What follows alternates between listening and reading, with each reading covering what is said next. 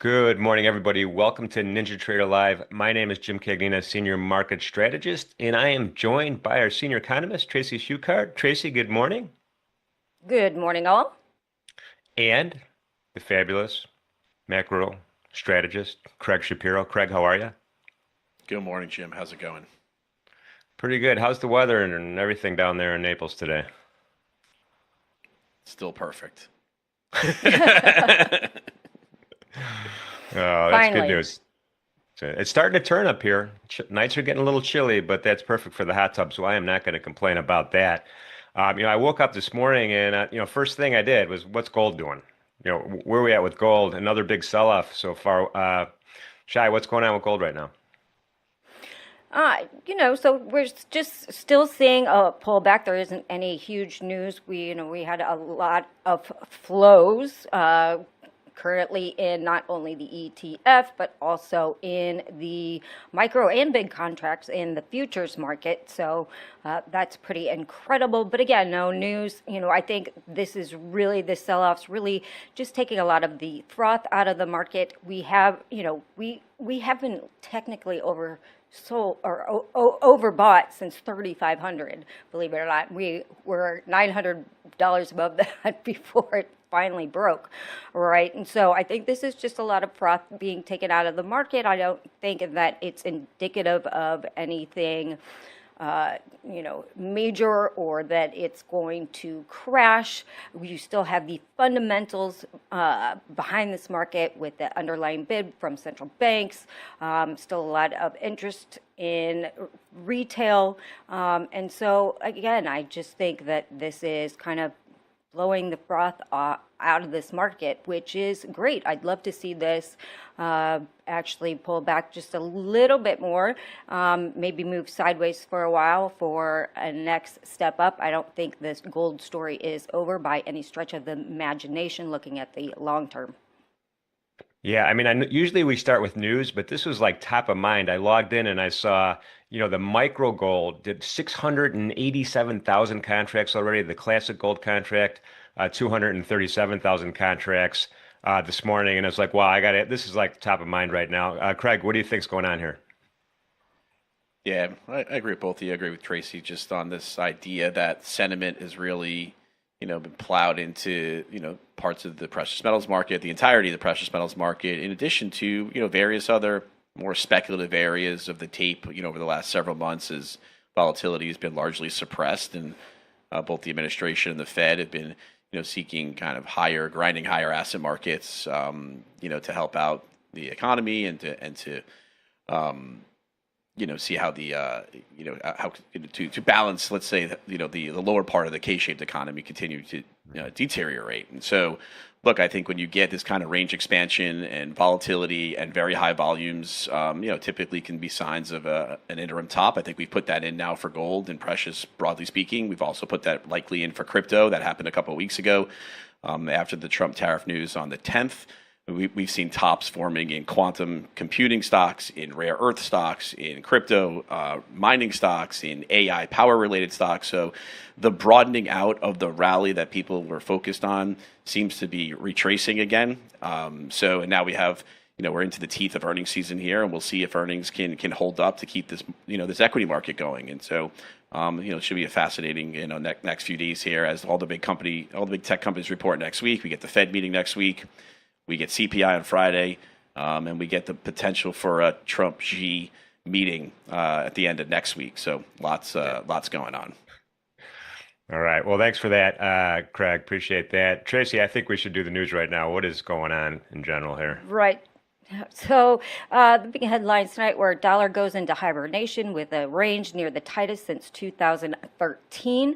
Dollar trading has become unusually subdued, with one measure showing it's the quietest in more than a decade. Over the last 60 trading days, Bloomberg Dollar Spot Index has stayed within one standard deviation of its average about 80% of the time. It reached 88% earlier this month, the highest since 2013.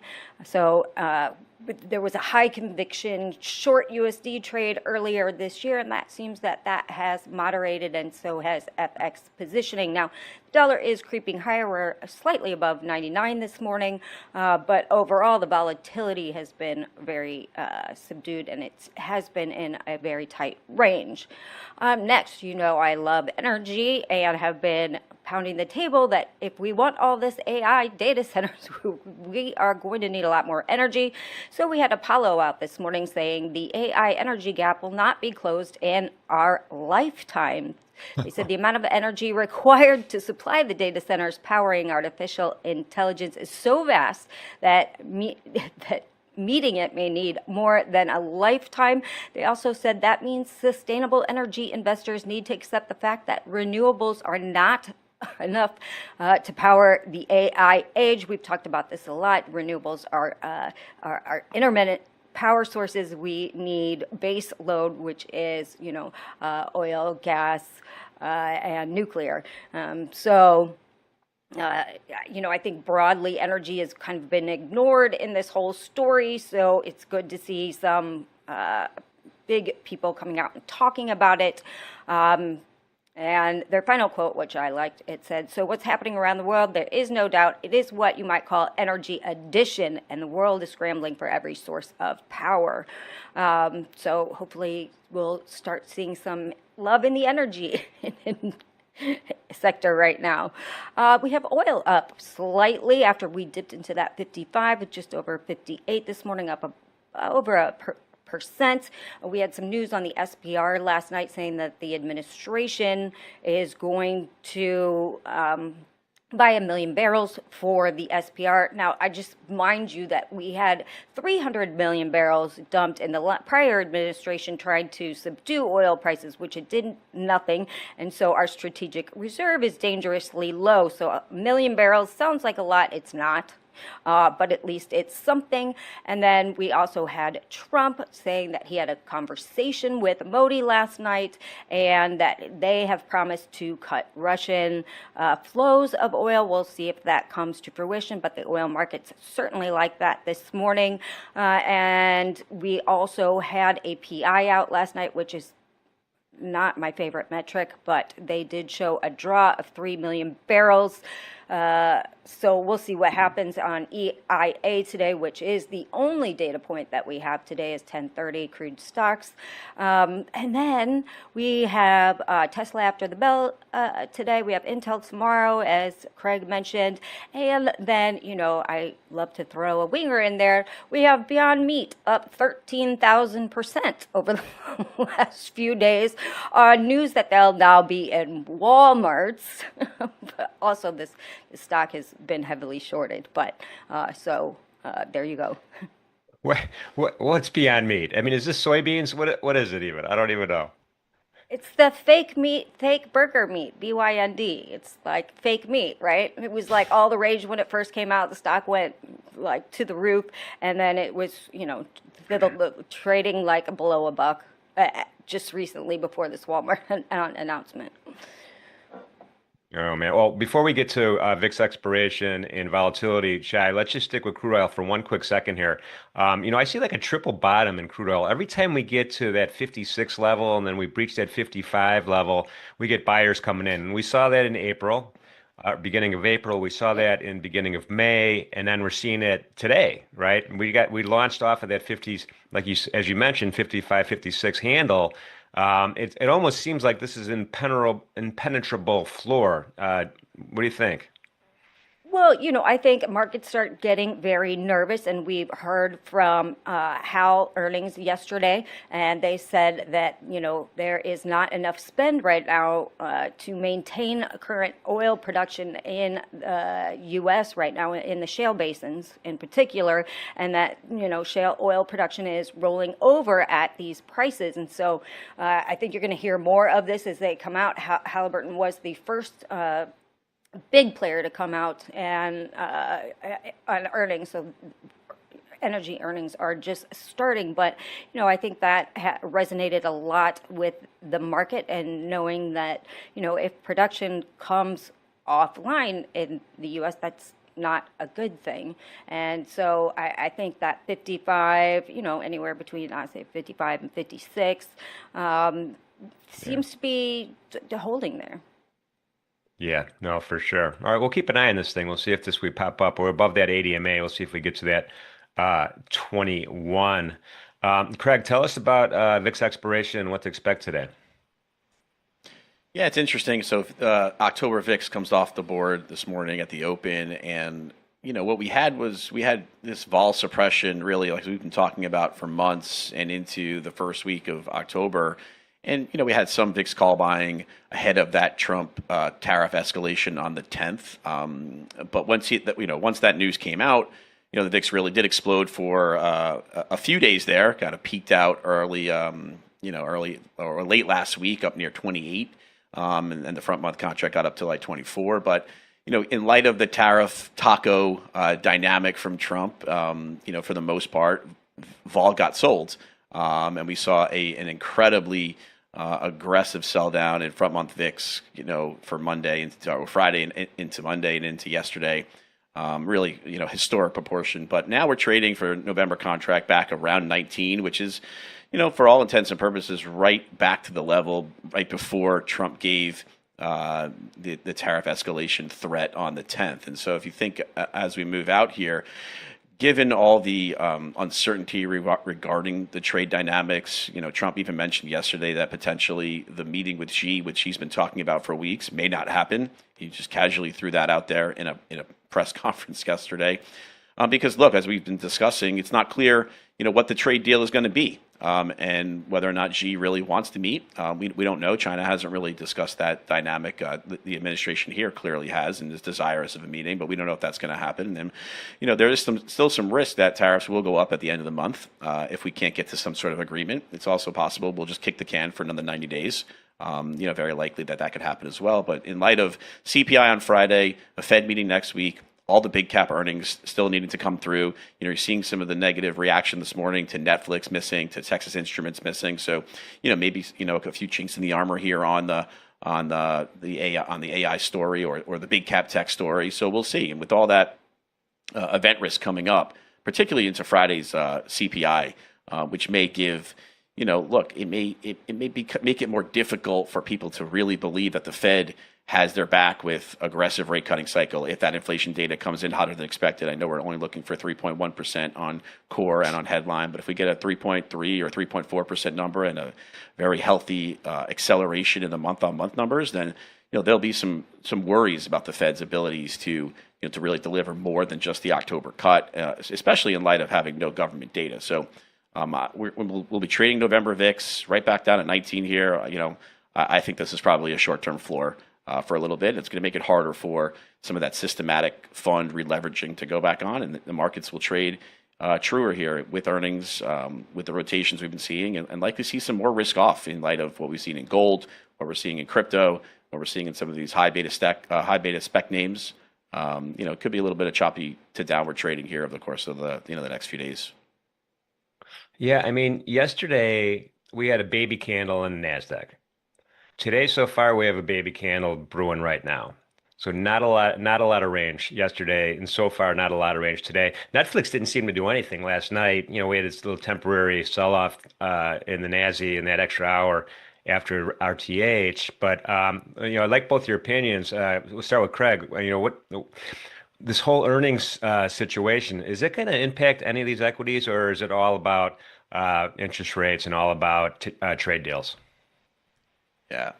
Look, I think obviously on an idiosyncratic basis, earnings are going to matter, and so we're going to get a ton of big moves, into and out of these prints, up and down, depending on if companies, beat versus miss. What are the expectations going in? So on a single stock level, surely earnings are really going to matter. The question is, will the entirety of the earnings trajectory matter, for the indices and the flows? And I guess, broadly speaking, that's probably less so, right? Because we've been seeing how important zero data expiry options are and the systematic flows and all the other dynamics in play. So, from my perspective, I think with the VIX probably having a short-term floor here with some increased uncertainty about the pace of the economic recovery in the U.S. and the labor market, with uncertainty around Friday's CPI print, with the bond market being as bid as it's been and positioning getting very long in fixed income again.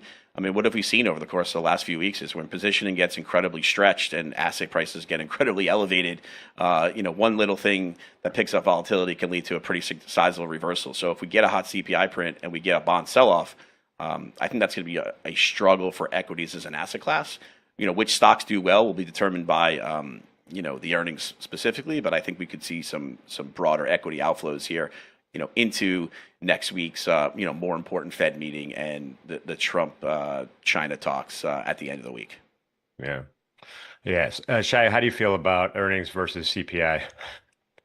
Well, I mean, in the short term, obviously CPI is going to matter, but I think, earnings are being particularly watched this quarter, particularly.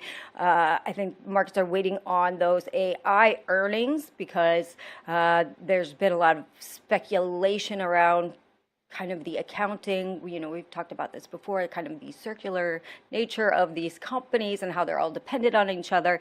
And what that accounting looks like and what are the actual earnings, or is just a lot of promises. And so I think in particular those stocks will be heavily watched as far as earnings are concerned. Yeah. Well, good morning, chat. Paulie, special shout out. No, wait, Engineer Bear, special shout out first to chime in. Engineer Bear, give Bunny our best, and followed by Cooper and Paulie, three amigos. Appreciate you guys. Appreciate everybody being here with us this morning on Ninja Trader Live. Paulie, keep those emails coming. I don't always respond to every one of them. It's just my inbox is overflowing, but I read them all, and I really appreciate those emails, Paulie. So thank you for that. And one thing we never do, and we should probably do, is we should do a shout out to the folks in Chicago at headquarters that are watching Ninja Trader Live. We're thinking about you guys. Thank you for all your hard work, and hopefully, and we will see you in December at the Christmas party. So.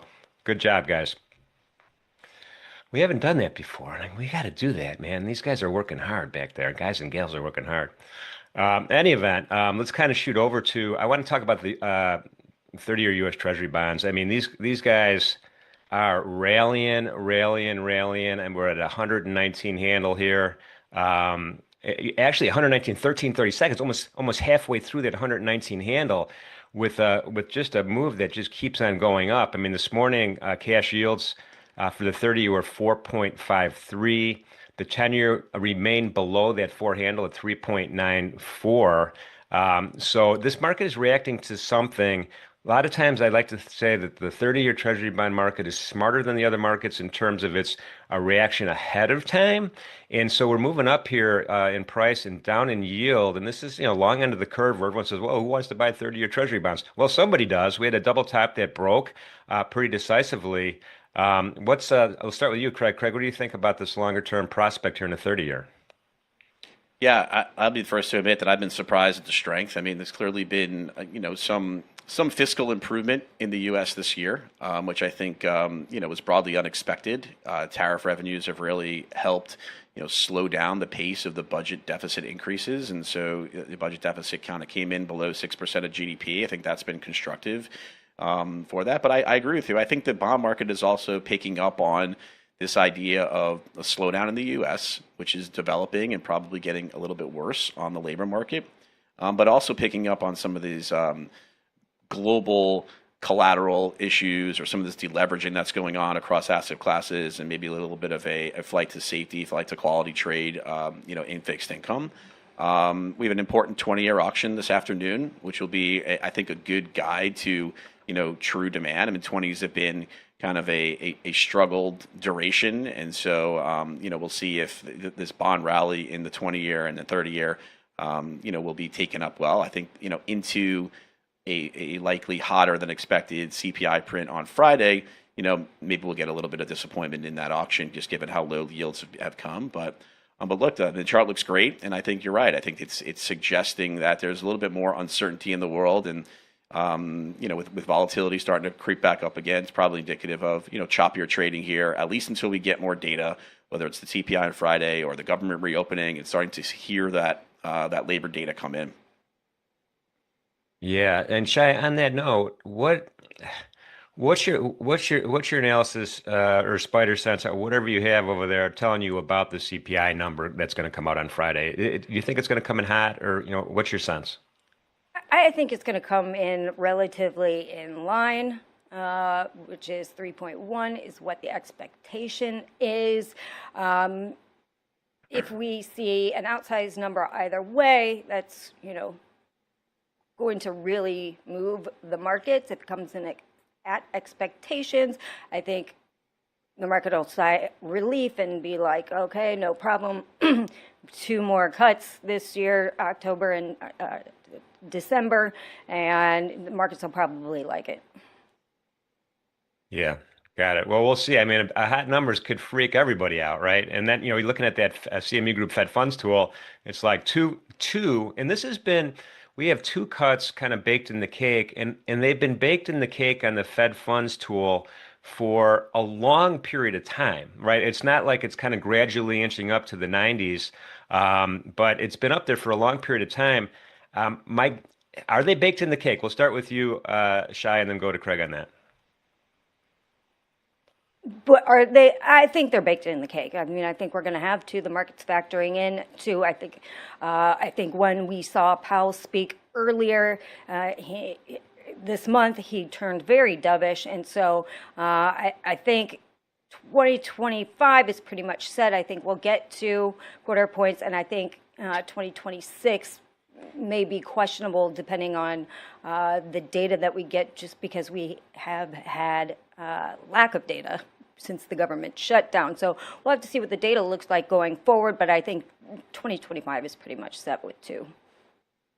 Yeah, I agree with that. I mean, I think if you look back at the dot plot, it was a pretty close expectation to get to, but given Powell is more likely in the two camp, his ability to kind of push the committee to deliver both those rate cuts, I think will be pretty good. The only pushback would be is if we see inflation data really come in hotter than expected, right? We know that's the Achilles heel for many of the hawks in the Fed, who are very concerned that inflation is just really showing no real momentum back down towards 2%. And if we start to get a series of monthly prints here, starting with this one from September, that shows an acceleration, even though it's quote unquote transitory from tariffs, it still makes it harder to justify, doing a series of rate cuts, and show really any inflation credibility. So I think if we got a hot inflation print this week, given that expectations for cuts are already at 100% for October and are already basically at 100% for December, you may start opening up the idea that December is not a done deal. That interest rate volatility could creep back in. We could see a sell-off in bonds on that. We probably get a curve flattener on the back of that, which is not how most folks are set up. So, that could be something to watch out for this week with the inflation print. I think it's a very important piece of data because we just haven't gotten any data for 3 weeks now. We're unlikely to get more data because the government isn't showing really any progress regarding opening up anytime soon. So this will be a very important data point to be watched. Yeah, good point. Great lineup today, folks. Remember, we're going to have Farm with us in a little while. We have Kane and Stowe going to be trading the open. And Shai, give us a preview on our special guest this morning. Yes, this morning we have Amanda Goodall, CEO of the Job Chick and Insider Edge. I thought she would be a great person to bring in so we can talk about what's really going on in the labor market, given particularly since we've had an absence of data. So looking forward to talking to her about what's really going on with the labor market. All right. Pumped up about that. And later on this afternoon, Jared Tendler is going to be doing a special segment at 4 o'clock on retail therapy. I got to meet Jared down in Naples last week, and he is super cool guy and a very smart guy. So we're looking forward to that extended show today as well. Craig, we're almost up against time. Any last second thoughts here? Look, I think expiry on Friday kind of changed the dynamics a little bit, and I think VIX expiry also kind of kept the market together for these systematic flows and these hedges being rebought. And so now we're through that. Market could trade a little bit truer. So it's going to be important to see how the reaction to earnings are, what the CPI looks like. I think we're in for a little bit more of a two-way tape here, for the next several days into the Fed meeting next week and into these Trump-Xi talks. And so Probably going to see some more range expansion. And look, I think if we start to get a move to the downside or some more fear or any headlines, from Trump that the G meeting may not happen, we could quickly put ourselves back into a negative gamma position, with a 1% move down here. So got to keep our heads up for that. She meeting's not happening. Anyway, And we'll see. if that's the case, we're not priced for that. So if that's the case with vol kind of having this 2 day, this 3 day move back down to where we were, having puts on, having hedges on, I think is a prudent strategy, for into November. Okay, good point. All right, great stuff, Craig. Appreciate you as usual. Thank you for being here. Looking forward to talking to you tomorrow. Sounds good. Shai, I'm going to talk to you in a minute, so hang tight. Okay. We're going to hop in and do a real quick edge report.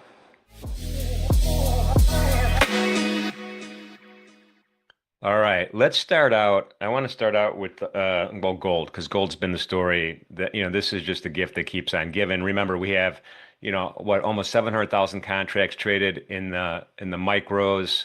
We have just a ton, 707,000 in the micros. We have 249 traded in the classic. Huge volume, huge interest. These are great markets to trade. Some of the commodity micros, take a peek at. Here's a daily chart, and here's something to look at going forward here. I have just kind of lined up what the open interest was in the December gold contract. Now, keep in mind, we're 30 days away from rollover. This isn't rollover pairing of positions, but starting Thursday, we lost 3,121 positions. On the 17th, Friday, 3,200. On Monday, 3,700, and then yesterday, 4,100. So positions are being closed, and just look at the nature of the chart. Well, what positions are being closed? Well, probably the longs, right? We have this really nice sell-off here, and I did a fib from the FOMC day all the way up to the top here, and we just tapped that 50% retracement right at that 21 EMA. This is super big level for me, 40.29. We'll see what Farm has to say. I'm going to ask him about gold. But this is just we tapped it. We'll see if we close below it. It could be a little bit more bombs away, because we have another target here at that 61.8% as well. And then that 50 EMA is really, really far. But we're in that rotation zone between the 8 and the 21. Anything could happen, but keep an eye on this open interest as we go forward here. You can pick that off probably on your platform or at the CME Group's website. Intraday, we have a lot of lines, folks. Let's get these lines sorted out so we can see them a little bit better here on the chart, on the screen. We lost VWAP in the rearview mirror. This is early this morning. This is right after the London initial balance. This is like 5 a.m. and we stayed below that session VWAP, right? It's a funny little formation today, but we have a lot of price separation below. We hit that 1-day min of Menthor Q, one of my favorite levels, by the way. And by the way, Menthor Q just added the ability to actually track these levels day by day. So something to think about if you're not using them. A little bit further south here, though, we have some targets here. We have S1, and S1 is approximately 40.23 if we break out from the, it's about at the session low if you include this little crazy wick right here we saw at 10 o'clock last night. And then we have a PAX line, and then we have really S2 is the next stop down from that. That's at 39.07. That would be a big move down for gold if it kept going down. For the bulls, though, we got right in the middle of the pack here. We got that 0 DTE put support level, pretty much around, that's 41. 100 even. And then we have that call resistance level and that gamma wall for 0 DTEs as well, right around 41.25. Above that 1-day max is kind of framing the top of the conversation. We didn't quite get to it after that London initial balance, but it's still there on my radar screen, 41.78. So if this thing turns around and picks up, that would also be a target here for the gold contract. So that's the story for gold. And remember, micros are your friends, folks. So if you haven't traded these before, consider those. Let's just go over to we're going to talk about the NQ with farms. So I'm going to jump over to the Bitcoin here. Let's squeeze a little Bitcoin analysis in with the time we have remaining for the edge report. Here we go. I mean, this is looking kind of grim, to be honest with you. I mean, we have a support at 108,500. And we had that low all the way back here at the beginning of September. We kind of oscillated up in this consolidation range, broke out. Everybody was all happy, talking, Bitcoin a million. And then boom, this sell-off has been pretty relentless, all the way down to 104 print. And right now we're testing that 108,500 again on the daily. And this is looking, well, needless to say, bearish, gamma condition negative here on the Bitcoin. Intraday, we have some targets here. Let me open this up a little bit more. Anything could happen, of course, but this is looking like a negative day. Look at that VWAP, that white line. We have been below the session VWAP since the get-go, since the gun went off. We're still there. We're going to see if we get some of those Brian Shannon VWAP touches up here as the day goes on, but this is starting to flatline a little bit as well. Point of control, it's a little wonky here, but the point of control is at 108,325, right? Pretty close to that area we're talking about, that 108,500, with the competing point of control a little bit above it here. So that's kind of a price happiness area right now for the Bitcoin. Really quickly, target here, call resistance way up here at 110,000. And then the downside, well, we got that 0DTE put support at 106,000. That is today's Edge Report. We're ready for a special guest. Shai.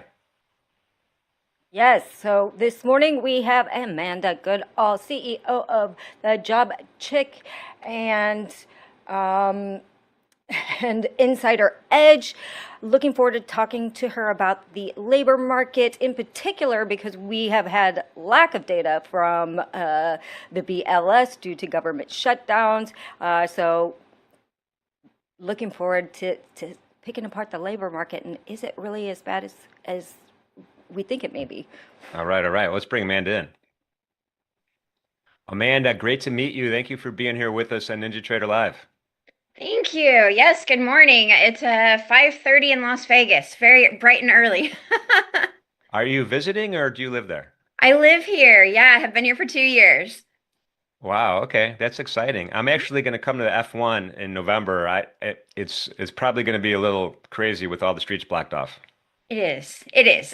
That's an understatement. Oh man. All right. Well, thanks for being here right off the bat. What's going on? We have this government shutdown. There's, I don't know, hundreds of thousands of employees that are not working. We have potentially some layoffs. I don't even know what the status of that is. How is that? What's going on there? What's the story there, and how is that impacting jobs? Yeah, I mean, no data, no panic, right? I mean, that's what we're dealing with. And anybody that knows me, follows me, knows that I don't care what the BLS says about unemployment numbers. I have been dealing with, jobs and how companies are structuring for the last 20 plus years. So I'm really looking at the data behind the scenes, what's going on in companies. And then I look at it from an industry sector, standpoint. So, with regards to the BLS not coming out, all it's doing right now is it's giving mainstream media stuff to talk about, to go, oh, what's it going to be? Where are we going to be at?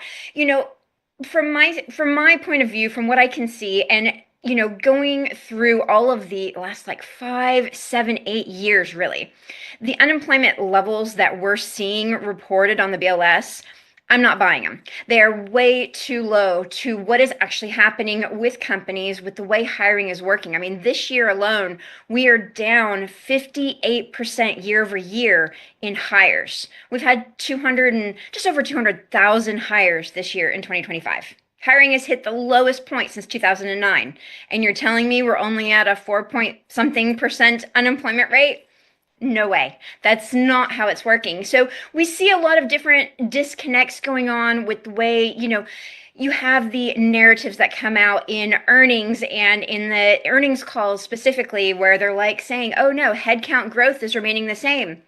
It is, but it's not all here in the US. It is offshoring a lot as well. So this is why we aren't seeing the job growth that all of these companies are, projecting. And, obviously the stock market is surging. So there's this major disconnect in what is going on. But as far as government data goes, it's not something I ever look at. I'll talk about it, but it's not something that I ever bring into my data, because it does not add up to what I look at in workforce data specifically. And when we're talking about, everybody's talking about AI, and that's going to obviously impact a lot of jobs. Are we seeing that yet happen? And, are you forecasting it to get worse, or or no impact, or kind of what's the whole landscape going on with the whole AI and jobs, because that's all you hear about in the media. Yeah, AI is the new favorite scapegoat for layoffs, and at the end of the day, when every time I hear, I roll my eyes. I know I do. Every time I read it online or I hear somebody say that, I'm just like, yeah, it's not. And that is honestly becoming a strange hobby of mine to go, okay, you're saying you're laying off because of AI. Well, let's go look at the data. Because when you do lay off due to AI, you have to have your teams set up a certain way, or even just repurposing of the organization within your company. And I don't see it. 99% of the time, I don't see it. Or even if there is a little bit of that AI push, it is a small fraction. So right now, it is that handy thing. Last year, it was all about, restructuring. The year before, it was still about, the over hiring due to the pandemic. So what is 2026 excuse going to be? I'm not sure yet. At some point, they're going to have to stop with the AI. Of course, companies are automating. Companies are always automating. And I really believe, 2020, 2021 really pushed a lot of companies to really focus on how do we automate more because of what happened. And, that's smart. That's smart business is what they're supposed to be doing. But, when you look at it from a jobs market and a labor market standpoint on what's actually going on, it does not match up. Absolutely does not match up. And like I said, that is my favorite hobby, to just go, oh, okay, we're doing layoffs, and I just go look at the workforce data. I pull it for the last couple of years, and I look at their scale of things, and it never ever matches, like ever. It's crazy. Well, that could probably be said for a lot of government data, but let's let's now that we know how you feel about it, Amanda, let's talk about this H-1B visa impact on employers and again on the job numbers. Yeah, absolutely. The H-1B thing, honestly, and I say this all the time, it is a distraction on what is going on with corporates. And, yes, H-1Bs are coming here. We have the new $100,000 fee, which is peanuts for corporations. Let's break that down. When you look at like even just the top 10, 11 companies that are bringing in H-1Bs for jobs here in the US, it's like a few trillion, which is nothing in the scheme of things for all of these companies combined on what they are making. So I'm not concerned about that. We've already had several companies, including, NVIDIA, just saying, yes, we are going to pay it. Now, interestingly enough, yesterday, Walmart said, hey, yeah, we are going to put a pause on hiring on H-1Bs right now. Why? I'm not really sure. I would say this actually fits along the line of them saying we're not really having major job growth for the next 5 years as they start building in that automation side more. That's what I'm going to say, and they'll use whatever narrative they want with all of that. But honestly, H-1Bs are the distraction. What we are seeing right now, the big issue we are seeing with the labor market is offshoring. And, we've had offshoring for a long time. This is not new. But watching it over the last 15 years, it is massively ramped up. I mean, Amazon alone, about a third of their workforce is offshore. And I don't mean just like global headquarters because, they're a multinational company. I'm not talking about that.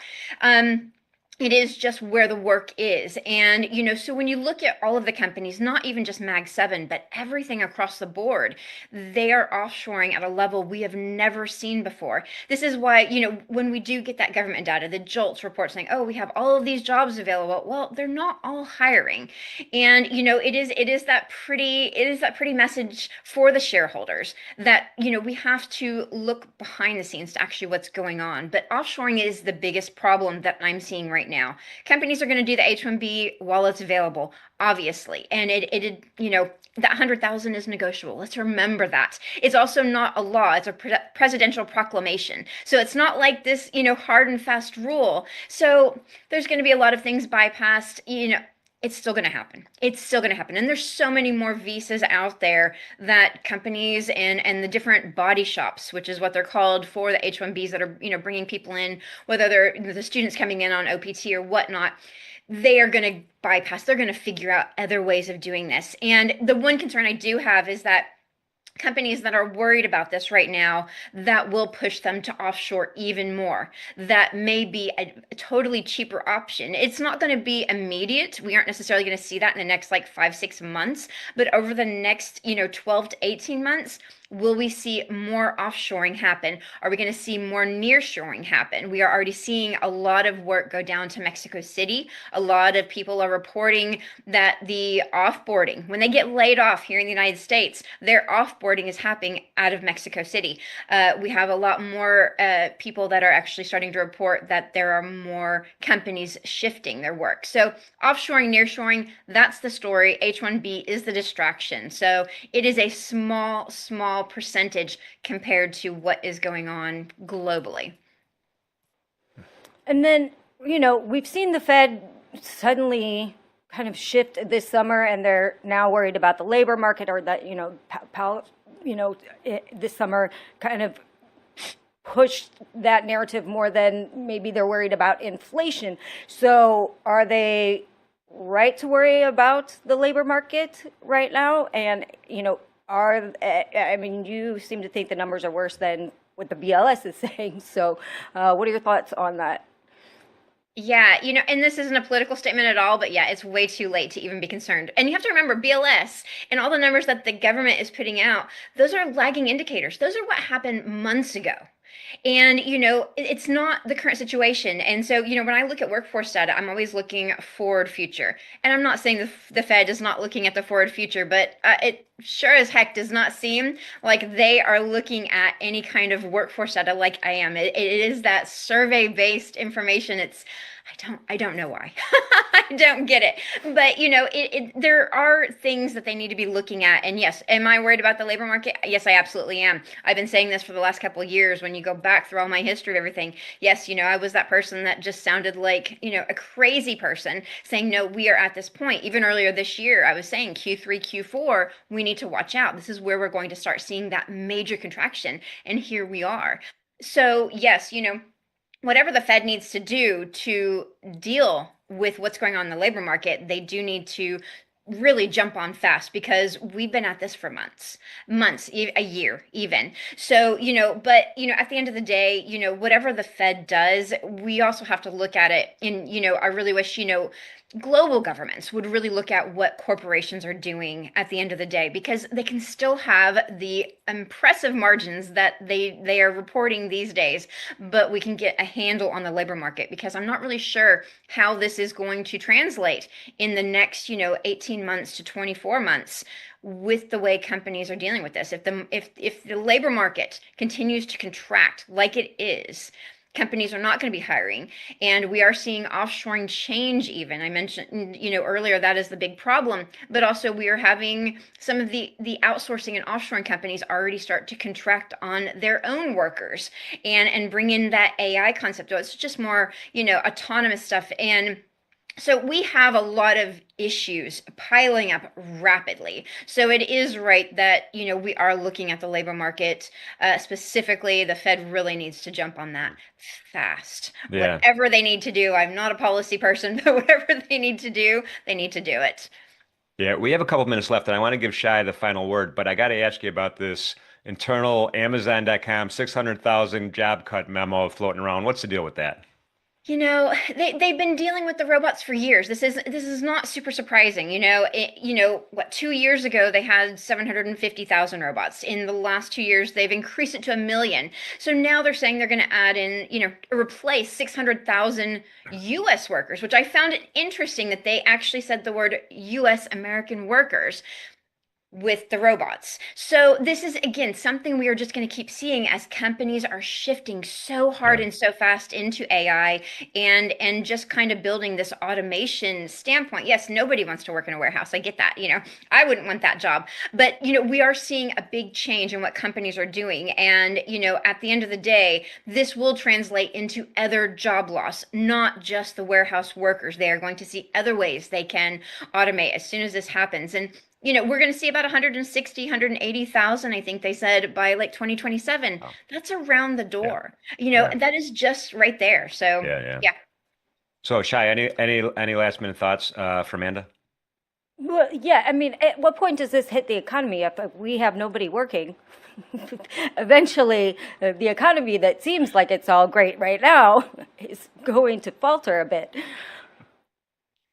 Yeah, it's, it is. I think we have a short window to see some kind of changes. I was looking at Wipro's earnings last week, and what actually really surprised me, they're a big outsourcer for IT, and their unbilled receivables have increased 15%.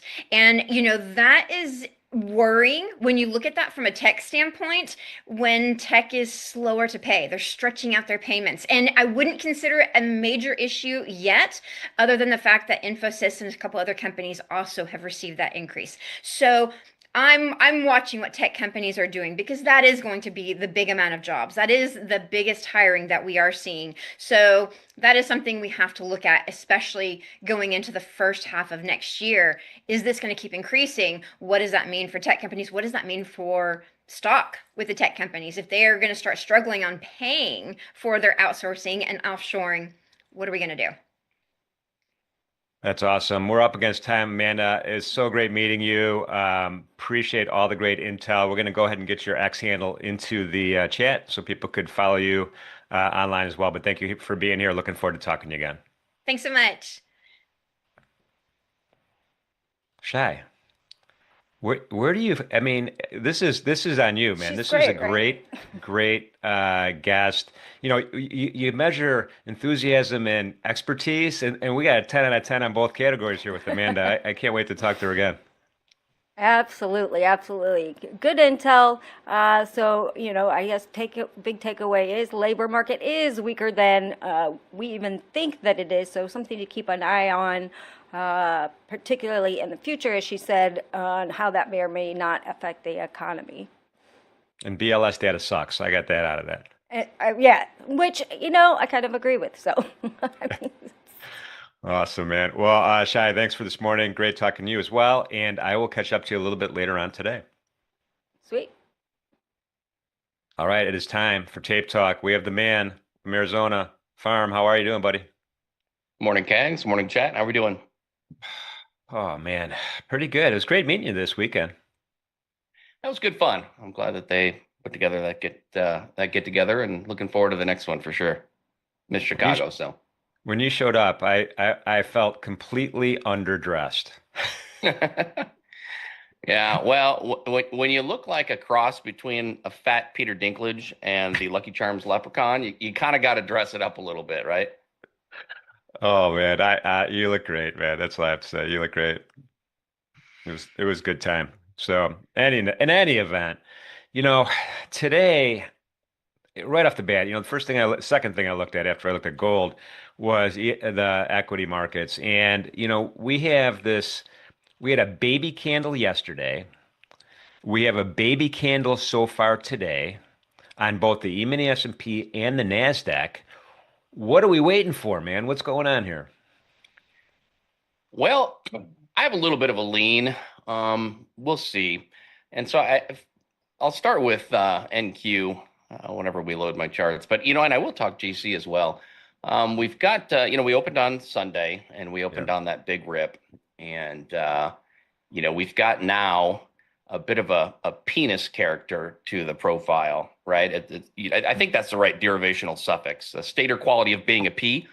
We're breaking new ground here. I don't know. Yeah. So you'll never forget how to play P-shaped profiles after today. So we'll talk about that when we get into the charts. And I think whenever your charts are ready. By the way, I don't mean after. Whenever your charts are ready, let Mission Control know. We'll pop them up. Yeah, they're ready. Put them up there. Okay. Come on, guys. What are we doing? Yeah. So you see this long shaft here of the P, right? And then the glands up here. And so absent an upside break, right? Which the top of that, the tip of that is range high, right? I mean, it's basically the top of this multi-day box that we are in. So I'm characterizing this as a multi-day balance. Some might characterize the daily as one-time framing higher, and I think that's fine. But basically, absent an upside break out of this consolidation. But Farm, have we climaxed as far as price, the high? Well, that's the problem. Absent an upside climax, then it's very likely that you'll need to mine the shaft. So that I think is what we're looking at today. And the nice thing is, if we just flip over to the daily real quick, looking at cash hours. So I'm always looking at cash hours, right? So I mean, even if we do get that P breakdown, and how far it comes would be the question. Yeah, that was a little bit extra I didn't plan on. If we just come down and form like, let's say, a 3-day internal balance, internal to all of this slop, then the decision is really made after that. And so that's the question today. Like, are we going to get an upside break with continuation, or are we going to get this P breakdown? So that, to me, that's what this is all about today. And the Qs are definitely a little closer, or seeming a little bit closer. But, effectively, the way to play a P, you can be long the bottom, you can be short the top. And then if it does break down, so I would say basically if we're offering yesterday's low broadly, then we do have that risk. And it has risk of coming all the way down, potentially to the Sunday night overnight low or Friday's high. I think major target, though, would be looking at Friday's open and low. So let's just say like low 115s, maybe. So to me, that's the question today, and it actually sets up an amazing setup into tomorrow if it does for me, because again, I would see that as sort of a 3-day internal balance. I posted on Twitter a potential picture. I used SPX, but again, like if this candle just comes down here and it forms a nice little box sitting on top of this mess here, all inside of this giant mess here, then the break of that 3-day range becomes important. So it's kind of a nice potential setup here. ES again is a lot stronger. And the interesting thing, one of the things that's keeping me from being too bearish, I'm not bearish. I mean, price is reasonably constructive. But I mean, I will say I'm likely to lean on the short side today, mostly because like I have swing longs on, and I added some light hedges yesterday. But like when we're top of range, I'd rather be leaning to the short side in case we do get that downside break. I at least don't feel like an asshole being max long into that, right? So I would have some short exposure. Again, like ES is a lot stronger. The biggest thing that's keeping me from being like too bearish, and like it's not even bearish if we come down and break down the P, like it's still not that bad. It's just chop inside this big range. ES did not even touch the single prints from Monday or whatever. Yesterday, it came down. It held the 57 to 60 weekly level that I've got. So it did not touch those. So like to me, the best setup is actually a long on ES today. Well, In terms of setups. So interestingly enough, I'm looking at a contract volume profile ever since I don't know, the 15th of September, the rollover. Yeah. And there's a little volume note here that kind of surprised me. That's around 67.78, give or take a few ticks right there. And that's kind of right where we're at right now. And I'm wondering if this is going to be sticky for a longer period of time, at least until, I don't know, some data comes out or something happens, or we get that target down here. There's the point of control, looking at that time frame, is still 67.10. So I mean, I'm looking. Is that do you feel like that volume gap is going to fill in, or are we just stuck up here at the top? Yeah. So I mean, so if we do get the P breakdown like on ES, that's the thing, right? So there's a low volume node sitting basically right here on that chart that you're referring to. It's a composite profile from this contract, right? So we do have a high volume node basically up here where we're at that is forming, and so it could be part of a sort of a multi-distribution to the upside composite profile, right? If we break to the upside, we're like, oh yeah, that's what it was, right? If we break this to the downside, we sort of dip into the LVMs where this 41, 44 spot is critical. I think I mentioned it yesterday. But yeah, I mean, if we do get a full break, let's say today's red, let's say, and we form that sort of 3-day balance and then break that to the downside, then, I think you're just looking at that volume point of control for that composite profile, which again is like 50 or 67, 57.10. That'd be nice. 67.10-ish on ES. But yeah, like to me, the best setup today, like in terms of like my style of trading, is actually a failed push through yesterday's low on ES as a long, right? So you dip into the singles. And again, the singles actually, this is my weekly level, 57 to 60. The singles are actually like 54 3/4 to 58.5, something like that. Some demand setting below. NQ basically did the same thing yesterday. It filled out those singles. And we talked about it yesterday being structurally a little bit weaker than ES. So it came down a little bit lower. NQ basically just came down to that, that next spot lower, right? The 210, 219 spot. So with tech earnings, I think you'll see a lot of this where like one day NQ will be relatively weak. And then the next day, maybe it'll be relatively strong, just depending on how earnings go. But to me, like I'm probably going to try to pick on NQ just a little bit since I'm otherwise long. Really all we've done, I mean, you look at this overnight move, like it was perfectly technical. Really, we got that news out of Japan that they're going to I don't know, what was like 13.9 trillion stimulus, which translates to like 69 US, whatever. I mean, it's not even that much, but we did this silly pump, but like it was perfectly technical. If you look at it, I mean, we basically held the bottom of the P. So like, if you're not covering some shorts there, then like, I don't know what to tell you. You kind of deserve to get a little bit of this, right? And we just came up to, the upper edge of where that profile is developing.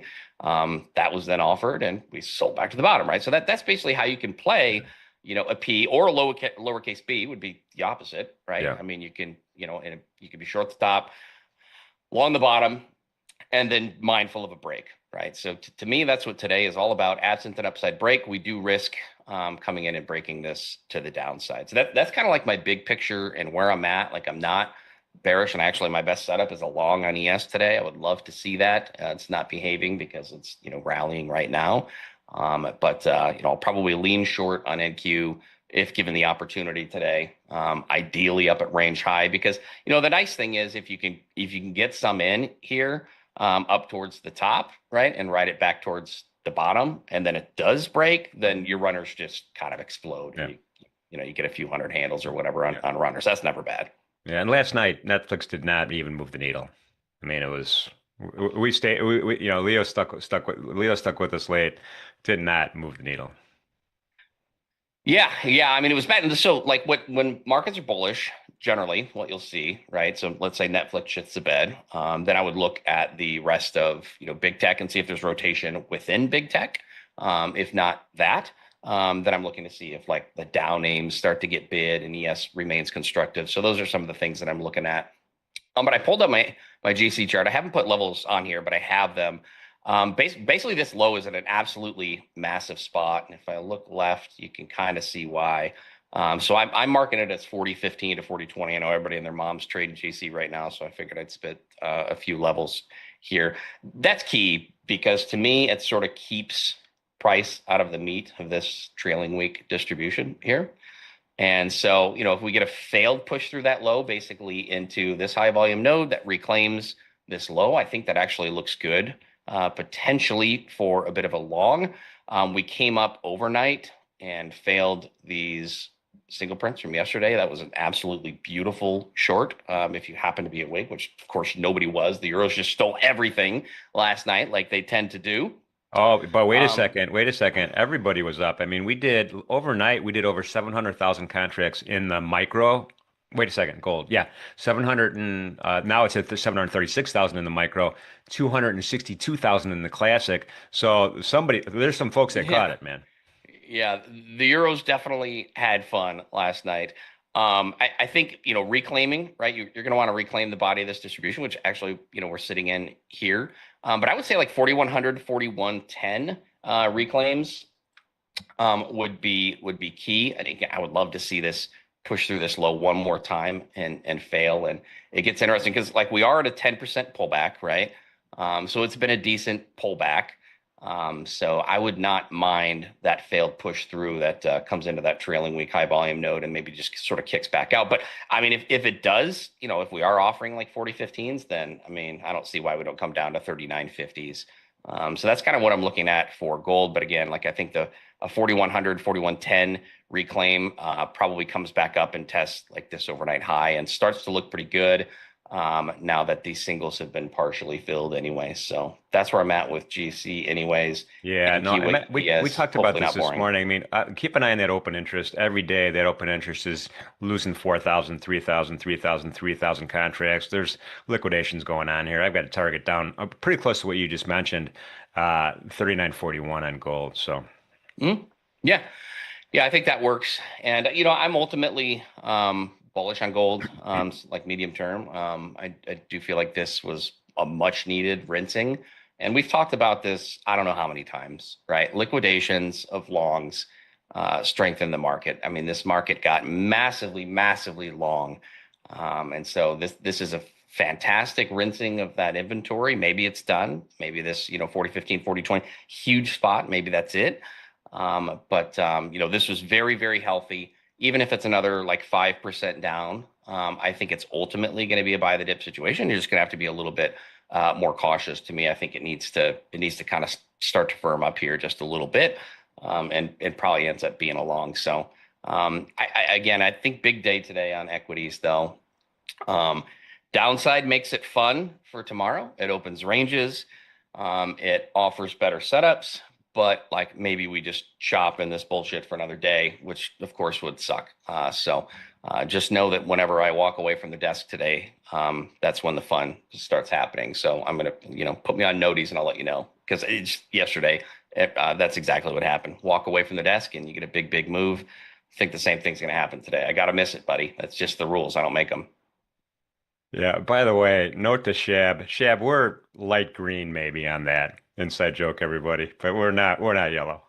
In any event, Farm, awesome talking to you as usual. Appreciate all your great insight, and we're gonna talk again tomorrow morning, I think. All right. Yeah, that's right. We'll see you tomorrow. All right, man. Have a great day. It is time to trade the open with two of my favorites. Well, they're all my favorites, but I could say two of my favorites. We have Kane, Trader Kane's coming in with us, and Stowe is going to be trading the open right now. Let's do it.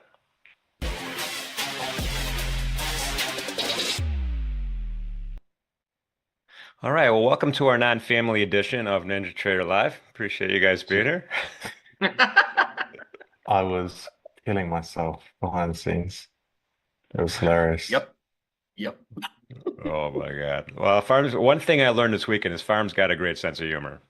Yeah. Yeah. Oh yeah. I was dying. I was dying. I Anyway, sat next to him at dinner and it was it was not, I mean, the guy's got jokes the whole time. It was amazing. It was a master class. And then today too, I was like, yep, this is far. It's beautiful. yeah, yeah. Well, by the way, it's great meeting you guys. That was a fantastic event, but I just enjoyed meeting you guys. It was we had a really good time, and you guys are two cool cats, man. No question. It was good. It was Yeah, good fun. likewise, Jim. Yeah, there we have it. Anyway, and Deli knows how to put on a party, by the way. Yep. We should use our combined force to do this just kind of talk them into it every quarter. Every quarter. This should be a quarterly event, not an annual event. Well, I think we bugged Shab enough about Vegas like every 10 minutes. So Yeah. it's got to be where we're headed next, right? Yeah, yeah, yeah. It looks like looks like you guys are both traveling. Stowe, where are you at? I am back in Florida again. I'm in Orlando today. So I got that going for me. Where are you at, Kane? I thought you'd be home. I thought you were home today. I leave Miami today, so literally as soon as this stream ends, I'm gonna jet to the airport more or less. So yeah, Ah, didn't think I was gonna make it, but I was gonna have to check out of here early and all this stuff, but we made it work. So we're here. you've got better artwork than I have. Yeah, it's definitely not mine though. This would never feature in my house, that's for sure. But there's some cool artwork in this place, but it's just a little bit Airbnb, you know? Yeah, man. All right. So yesterday we kind of had a tight range yesterday. Today so far, tight range. I don't know why. I don't know if it's no economic news or what's going on here. What do you guys expect? Let's start with you, Stowe. What do you expect for today? Well, let me get the big guy out. Still work. I can try. Kevin's talking to me. Okay. Stowe's Um, getting inline instructions from Kevin right now. So we're kind of at the okay. We're kind of at the top of this. We're trying to pierce into this monthly +1 standard deviation, and on ES, we've made this big note up here. It's holding this 60 spot. Farm talked about that a little bit too. Yeah, this is if we can't get up in here, I'm struggling to want to buy this. However, when we flip over to NQ, it is partying. it is well inside of this, well inside of its upper monthly standard deviation band. So I'm kind of going to lean on NQ. It looks like it's a little cleaner right now. So above the 200s, I'm going to try to stay long the indices today. Um, but if we can't, I mean, if we get on the other side of 60, there's a lot to retrace back here. Um, yeah, so I'm kind of cautious today. It doesn't seem, yeah, it's not ES is not playing as nice as NQ is for me, so that's why I'm a little cautious. They're diverging slightly on the monthly higher time frame stuff for me, but I don't know. Maybe YM is in its feelings or something today. I haven't looked at the Dow, so I'm not sure. Yeah. But How yeah, about you, Kane? Kane, what are you thinking? Yeah, I mean, look, it's really hard to argue that it's not a range up here. We're just distributing either side, and it's getting a little bit tighter. Making higher highs, lower highs, higher lows. So it's getting pretty tight here. I would favor some sort of fake out to the downside, reclaim, and then long. Ultimately, that's what I would favor. If if we push higher, I naturally would look to fade it. Um, but ultimately, for me, I'm just going to play this as a range until we either break out and I can play either some acceptance or some, I guess, deviation outside of it and reclaim back in.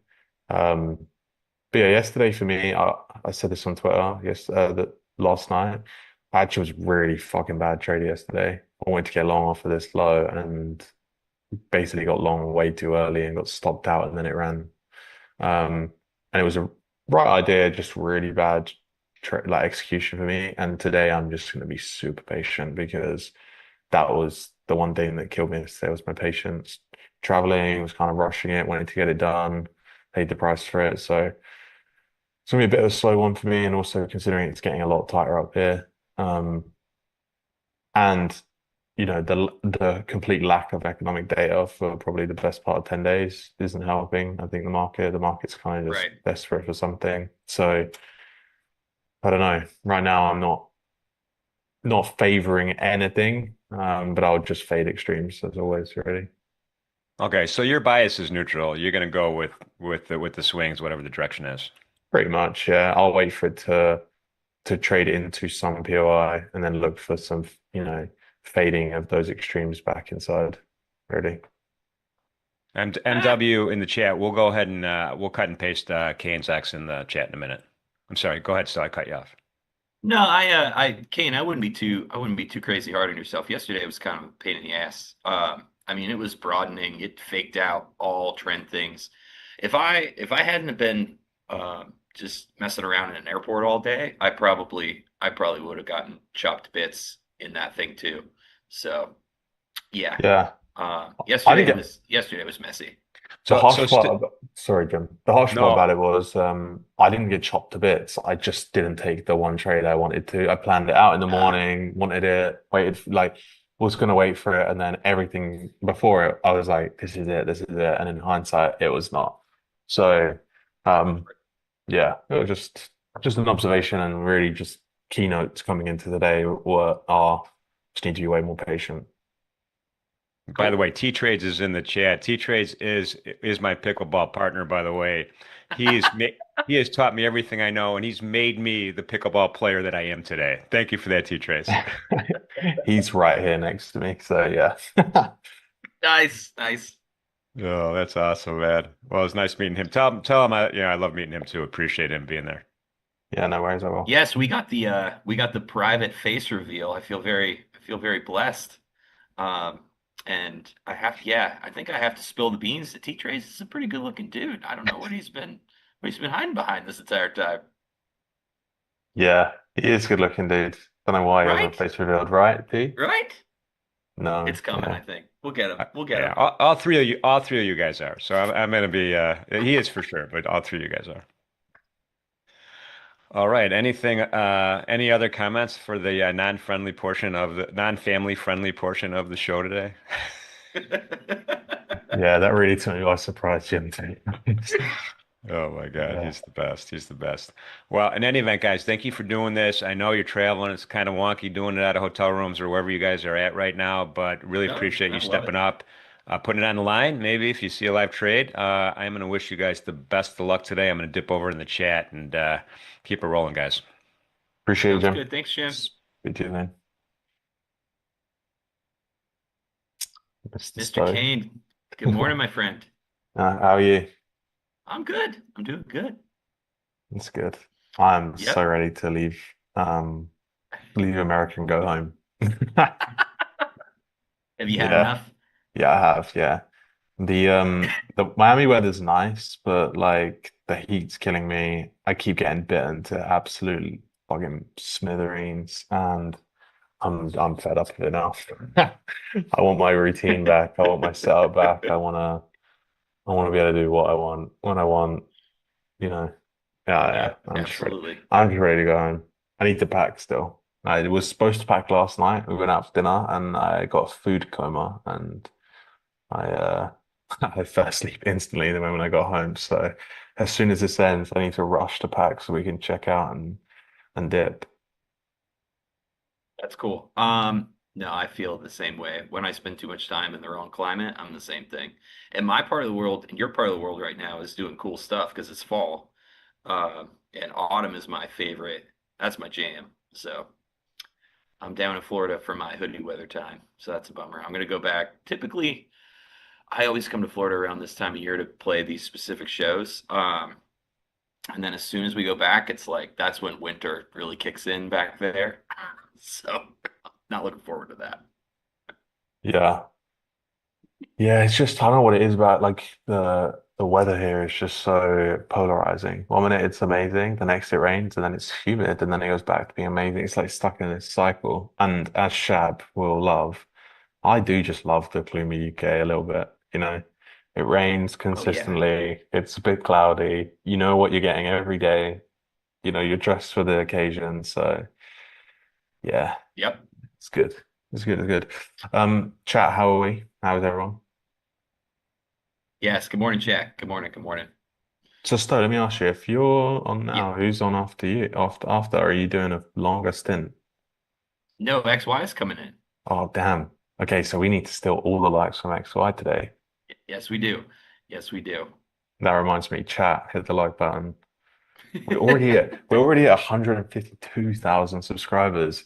We were at that 150 wall of resistance for a while, and we seem to be blasting through it.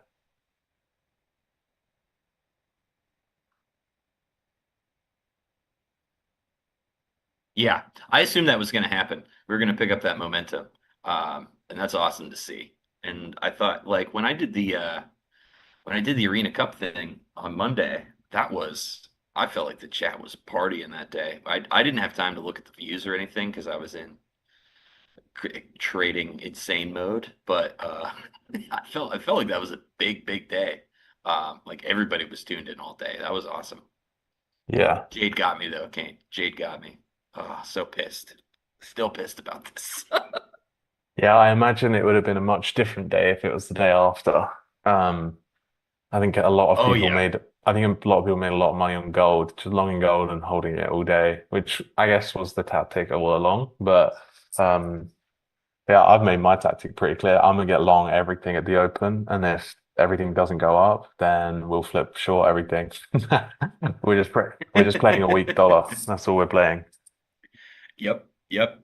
Yeah, the that Jade got a really good. I went back over the day to try to figure out if there was any way I could have anything else I could have made out of that, and I don't think so because I No. didn't touch 6E, and because I don't know, I didn't know what the hell that even was. And when I tried to do my homework on it. Even then, I was like, I don't know what this thing's doing. Uh, but he got a crazy short and just held it. So he had an edge on the euro a little bit. Plus, he's also a good trader. But Oh anybody that yeah. made $1,000 with like I don't know max 7 micros, that's an insane day. Yeah, it's great. It's a great day. Yeah, yeah, yeah. I mean, like, what was I think the person at the top of the leaderboard was over 2,000, right? I think. Yeah, man. Yeah, that's I, phenomenal. Yeah, Yeah. Absolutely phenomenal. I mean, it's okay. I noticed that I tuned in this early in the morning looking at the leaderboard and someone was up like 30 bands. I was like, how is this even possible? And then I realized that they got removed. So they obviously broke Yep. they cheated somewhere. But I was like, geez, how has this happened? There's always some schemers and scammers floating around in Yeah, this yeah, world. no, always. But yeah, it's good. I think I'm excited for our qualifier. It will be fun. I'm just gonna You round two? Are you I'm next out. Monday? I'm next Monday. Yeah, I'm just gonna Sick. give everyone really bad advice the whole session. My tactics though is just to put everyone off. I'm just gonna pepper everyone the whole stream. Well, I didn't know. I'd never met Lumi or Salma, and they were Lumi was given like a lot of really good advice, and I was like, I can't trust a single word this lady's saying to me right now. I know I just met her, but Yeah, no, I'm gonna put everyone off. I'm gonna be like, you sure you really want to along there? That looks really bad. All whilst I'm absolutely smacking the bid. that's fun. Actually, Kane, yeah, Phoenix is right. You might like San Francisco. You ever been to San Francisco? I've only ever been to San Francisco for like maybe like 6, 7 hours. I had a layover there, and they let us out of the airport. So Oh, cool. I went and did a few things.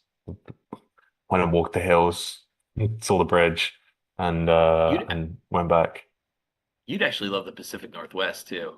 Yeah. We got a lot of things in common between like where Pittsburgh is and where the UK is.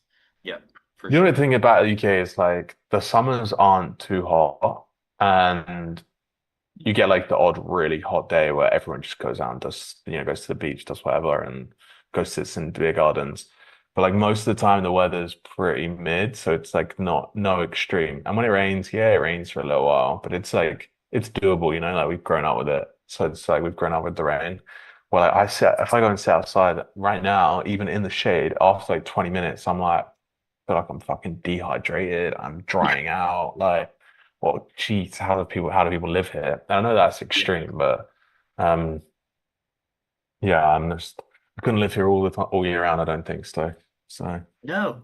I mean, just the amount of lizards that are down here. It's crazy. oh my Lord, we have a giant lizard in our back garden, and the other day I went out there and he was just chilling on the grass, and I didn't see him. Walked close to him, he just started running away from me. He scared the life out of me.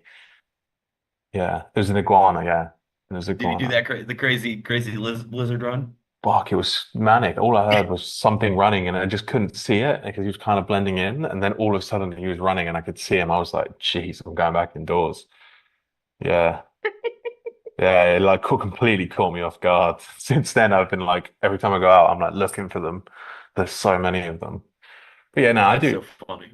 I do like Miami and Florida in general. But I don't know, maybe more chilled vibes, going to the beach more, getting in the water more, those sorts of things. We've just been locked in.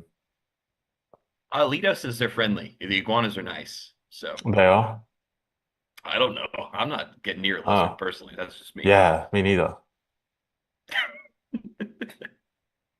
They are an invasive species. What does that mean? They just invade everywhere? Because like they just like there's like 4 or 5 palm trees in the garden. They're just chilling on them all day.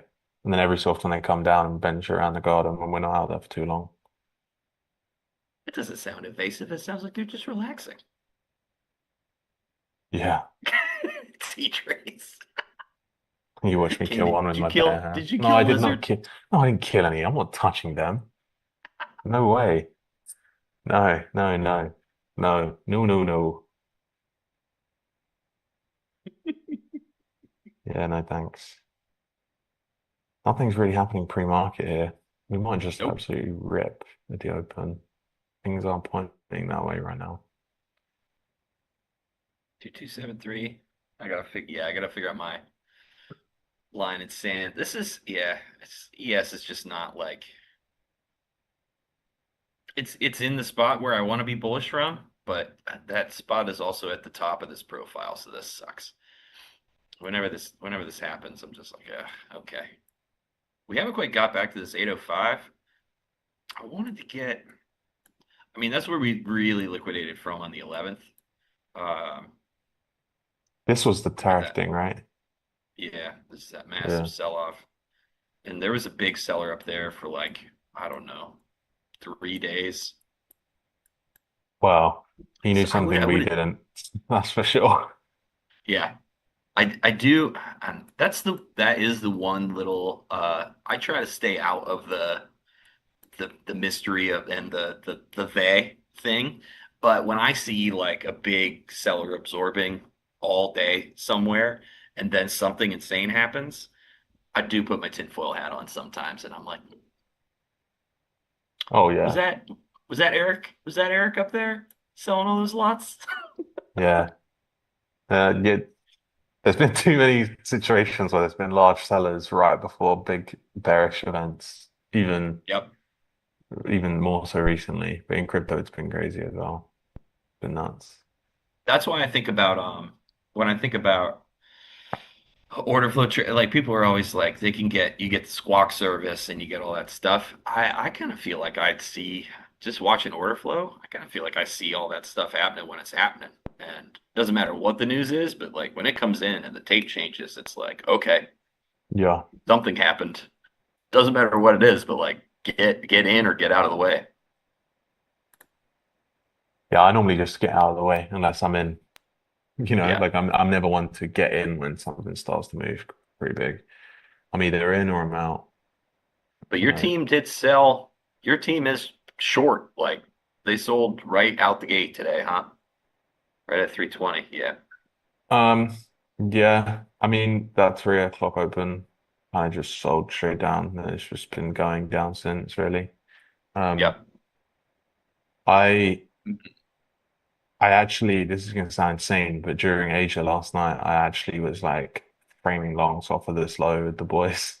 Um, Oh, yeah, we didn't really take much because it's like it's kind of no man's land at that time, but I um, believe you once tweeted that Asia is a gambler's paradise and you cannot be convinced otherwise. So this is a oh little yeah, spicy no, to no, hear. I'm fully married to that bias. Like Okay, cool. I would never put real money on the line during A's session because the truth of the matter is okay, yeah, you might get lucky the odd time here and there, but like there's so little liquidity that if someone with a lot of money comes in, hey, you're just kind of fucked. That guy's Oh, gonna you're bu toast. Yes. that guy's gonna bully you until you have no money left. Um, Some guys asked me a very interesting question in the chat. Said, Stowe, can you please send a hello to my son Samuel Ramos? Sure. If that's a real request, absolutely. I'll say hi to Samuel Ramos. Hello. Do you want my cell phone number? We can text if you want.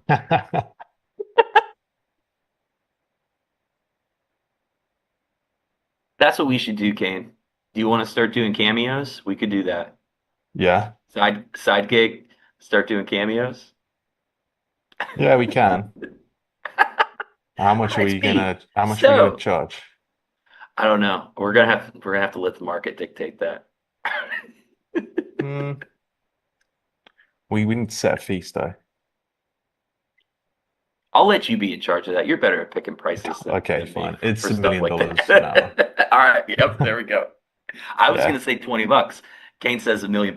You see where that's why I'm not very good at business, folks. $100 for 30 seconds? That's a good rate. Yes, so Eduardo, you're welcome for saying hi to your son, and I'll send you my cash out.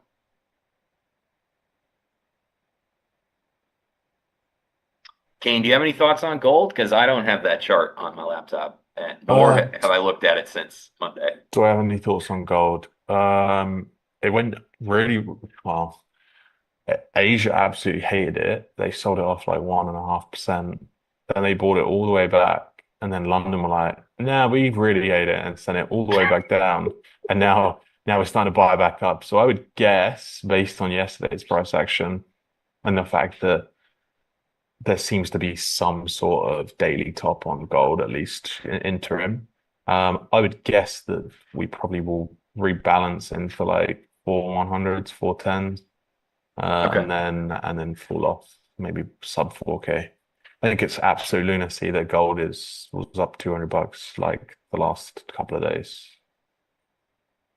Like it's just rallying $100, and then we get a huge sell-off. So Yeah. I don't know. Maybe we spike the high.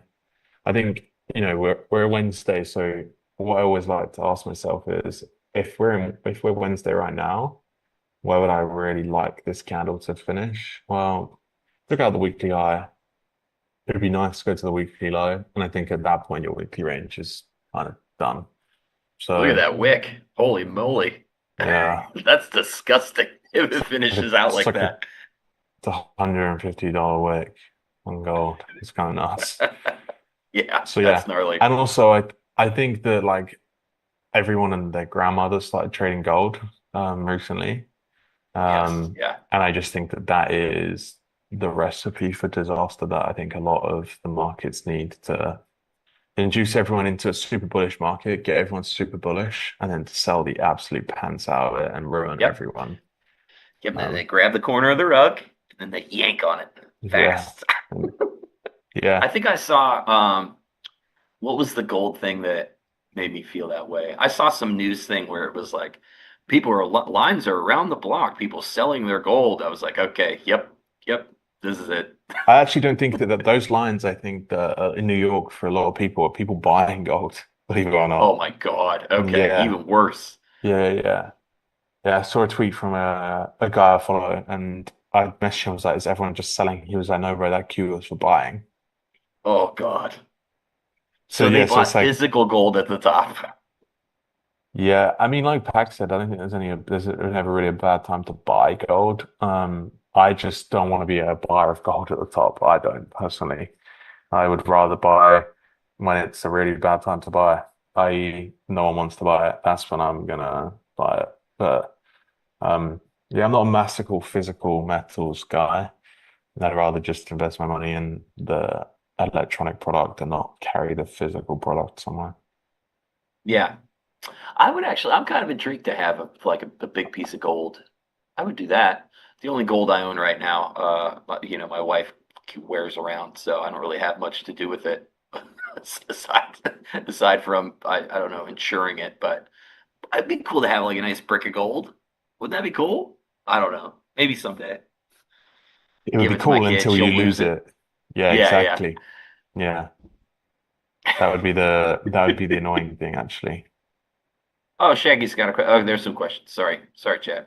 Um, Shaggy, where's a good place to learn volume profile? We have some stuff on paintingthetape.net that's for free. You can go there. There's some volume profile stuff. There will be more up there after this weekend. I think the website's getting a little overhaul from someone that knows what they're doing, so that's cool. Um, there's also a website called, God damn it. It's called Trading Riot, and there's a free blog. That's where I actually learned a lot about volume profile and auction market theory for the first time.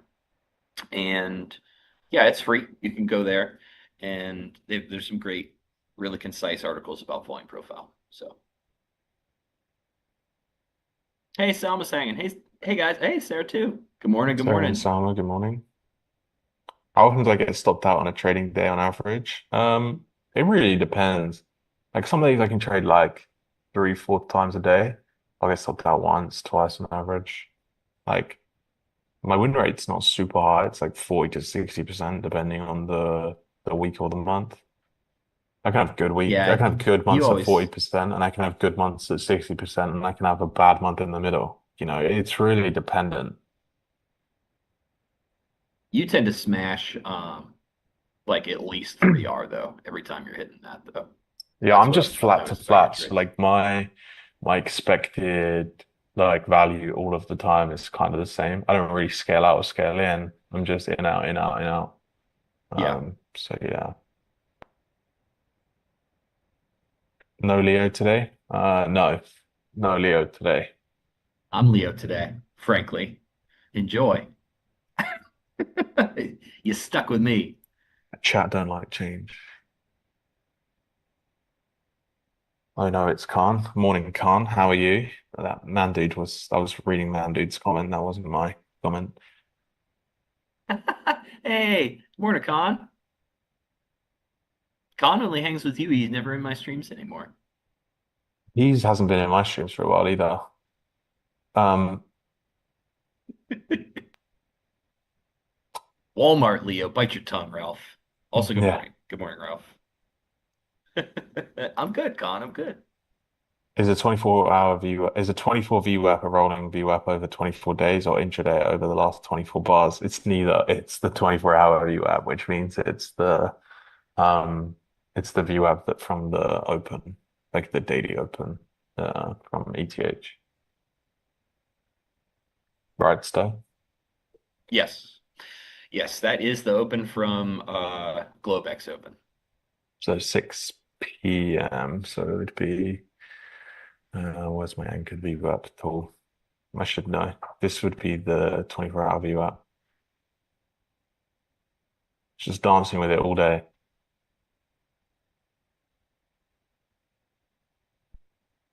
Are you in the Yeah, States Con, or across? Go on, I sorry. don't have my cool mic, Con. Oh, the open. Cool. All right, let's party.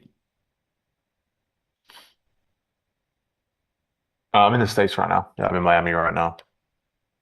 I leave this afternoon.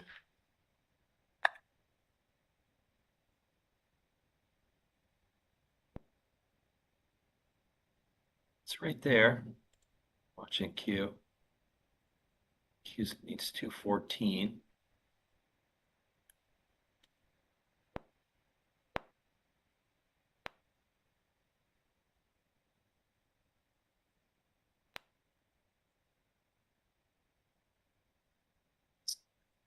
You normally wait like 15 minutes, right? Yeah, at least. I mean, unless something crazy happens, yeah. Um, We just sell off 1,000 points. God, I'd love that. Just keep me out of the market all day. I mean, it's a pretty gnarly opening drive down so far, but Yeah, both of them selling off straight away makes spikes the high, and then well, didn't really spike the high, but made the high in the opening range, as Pax would say, and yeah. then and now spiking lower. So this is kind of where I'm looking for NQ to bounce was right there, that 214, Yeah, and a big buyer just came in. So I this is would the bottom of that. Okay. I would welcome 180.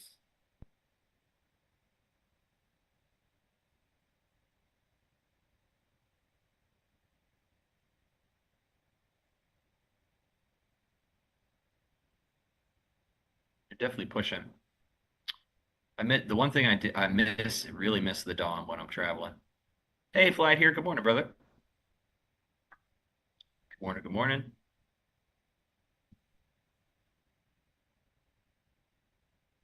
Buyer coming in there too.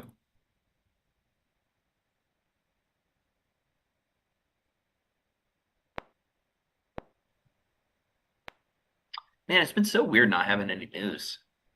Right? Yeah, it actually has Yeah. been weird not having any news. It's and the thing is I still look at the calendar, and then when it gets to the news event, and I'm like, oh yeah, shit, the government's not there. No news, no data. Okay. Passive seller on NQ at 230 so far. Okay.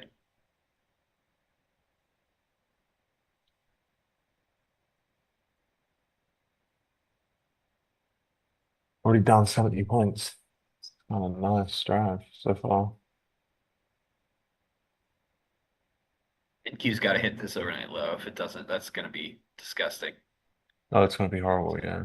Just go get it. Come on, quickly. Spike through it into 180s, and we can all get along together. Yes.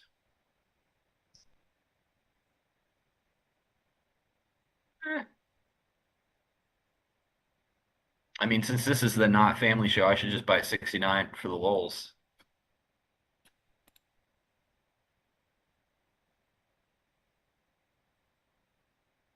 Let me pull this big chart again. Man. Yeah, this is, boy, there's like thin air down here between if we lose this 200 spot. down to, I guess, one. Yeah, there you go, Kane. Yeah, Here comes your 190s. 180. I want 180 to be specific, but 182. yeah, I like that. Previous week high-ish. ish, yeah. This is the bottom of the this is the weekly -1 on NQ right here, and it is starting to push right into it.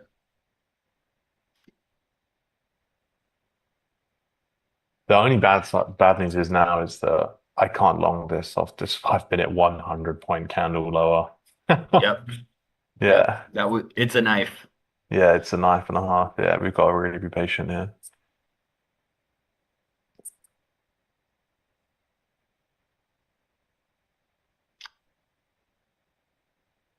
Are they Tracy says we're rotating into the Russell. Is that true? Is Not Deli sitting me. somewhere along the Russell right now? Oh, he's for sure along the Russells always. He loves it. The man loves the Russell. All right. We got Tracy, Ma, the meatloaf.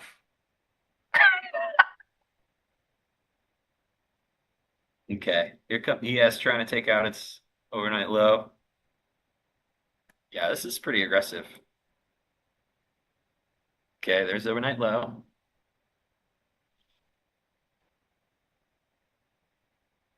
Q180s.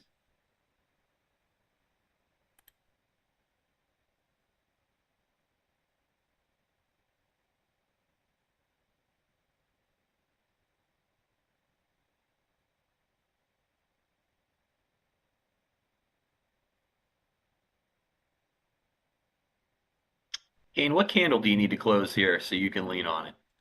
Geez, I'd need like I'm probably not going to be able to touch this till 10 at this point. Okay. I mean, I'd because for me, I would need this to like close back above like 210s. But even then, like that's like because I would have to really get back. I like to be a position around the extremes or at least play my stop from the extremes. So Right. for me to play above 210s, I then need a Oh, fuck whoops. what 40 point stop. Nah, I'm good. Thanks. Thank you, but no thank you. Oh So man. Botched that execution so hard. I probably need to see like a drive, another push lower, and then something like this, and then I get long off of that low. So it'd be like 150s. And then did ES take out its overnight low? Yeah. Yeah, it just took it out. So stars are aligning. They're not looking too hot. Nope. Doo-doo-doo. What's our edge, Jim? Along the Russell, it says. What? That's crazy. What's YM doing? Oh, it's also shading the bed. Everybody's sold off right out the gate. Mm, seems that way. Gold buying back off of that 4 hour hourly low, back up into like 50% of this distribution.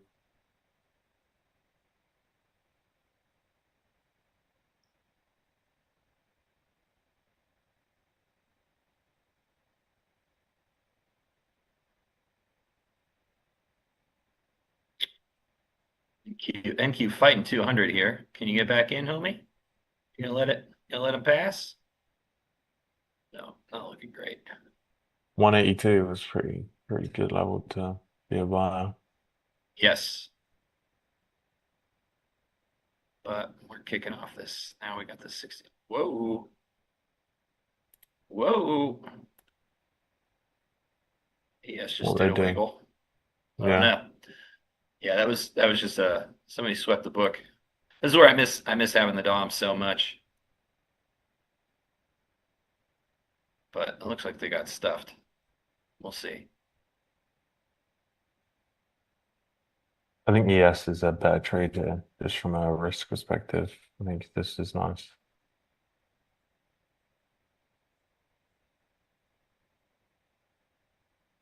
I don't like that NQ is stuck below its overnight low. Yeah, I mean, the thing is this 5 minute candle is just a lot to work through now.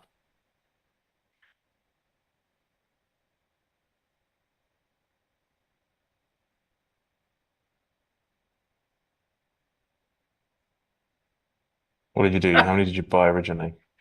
Just two, but I screwed up my I had my I had my NQ order execution up for ES, so I'm screwing all this up right now. So I gotta just kill all these things and just put a manual stop in. All right. Sell stop market. Okay, cool. Yeah, I got filled like a dummy here at 67. That was terrible. I was trying to get in at 65. But I can't figure out how to map my hotkeys on my laptop. No matter what I do, it gives me a dumb error. So, Jim, if you're listening, I need some help. Okay, back into 214. Come on, baby. It's flying now. Come on, baby. So how many did you buy originally? Two lots. Two, and then you're out one. Now you're in the Yep. last, yeah. I see. I would. This is where I'm jealous though, because I would love to be able to just buy lows like this, like you said, like you Mm. did. This is where yeah, so this is rejection here. I might just take this off. My rule is anything in the first 15, 30 minutes is try to keep it as Keep it, take the money and run. yes, but we'll see what NQ does here. This is also Leo's 5 minute OR mid, which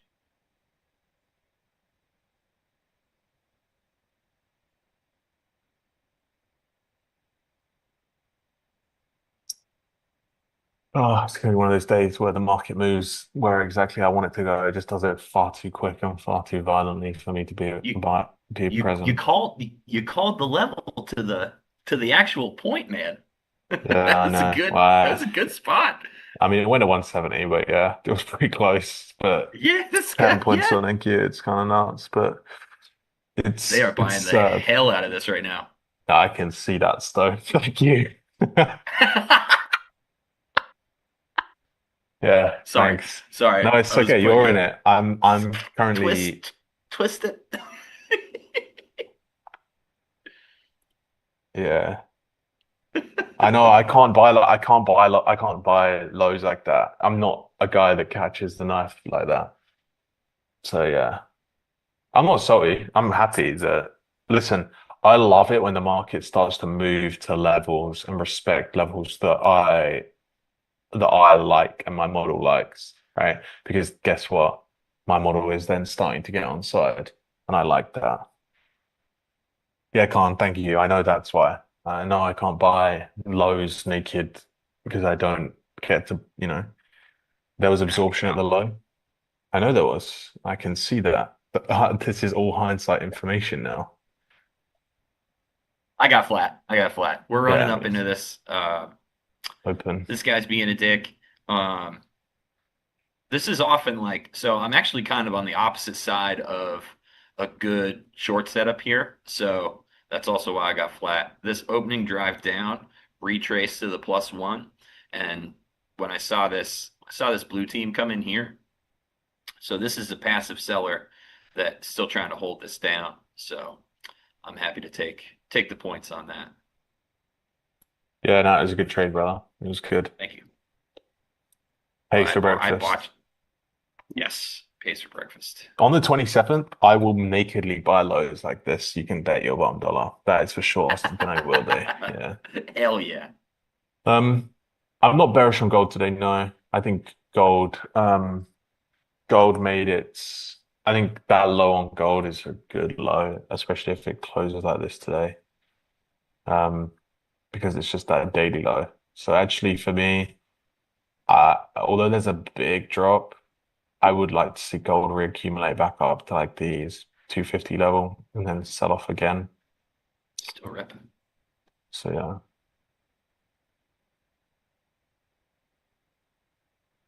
Jeez. I'm gonna be really sad today, boys and girls. Who did who we did catch that low in some capacity.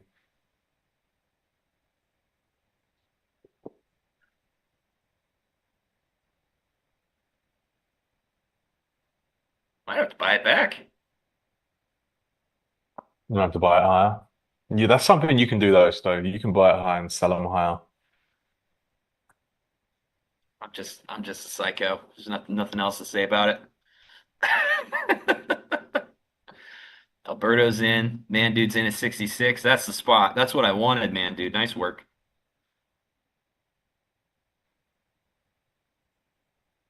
Oh, Zachary Johnson filled the same level as me. Sorry for your loss. That that was a terrible fill.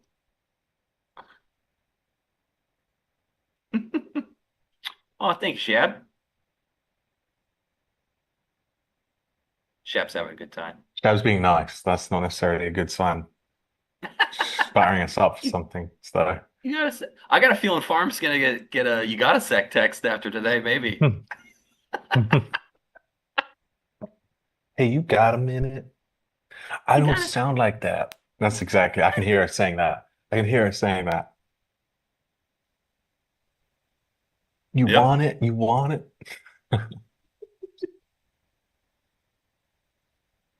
Oh, we have a good time in Naples, eh? That was good. Good to Oh, get everyone dude. together. Good to meet everyone in person. Oh, that was the best. The thing that was so interesting about that is it's like, because I'd never met XY or Nick, and we've talked every day for like, I don't know, 2, 3 years, maybe longer. Um, and yeah, as soon as we were all in the room together, it was just like nothing that like no awkward, no need to like wait for introduction. It was just like straight to it. And same with you in Hmm. Chicago, same thing. We're just like we sat down, Pax and Deli were like, hey, what's up? And then we're like, did you guys trade today? And then just went, XY hates trading away from his computer. I've learned that. yes, he does. Yes, he does. XY needs the Dom. He doesn't need it, but No, his he needs heart it. his heart needs it. Yeah. So he'll be stoked today.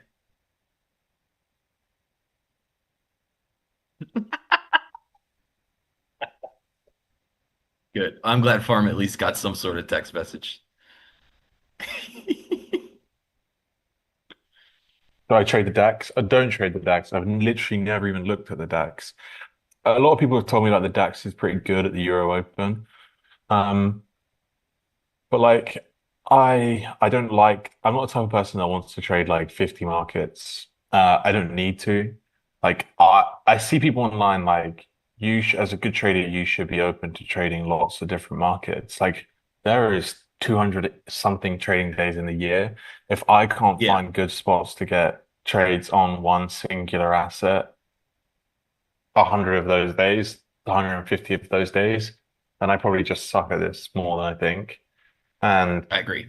I don't need to Yeah. go looking for easy money in other markets and whatever. Like, I'm going to be completely honest with you. That sounds like a lot of work, and I really don't need the money that much. So I'd rather just stick to the thing I know, stick to the thing that I can feel its heartbeat. I know that sounds cringe, but when NQ's moving off, I can definitely sense it. I couldn't sense if the DAX was moving off um, or if gold suddenly was, trading a little bit weird. So no, I like to stick to what I know. What I know is NQ, and you can't really convince me. I mean, I don't even trade ES, you know? Like, I literally have never Yeah. taken an ES trade in my life.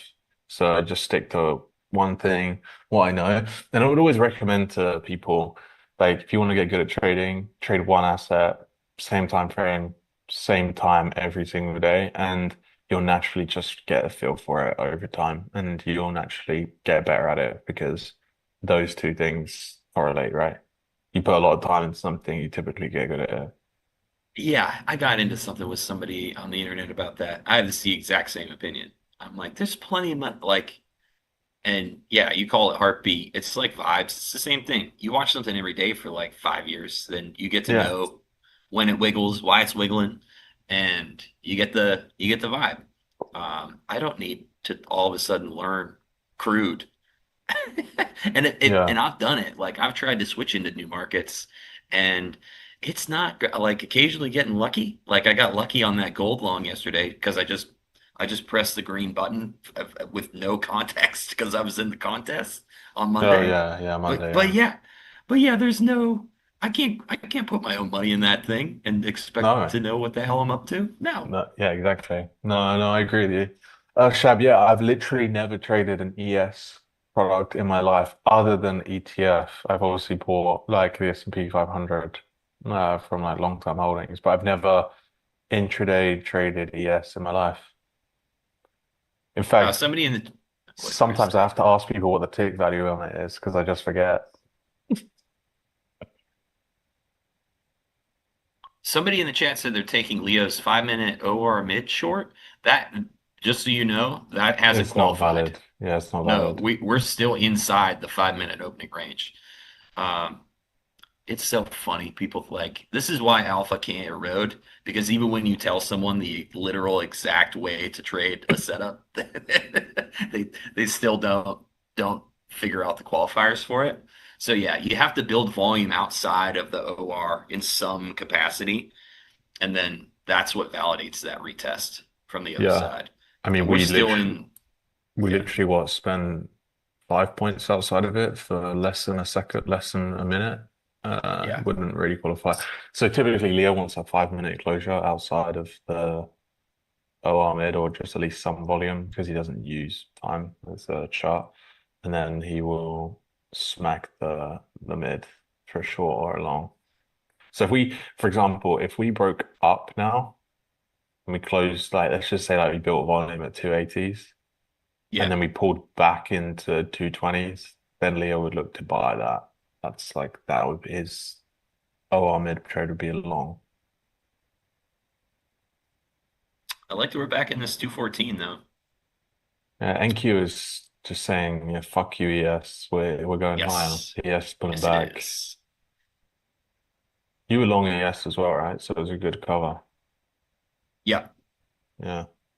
This is, I mean, I personally have just found if, um, yeah, anything in the first 15 minutes, every time I try to get married to that, it's never good. It always comes back on me because it's just a choppy part of the day. Yeah. Let me see. ES is fighting to get back in here. But NQ is finally breaking above its OR. Wow, that's crazy.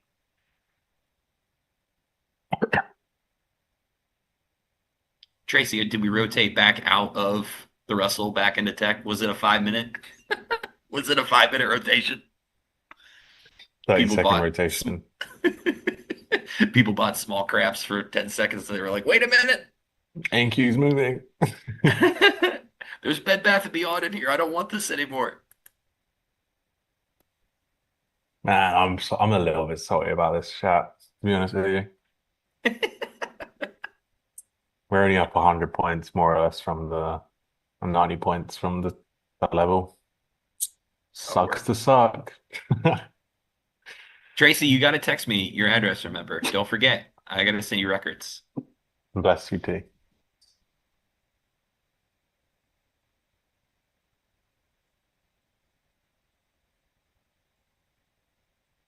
Kane, why does everybody always think that everyone's your brother? Are you in T Trades brothers too? We're all just good You looking, mate. That's the problem. That's it. Yeah. Yes, that's true. That's true.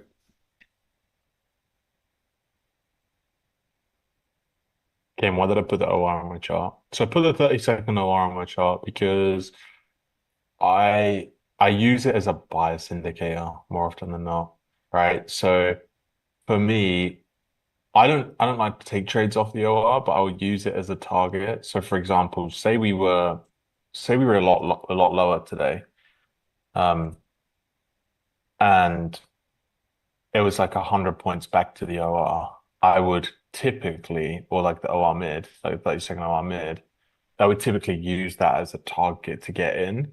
And if my target is above the OR, I use the OR low, the low of the 30-second opening range as like a protection. And as you see here, like NQ pulled back into 36.50 and like the low of the opening range was 35.25. So that was it's kind of like a push out of the opening range. To me, NQ's pretty bullish now. And this was just a fake out into basically running out all of this liquidity for since the 20th, so for the past 2 days, into 50% of a range, which you guys will know that 50% is my thing. And then 50% of this range, I just want to see it now redistribute into 50% of the overall range lower. Okay, this range has been efficiently delivered. Let me go to a high time frame, it'll be easier to see. This range has been efficiently delivered because we're chilling, and yesterday we kind of had these slopey highs. So for now, I would kind of be bullish most of the day into all-time high, which I don't really bull post too much. But yeah, fake out and then drive. And now everyone that was expecting some sort of death on NQ today is chasing their tail. Still got that 304 to get over. And I'm not go on. sold yet. Yeah, the thing is like I looked at NQ yesterday when I was just reviewing the day, and I was like, I could also see us dying tomorrow. And then I'm like, who the fuck am I kidding? We're just going up. Like, why am I even saying this? So I just framed where would I like to get long from? And it was just this 82 level. And then yeah. Nag Ah, nice 6. trade. Nice trade flight here. Good job, bud. What's the Nag 6? Is that just the Nag 7? Is there a Nag 7? No, Mag 7. Mm. Oh yeah, I know what the Mag 7 are, but I didn't know if Nag 7 was something else. But is Netflix in the Mag 7? Yeah, isn't that weird? Isn't that silly? Netflix can't be in there, can it? I honestly I don't know. No, it's not in there. Okay, cool. Apple, Microsoft, Google, Amazon.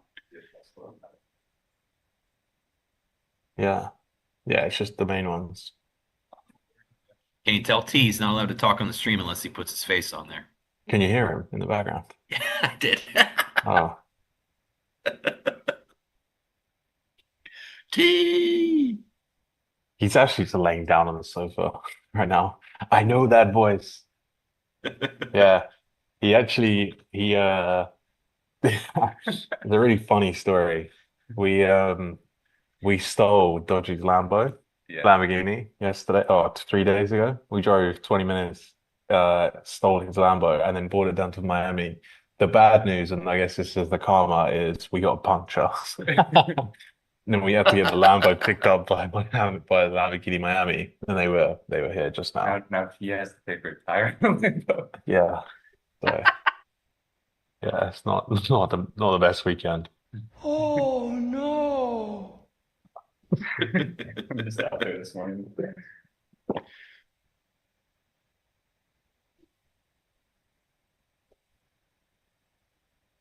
When we say we stole it, we had permission, so we didn't actually commit any crimes. Okay. Yeah, he was like, "You guys can go and take my Lamborghini if you wanted." Oh yeah, then we also took his G-Wagon. Firmament, we'll have a new painting the tape episode. We're gonna record it next week, I believe. Kane, we gotta get you on there too.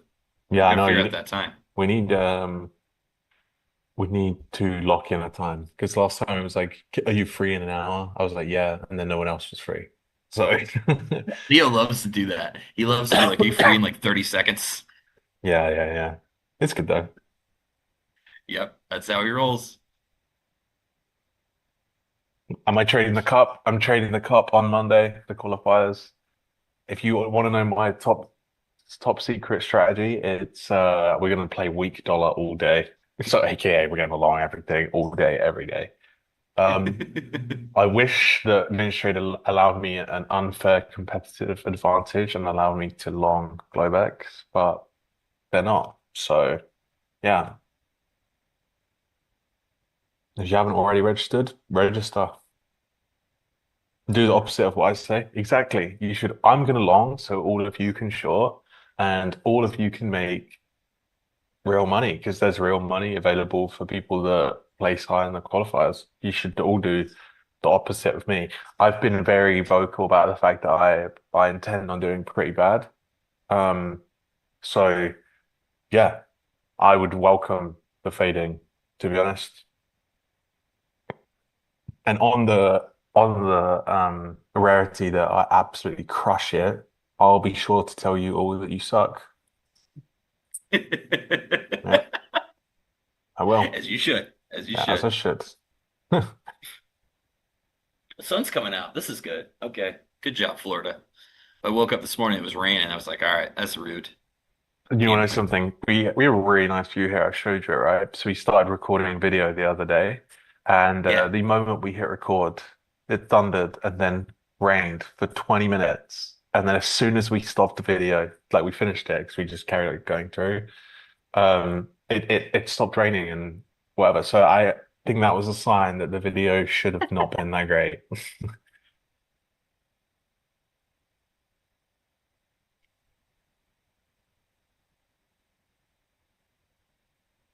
You finished top 250 in the last one. Not bad for only trading futures for 3 months. Good job, Jacob. I think that's better than not bad. I think that's great. Yeah, that's insane.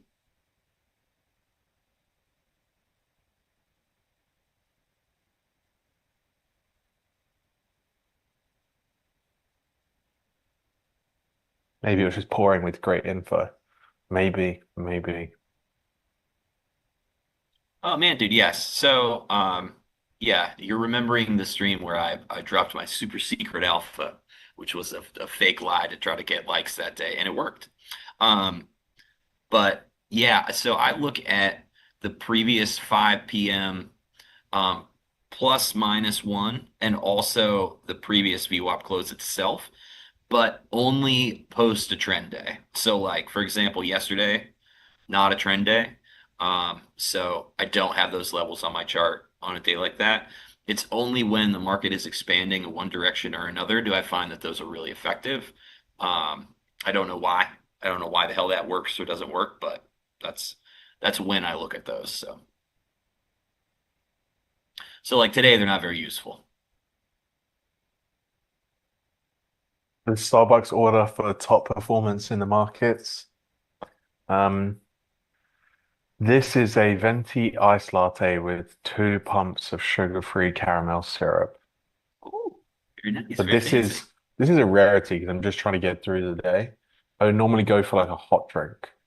I'm a flat white guy, to be honest, or a caramel latte from my local coffee shop. They just do it better than anyone I know. So, um,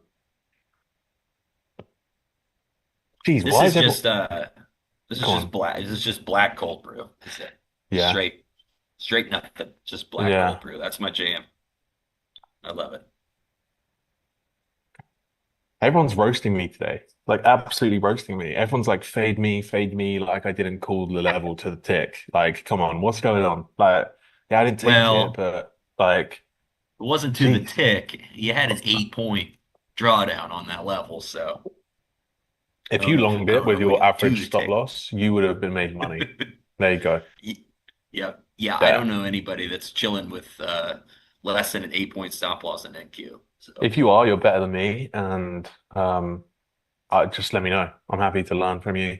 You know, I would love to be able to fucking put like a 5 point stop on NQ. Calling a level and actual execution. Yeah, I don't just like to randomly get in the market. I like to wait. I trade the extremes, so it's like I trade the re-off for extremes. If this did this, I would have been in here. oh, I had a really stupid idea last night, Kane. I'd love to share it with you. Go on. And Shab, if you're in the chat, check this out. What if we did something like so you want to be the next streamer boy? I just started watching this new show about all these country musicians that go on tour with Keith Urban. I was like, what if we did that with streamer boys? Or streamer girls, of course, but streamer boy is the So joke. we're preparing people to be streamers on the show live. No, it's like a contest. So we Okay. get like We get like 20 folks that want to be streamer boys or girls, and then they get eliminated like it's a game show. It's gonna be very quick. You all suck. Go home. So there you go, Shap. There's my stupid idea that might be very good. You can have it unless it's bad. I love the idea. It'd be cool. You could be yes, exactly. Kane is Simon Cadence. Cowell. I I just got need a lot more, everybody. but I need a lot more Botox, and I need to shrink like a foot.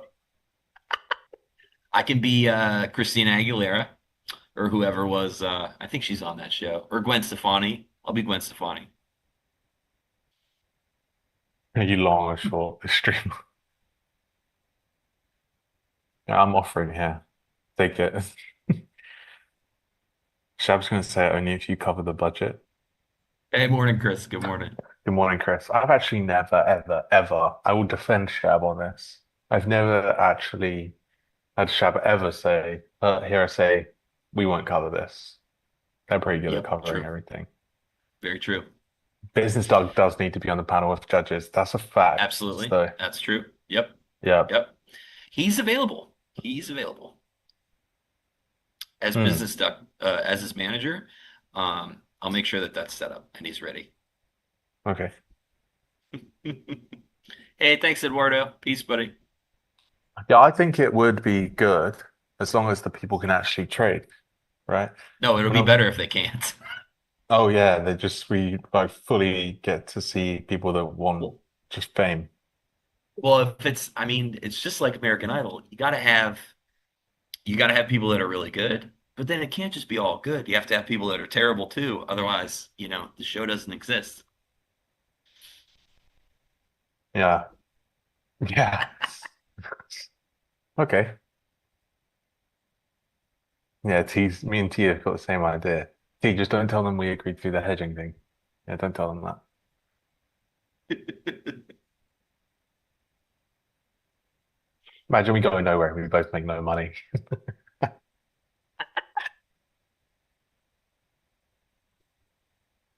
Kane partying in America. I did my partying the weekend we got here. We went out So you Friday. did. We went out Saturday. We then went to a Dolphins game on Sunday. What's on the 27th? TRT, no, TR Trades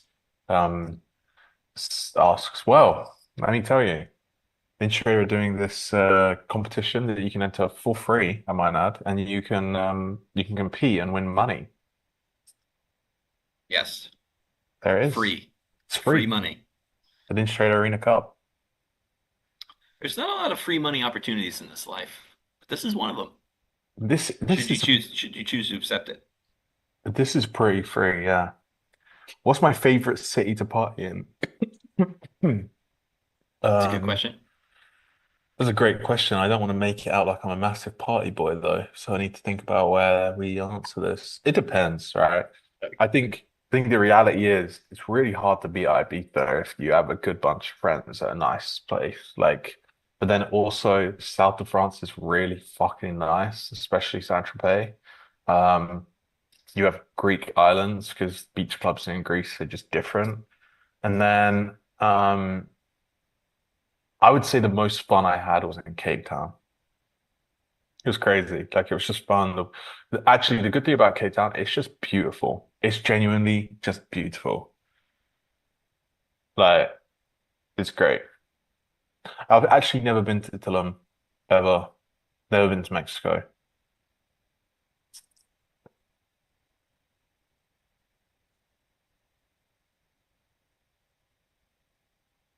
I actually have an answer for this, even though I'm not a party boy. Go on, tell Um, us. Graz, Austria. That was the best. That was the most fun party time I've ever had in my entire Yeah. life. It was insane. Okay. Yes. Well, I'll have to go. I've never really been to like Central European countries to party. Okay. Yeah. No, dude, Graz was so cool. It was so weird. They Yeah. have different Red Bull there. That's like not in America. And yeah, there was some sort of Red Bull drink that we kept drinking. I mean, I was much younger Is that then. where Red Bull's from, Austria? Yeah, yeah. Okay. Yeah, they probably just get like free reign to um make what they want. Yeah, that was nuts. That was so nuts.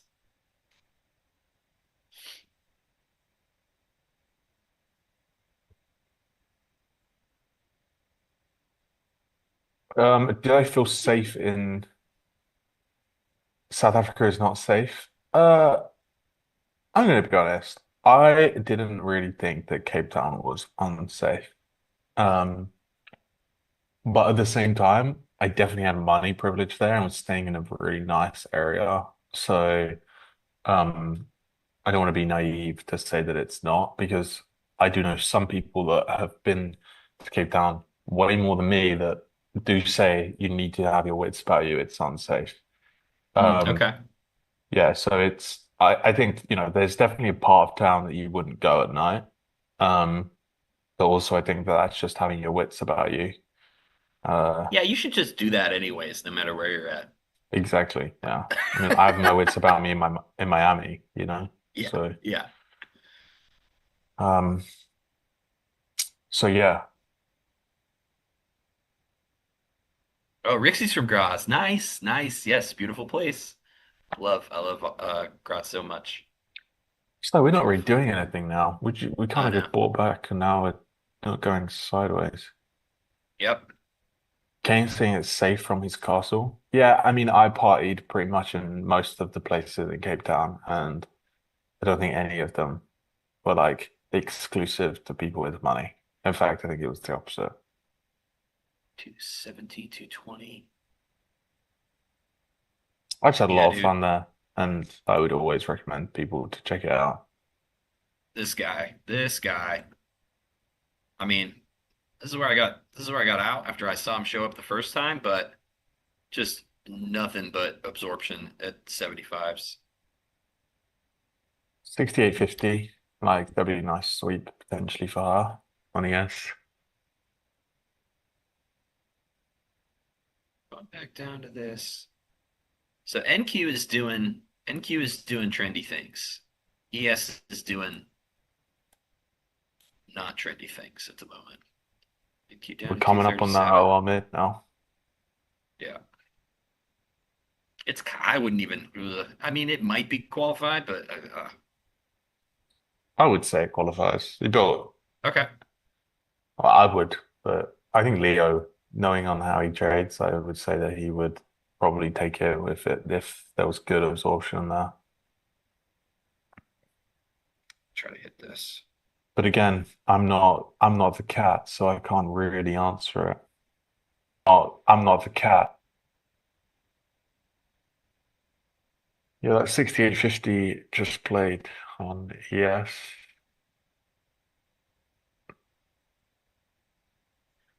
Sadly, MQ's nowhere near it. NQ's it's trying to hold that ledge. Yeah. There we go. Come on, baby. Did you get back in? I did. Yeah. Not the world's worst fill. 69.75. Yeah. I got in half and half. I got in at 70 and then I got in at 68, so that's my average. Yep. That makes sense. Come on, you turkeys. Keep pushing now. Still looks like shit.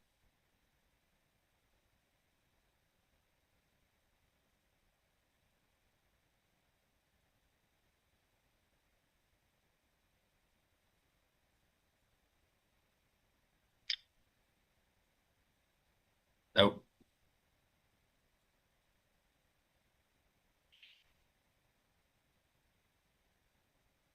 Nope. Look at that. Look at that NQ puke too. Yeah, I would like NQ. Oh, the thing is, I would like to buy it at 210s roughly, you know. Um, Yeah. but the truth is, it's still a 40-point stop for me. Um, and after we've kind of just gone nowhere, There's definitely a bid coming in here on ES right here at 67. I don't want to buy it until I see us back above 68. Check NQ here. Yeah, NQ's just hanging off this ledge at 215. So I'm gonna watch that too.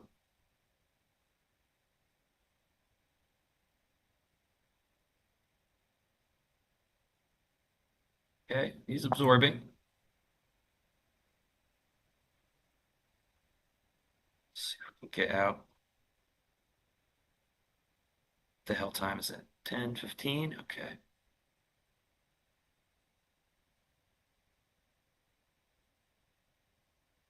Someone with all the bullets right here. Woof. It's 210. Oh, they got me. Mm, Whoa. they're puking it now. Yeah. So ES took out that 9 a.m. low, which is also the 4-hour low. Gross. They both, yeah. See, the NQ long hair is like the most appetizing. But I just can't bring myself to long something with 40-point stop right now. The 150 tick stop. Damn them. We're back above that 220 now. Yeah. Try this one more time. Let's see.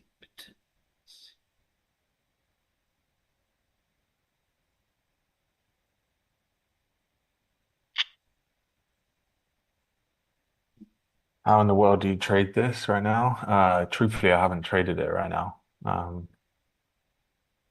haven't touched it. 58.74,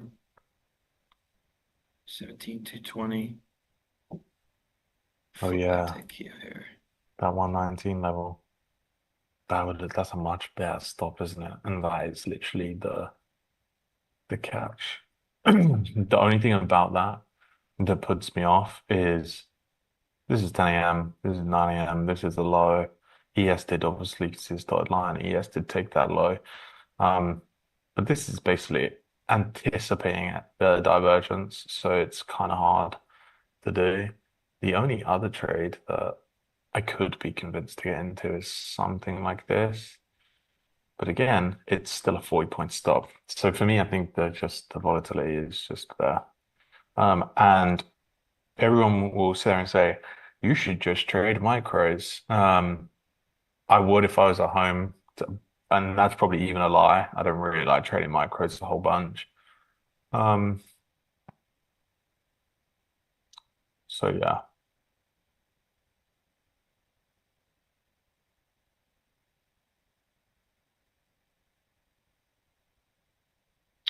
Trying to get back to 75 if I can. Yeah, makes sense. VWAP is in the way. It's not being very nice. What the hell time is it? 10:15. Okay. Okay. It's very early still.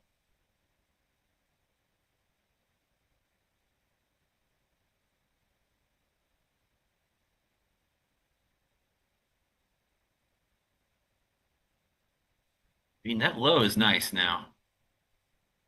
On a yes, yeah. Yes. Mm-hmm. It's a great low. Both VWAPs being a jerk for NQ and ES. What is Tesla earnings today? Oh, that's true. I have no clue. Let me look. Whilst I'm looking, let me take this trade off on the thing. It's today, Tom? Okay, I trust. It's today. Yeah, I mean that will kind of explain a lot, I think.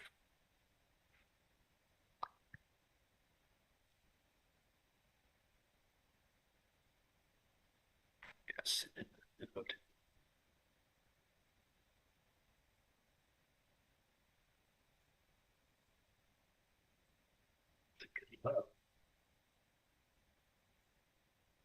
Great taper there. Am I being greedy trying to get all the way to the other side? Maybe. Come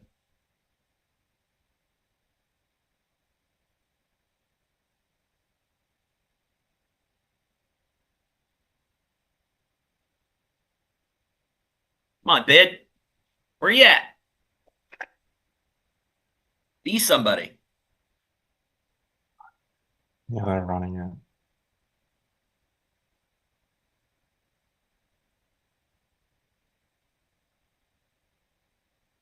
And Q's trying. And Q's trying to drag ES with it so hard right now.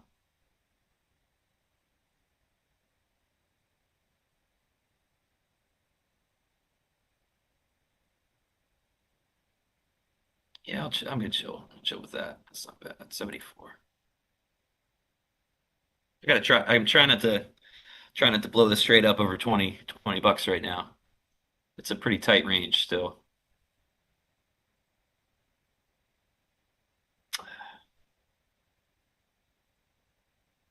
Let's go back and retest that. I'll put one more on.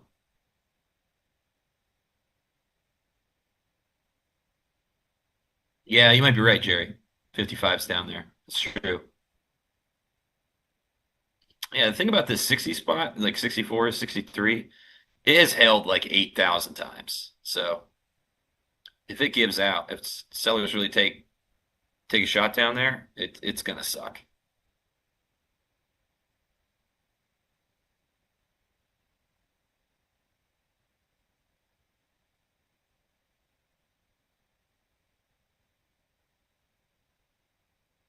I just don't trust this right now. I don't really want to put any money in the market on it. It's kind of a bit gross.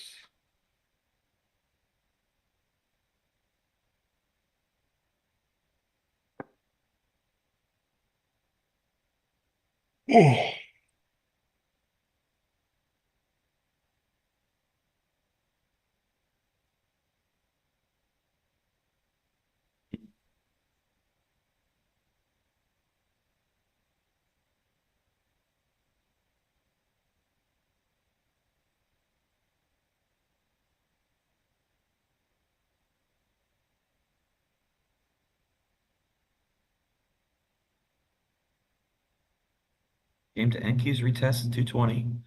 Still a bid there. Fighting with this 67 guy still.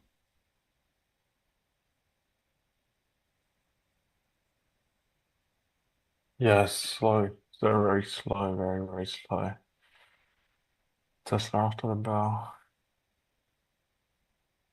Oh, so Tesla is after market close? Okay. Hmm. Can I explain why the 10 a.m. 1 minute model wasn't I mean, it probably is my model. You have divergence here. You have here, you're also going to play this. The reality of this is I have to wait for this to form, then cement, and then some good level inside of here. And the truth is that the stop's just a bit wide. And I'm greedy with my stops, to be honest. My only regret is I didn't short it again.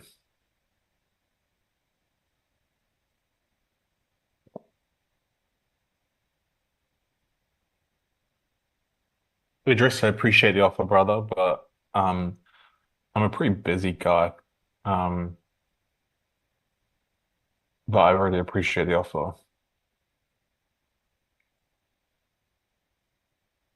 Mm.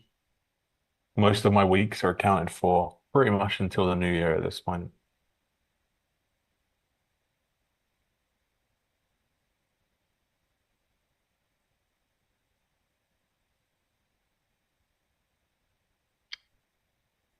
Not loving it. Oh, fuck. RIP. That trade not working. Yeah, the sellers that just hate selling it, aren't they? Yep. When you guys met in Florida, are you using your real names or internet names? Um, luckily for me, my my internet name is my real name, so it's really easy for everyone to call me by my real name. Yeah, I think it was a combo of both. But I think that yeah, we definitely we spend enough time calling ourselves our internet names also, so that kind of like I call it XYXY, if that made sense to anybody. Because that's like, it's like your friend's nickname. My government name? My government name, Oh, yes. he kept saying that all weekend.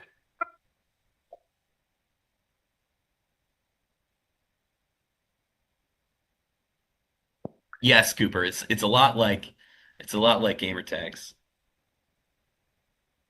Man, they really don't want to send NQ to this low right now. Some are going short at 40.94, hoping for that. My government name is proprietary. Yeah, they're still holding this 180. I mean, your spot's still holding right here. Yeah, I'm just a bit hesitant to get into it because the time I get into it, it's the time they smack it.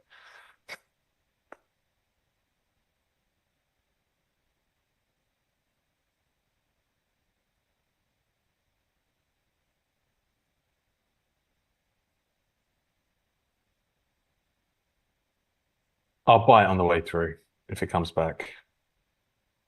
Yeah.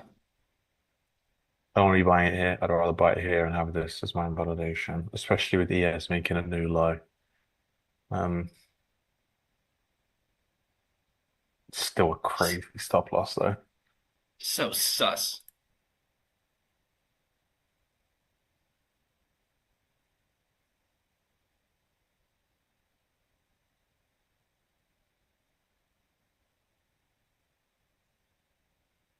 Yeah, I tried to reset some of them, like my TPT accounts and my Alpha accounts. Having the Alpha 2% daily loss limit on a 50K account was slow. Um, so yeah, that was annoying. And then the TPT accounts, like resetting them consistently back down to the buffer amount, again, only giving me 2K buffer, which just put me in a spot where I was like, I have to either build a buffer or not. So I actually just YOLO'd them into the abyss and then reset them to 150Ks. And actually today is the first day that I got all the accounts on the same, they're all funded now. TBT obviously took 5 days. So yeah, so they're waiting. There you go. Look, this would be the time that I would have taken it and I would have puked it into the low. Yeah. Do I trade with my fund futures? Yeah, I do.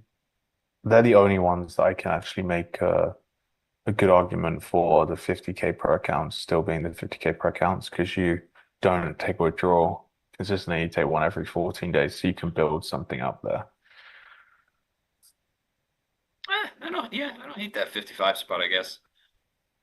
I forget who said that in the chat, but yeah, that's also down there. It's kind of the other side of this node. Nice, okay. Broke 59. Nice, nice. TBT. Yeah, look, TBT are daily payouts are just crazy, right? There's a reason that TBT are one of the bigger firms out there right now. So yeah, makes sense.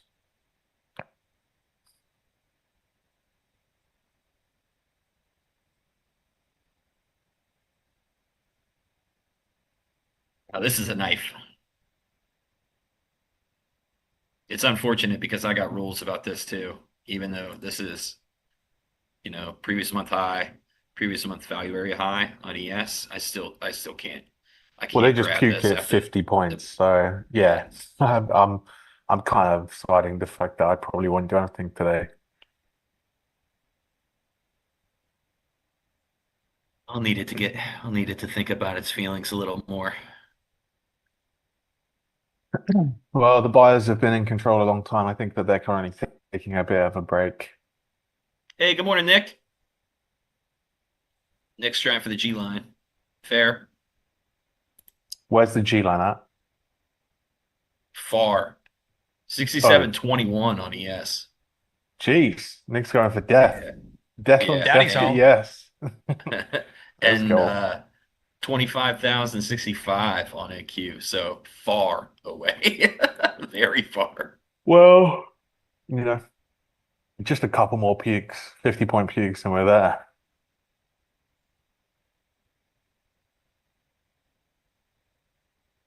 That was a lot. Okay. Yeah, As so it this is. is kind of what I Sorry, look on. at. So red team lost that really hard. So this is a lot of selling right here at 67 and 65 that has been bigly rewarded. So that's the other reason I can't jump in this. Often what I do is I will just sit here and narrate the reasons why I can't take a trade, just to make sure that I'm not doing anything too stupid. Okay, yeah, push into 54. Wow. These guys are big mad. Yeah, they woke up pissed. What happened? Something happened at 10:30 where they were like, "Fuck this, IB Yep, low, gotta go," and just went and gotta took go. it. Yep.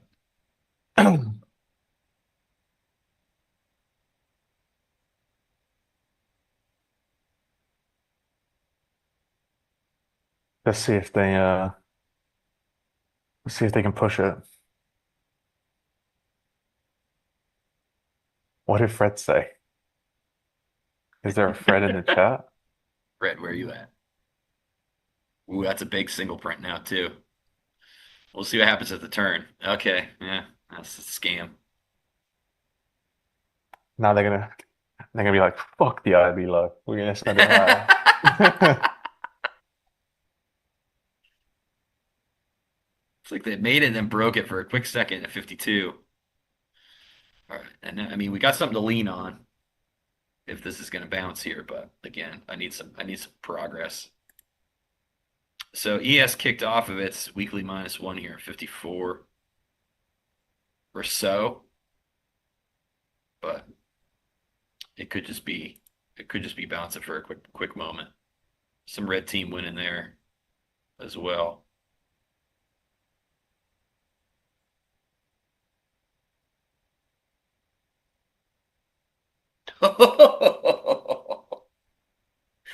Nope. So mad. So bad. Okay, hold on. I gotta make my screen bigger. This is a lot of selling, and they want more. Yikes.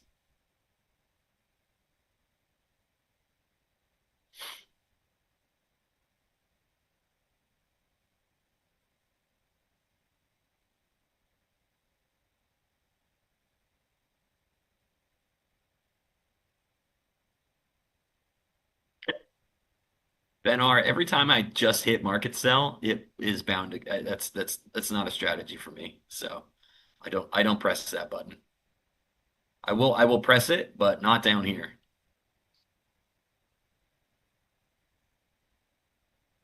I don't engage with this thing at all actually outside of the -2, especially on a down day. So I'll look for if this is going to be a proper trend day down, I'm looking for now 54. I need this seller to hold at least. I need that seller to hold at 58. It'll give me a chance to get back in.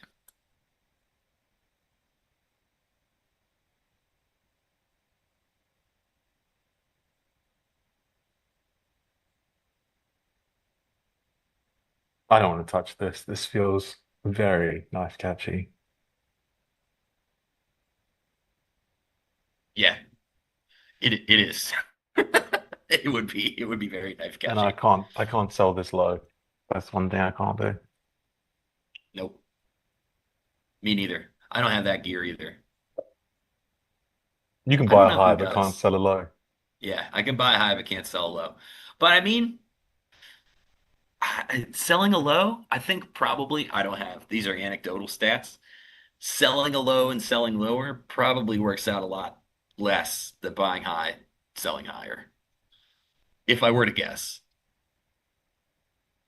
just based on what the market normally likes to do, which is go up and to the right. All right, are you turkeys done? So I'm watching this guy now, 54. See if some blue team comes in here. Nothing really.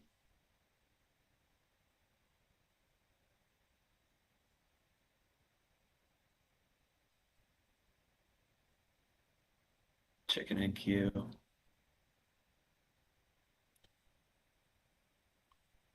Yeah, that guy held.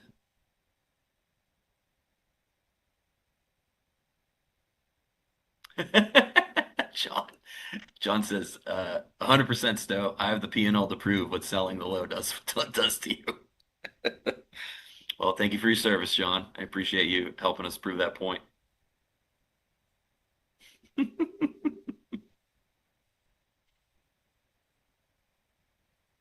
Nice trade, James, if you took that. That 58 shelf. Big shelf up there. Yeah, man. And now we're on the other side of a really big shoot, where did this thing go? We're on the other side of this node here. This 58 to 60 spot has I mean, this held it up all week on ES, and now we just punched through that. So I'm going to watch that for resistance on the way back up. 58 to 60. Gold also puking. What's going on? Strong dollar, maybe? Not even. Dollar's puking as well. Huh? What's going Damn, on, they didn't Stoke? even get back. Couldn't even get back up to 58.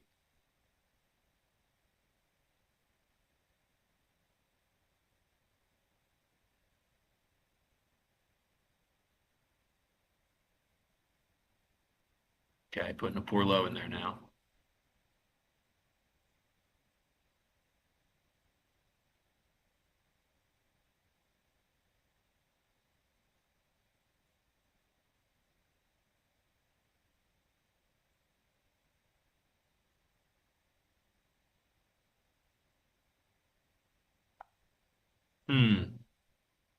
Yeah, chat, we don't know. Hmm. Now I'm sitting here like, where could I have got short? Yeah.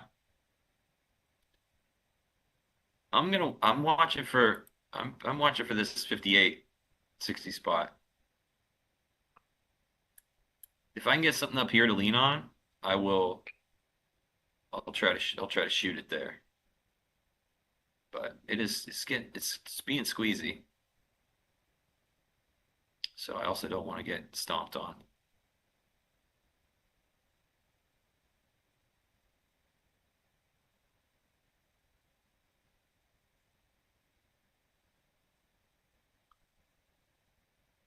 No.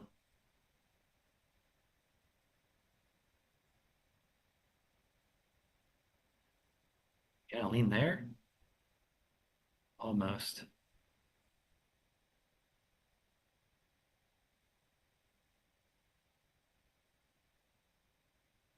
Came up and got that 54. It's the top of this cloud now. It's at 54.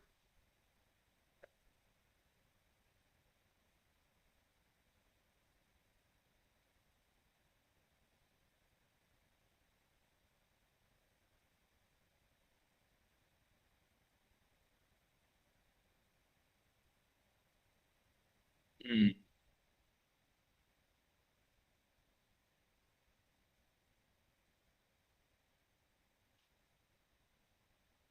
Fingers on the sell button a little bit. No, you are gonna try and sell the low. Well, this isn't the nut low. I got, You, I got a couple points before the nut low, but oh no, that yeah. I was looking for that 54 to stay reoffered, and it did. Yeah. Because this is like if we get down below this and we start to hold in the lower weekly band, then that is weekly trend down. So this becomes weekly trend aggression and daily trend aggression down. I still don't like it, but like Nick said, there's a long way to go until the weekly open, and we haven't retested it yet. So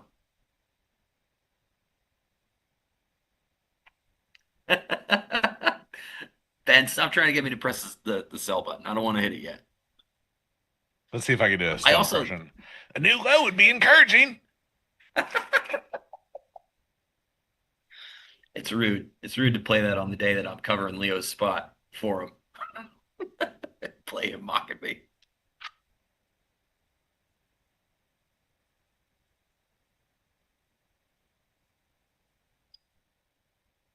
Callie, the ugly chart says that if we stay below 54, this is weekly trend down. And we've got intraday trend down also.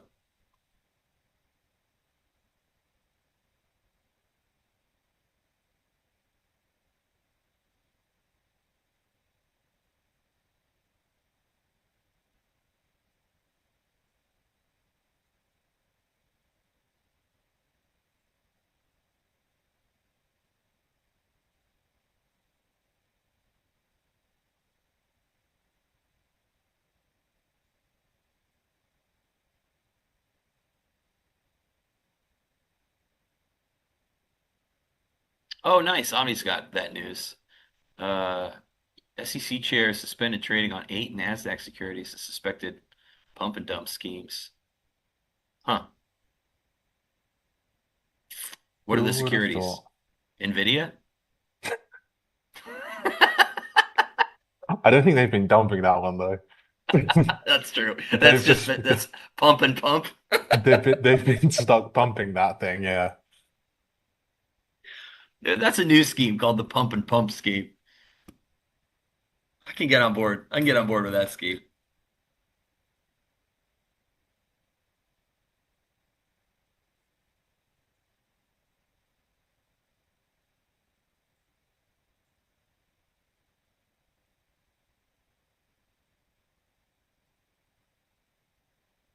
Yeah, this guy's still pissed.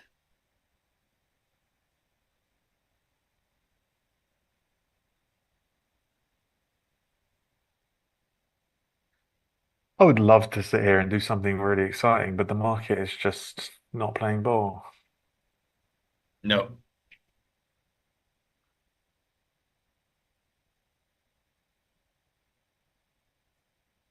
Yeah, see, me 6 months ago, I would have found a way to get into this just like every day. But after the infinite bid, I've been super bear off, like Yeah.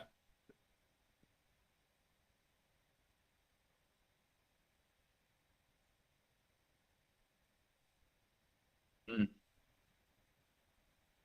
this Neo guy is just straight out here spitting straight facts, like quotation after quotation.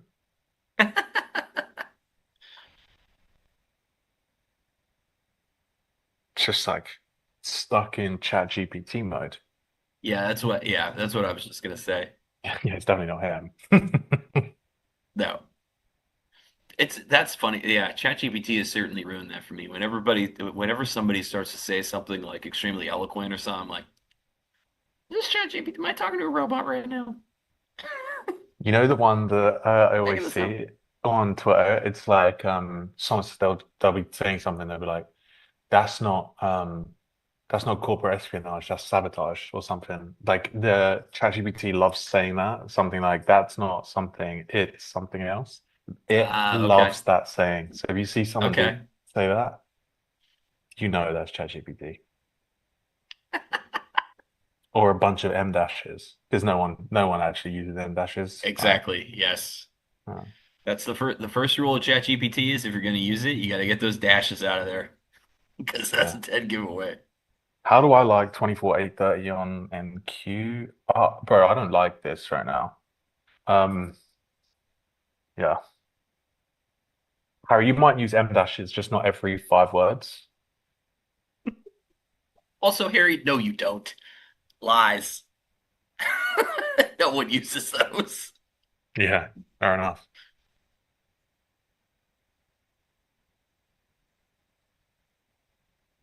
Yeah, man. So much passive buying, and these sellers want every bit of it down here. Fair enough, Harry. Good job.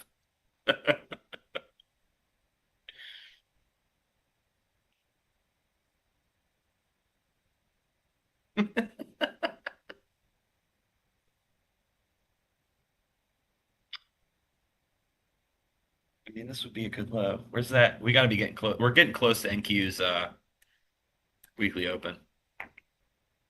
What did I say? Was that 060? Find it.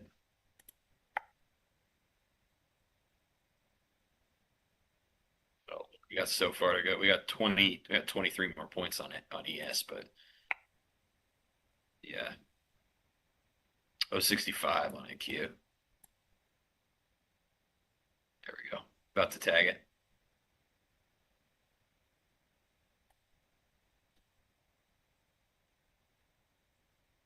Nice, Nick. I hope you held that short the whole way, homie.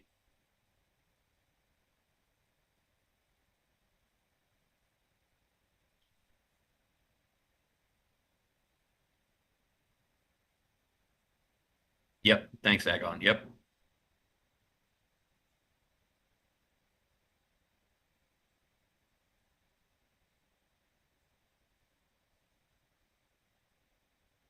Yeah, Mark, I think it seems like they're going for the gap as well. Those things don't always fill. Just throwing that out there.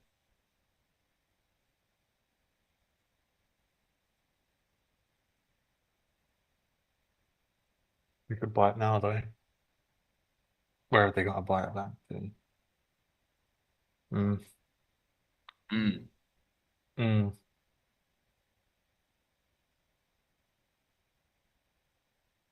Thank you, Neo. I appreciate your feedback.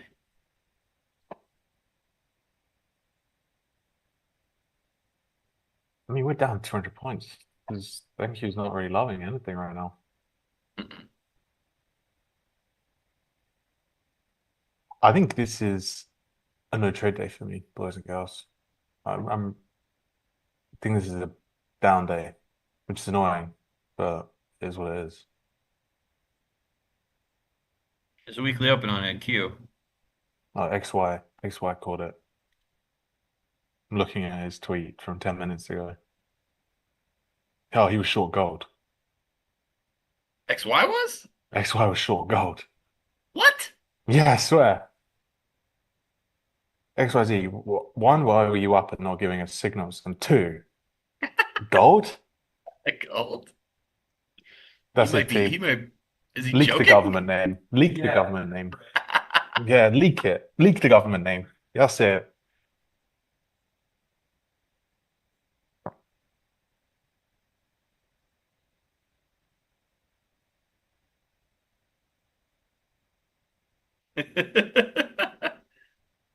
Yeah, They XY's leaked it. government name is Fred. They leaked it on Monday. Yeah, it's Fred, yeah. Or is it Fred? Is this just one big bait? This could be like a. I'm not even gonna say it. I still feel like I've already gone in on enough people on Twitter the last 24 hours.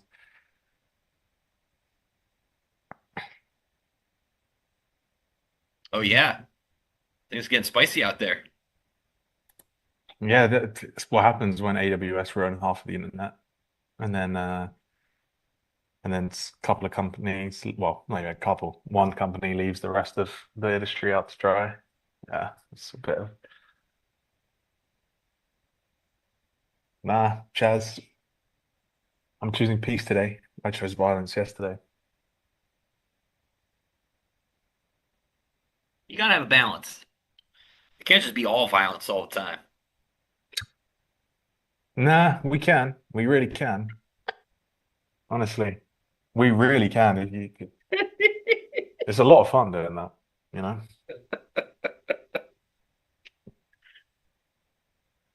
Controlled aggression. Exactly, Andreas. Did you see that? If XY seriously trade gold, I will eat my hat. That blows my mind that man is in a gold short. You guys, you sure you're following the right person? Yeah, that's a good retest off that weekly open there. Did that gap fill, Mark? I know Mark's watching that NQ gap as well. You see, it did. It's gone. Cool. Thanks, homie.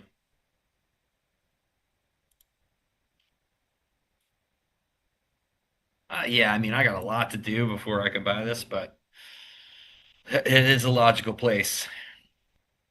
The thing about that though, and it's important to remember, like if you have intraday rules that make you not take trades, you can't just start breaking those for no reason. Otherwise, there was no point in making them in the first place. And this is doing everything that all my rules say. Like it's 45-degree angle down, constant lower lows. So even if that proves to be a good knife catch, that shit's just for Twitter. So unless aside from touchdown dancing, there ain't no point in buying that because it's going to be negative EV over the long run.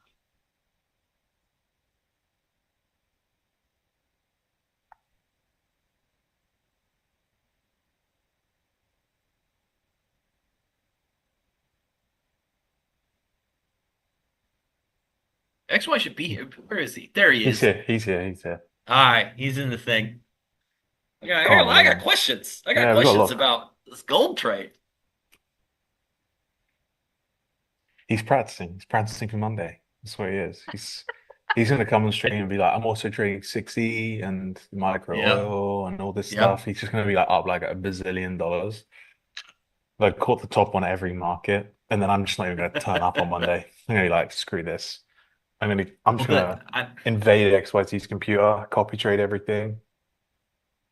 so me, Tanya, Jade, Selma, and Lumi we were all the first week guinea pigs, so everybody gets to see, and create their strats around what happens. So you guys have a competitive edge coming into next Monday. I gotta get some side bets going.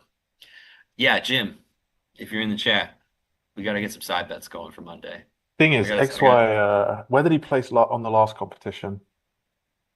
Well, he was at the bottom between Oh, between so the four he's of coming us. back for just like straight vengeance as well. Like he's just There, full smoke. the thing about that contest is the first 15 to 20 minutes, our data was really weird, and XY specifically, his charts weren't loading for like half an hour. And he hasn't made that excuse, but I know it's there. So, um, yeah, I'm not going to count XY out. Nick's ability to flip from giga short to giga long, that's what got him. So his playability is what won that for him. I don't have any excuses for myself. All right, this is what I need to break up here. Sad part here is the only trade I could have taken here, although I ruled this a no trade day, was 98, and it just no retest, and it's already up for 40 points. Yeah, What's the R roll today? Do you guys track that as well? I do. I don't have it on my laptop though.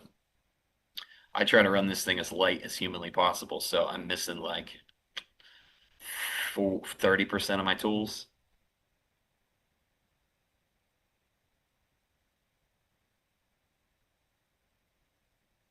Oh, Brian says 95 R-vol. That's pretty good.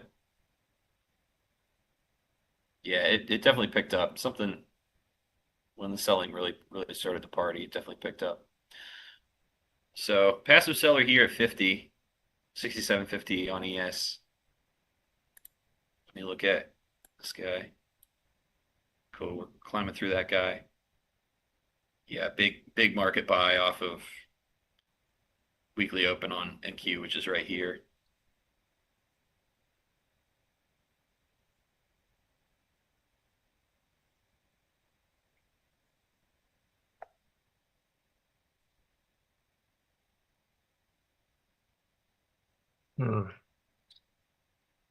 I wonder, is he long? Is he short? Is he out? Is he flat? Oh no. Of course, he caught the nut low on NQ and he's short gold. Yeah. I'm done with this. I'm done. I'm done with this. He actually caught the nut low on NQ. What the? Jeez. It's that Versace robe. I need one. I'm sorry. I just need one. XY. Yeah, please bring him in. Bring him in. Get him Yeah. in here. Right. We need to have some serious chats. I need to learn how to do this. How on earth have you bought the nut low? What's going on there? Oh, My guy. hi. I think I had some brain fog in the morning. I put up the wrong chart. No, you put up the wrong chart and just shorted and made $1 billion. Yeah, then I realized it wasn't NQ. I was like, oh, well, I missed the short. But we're heading towards the weekly open. So you have to buy it. And Is that the way it my works? story. Now my brain's kind of melting right now, trying to make some decisions. No, it's I gotta good. cover I like my that NQ long. soon. I like that long, dude. It held 120. Yeah, I'm gonna try to cover that NQ there. What was your entry on NQ? Like 60? Right under 60, so it was probably like 67, and then I peeled a bunch off. My last one right now is at 72. So I kind of added into this thing. I'm keeping an eye on this gold though. I might just cover this at the overnight low. You're up 5 bands on one gold. I had two lots on gold because I was like, well, what's the leverage like? And I got in two, and my risk was like 1,000. I was like, well, okay, I'm just gonna stay here. But no, wait, talk me through this. You went my risk was like 1,000. I was like, yeah, fuck it, I'll stay. And then you just happen to catch the monstrous move down, like Last a time I 50-point traded gold, it rotation. wasn't like crazy range like this. Like you can put on more size and not have to risk so much, but I guess it's really You're wild. just dying from success, aren't you? I suffering suffering from success.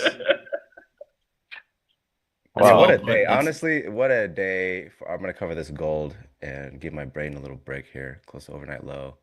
Because I don't know where this can go, honestly. Like I'm just looking at this 1 hour and we failed this distribution here. And I was like, okay, well, we're probably just gonna keep making our way down if it keeps failing. And then I just held it and it worked. And great yeah, I don't trade. have much else to say but that. Now you nailed that, bro. That's insane. You should get up early more often. great trade, homie. Yeah, I'm glad I woke up today. Yes. Yeah, I bet. Stop leaking my government name out there, guys. All right, Fred, relax. Yeah. You're going to need to start giving us signals. Otherwise, we're going to have to start calling you Fred more often, all right? Fred must be XY's like alter ego. Do you think Fred gold, trades Gold gold. trader. if Fred Yeah, trades gold, yes, that's Fred trades true. gold. Yep. That's very true, yeah. I can't imagine an Asian guy being called Fred, to be honest. I know. I don't think I've ever seen one. Never. Yeah. Well, the secret's out. You're the only Asian Fred in the world. That's probably true. Yep. Yeah, T's just out here making shit up. Yeah. Well, he can make it stick. An Asian named Fred. Yeah, that's an anomaly. I don't even know. NQ. I mean, this is kind of insane. Yeah, it's pushing, man. What do you got? 100 points? Yeah, he's up Not 100. quite. I'll probably book this 170s. Oh, just a 100-point trade on a Just a quick. 100 point long on a down only day. Oh, well, how hard? That sounds like you honestly sounds like you really struggled with that one. It's suffering from success. Yeah, what a day today has been. This is awesome. I don't have anything else to say, but this is awesome. I need to Hell figure out how yes. to trade 5 markets at once by Monday. If you want, I can send you my crazy ass chart book that I made. It took me like 5 hours, but What? 5 hours? it's got a chart for everything for each. Yeah, it's hard. Yeah, I had to make a window for Is it all each. like laggy though? Okay, I should probably trail this. I'm gonna just trail this thing and let it go infinite bid or something. I bought 50. I'm trying to catch up to XY. 50. Yes. Oh, I was like, you're at the very low? No. I wasn't buying NQ down there on that knife. I mean, I But did not expect. we're squeezing back above that weekly -1 now, which is 54. I saw a bunch of bid come in at 50 and then we got back above the IB high, so I'm just down to 1. I went in a little Oh went in a little shit, hard. chat is right. I need my bull hat. I need my bull hat. The Bass Pro hat. Yeah, my bad. Full hat. This should go. It's a new high day now. Yeah. Cool. When he has that hat on, that's it. NQ's just My full bad. smoke, no offer. Good call. Yeah, I don't know. I don't know where this goes. I just wanted to get back to around the 9, which is like the 140s, 150s. And we're there. Gold's still just dying. Whatever. I'm not gonna look at gold anymore. Yeah, Look I at mean, push. don't have to. Did you just close with gold or did it already close? I'm trailing this. I'm at 100 points. I'm kind of tempted to just take this thing here. Okay, here's a 59.60 spot. This is that LVN. So big LVN right here that was support. Yeah, this is the retest of this whole break. I don't know if they're Yeah. gonna just keep going without pulling back. So I'm gonna take it. Great trade, brother. That's unreal. Thank you. Thank you. Mm. This MF don't miss. You don't The miss. Not today. The chat need to Not probably today. bribe you with some likes to continue trading because, I mean, you've already killed it. I So, know. The PNL is looking right. I'm gonna tell you that much. yeah. Fucking trading gold.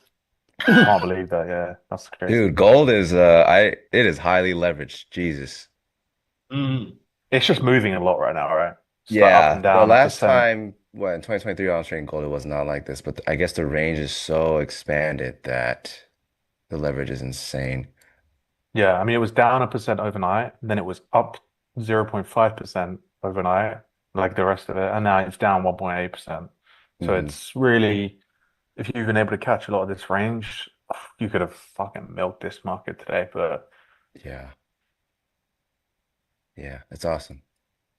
Cool. I'm trading gold All right, now. Kane, you got to get on a plane, bud.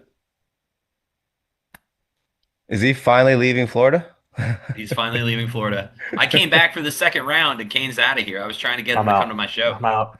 Yeah, I've got a dip. I got a dip because I got to pack and I got to get to the airport. So appreciate all of you. Love XY Stowe as always. I'll see you all next week. See you, And brother. good Bye, luck, brother. boys. See you, XY, brother. I got to bail too, homie. I got to change my guitar strings to see if I remember how to do this. So, Ooh, all right. I'll catch you guys later. all right, peace. Thank you, chat. Thumb. Hit the likes. Woo. All right, well, maybe I shouldn't have covered it. I should have just trailed to VWAP or something, but ain't much to complain about today, that's for sure. My initial target was for these swing lows or overnight low for gold, which is why I took that off around here, the last one. It was a swing lows. They started to build this right here, which means someone is stepping in front of this. And I was like, I would rather just close this here rather than risk it coming back this far just for another whatever this is to overnight low. So that was my reasoning. I'm still pretty surprised at how much leverage just two minis on gold was initially. Um, yeah, NQ, what a reversal. They came back and they reclaimed the IB. They did test this. If you look a little closely, they did test this IB here. On that pullback, very little volume. So as they broke back into IB, they built into IB. Let me look at some things. Give me a second, chat. Let's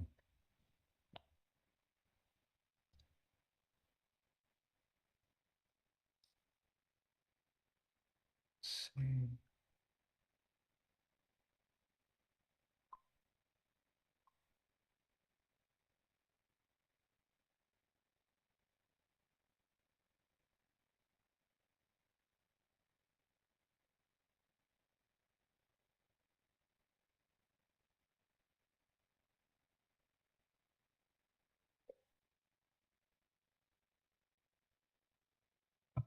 Hey, am I muted? No, I was unmuted. Yeah, I was just trying to figure some stuff out. All right. I had to choose some music. I'm looking at chat. All right. Good morning, chat. Yes, I was notified yesterday that we needed some covers. So I am here now instead of Stowe, and Stowe is here in front of instead of Leo. Let me go to this chat.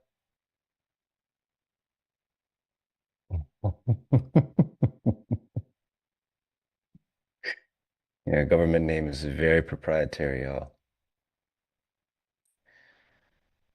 Did I take any previous trades on NQ? No. I was looking at NQ obviously when I got to desk. So I made a gold chart yesterday when I made these two. This is just a 1 hour, 15 days out with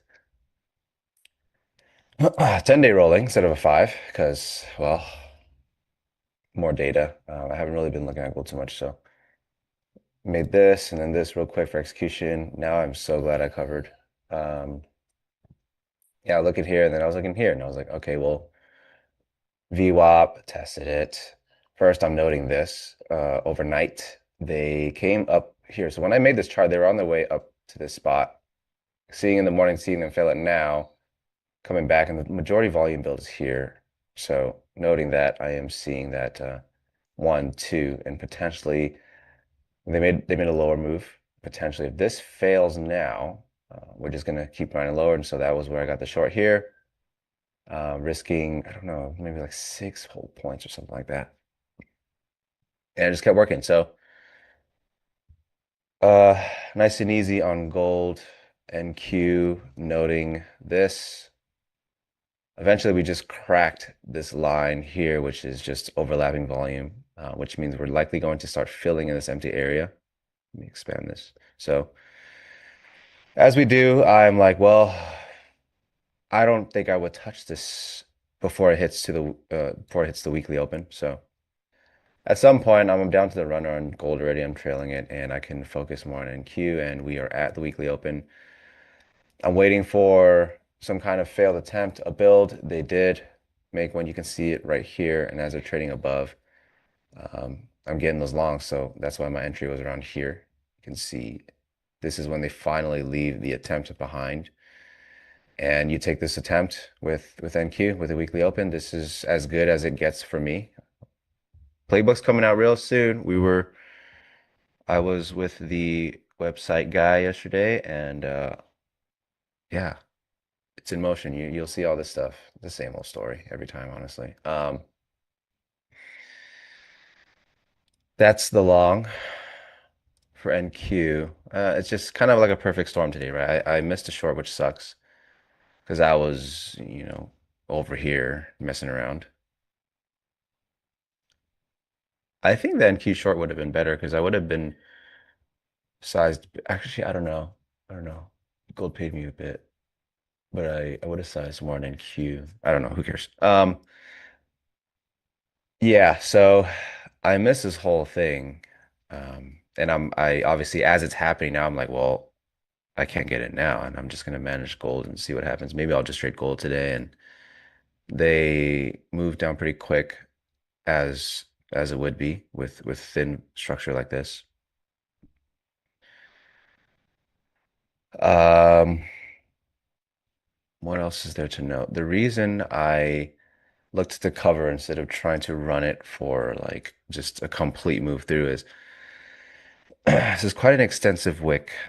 I would be very shocked if they don't start trading back into this and maybe retest this lower area first and either continue down or hold it and start to build this thing through and go back up. So I don't want to sit through that. I mean, it was already 100 something points. What else is there to note? Perfect storm today. It's not like I'm waking up and I'm choosing markets and it's just like this and that and blah blah blah. It's just I happened to be on time. Um, yeah. It's always a mixture of luck, right? That's the truth of it all. Okay, let me get the chat. Why the long? Okay, yeah, I just went through that. I can't be the You're here for that. If not, let me know. Try to give you a TLDR. Previous trades, no. What the fuck do you look at? The 9. 5-minute 9 EMA on NQ. I don't have anything on gold right now. I need to actually make a gold book somewhere. See a little bit of order flow, but I use a 5-minute 9 EMA only. It's just what I'm used to.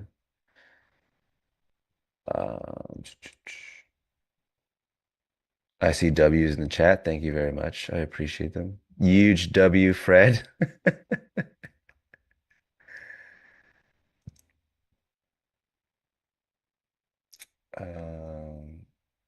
What was that? 8K?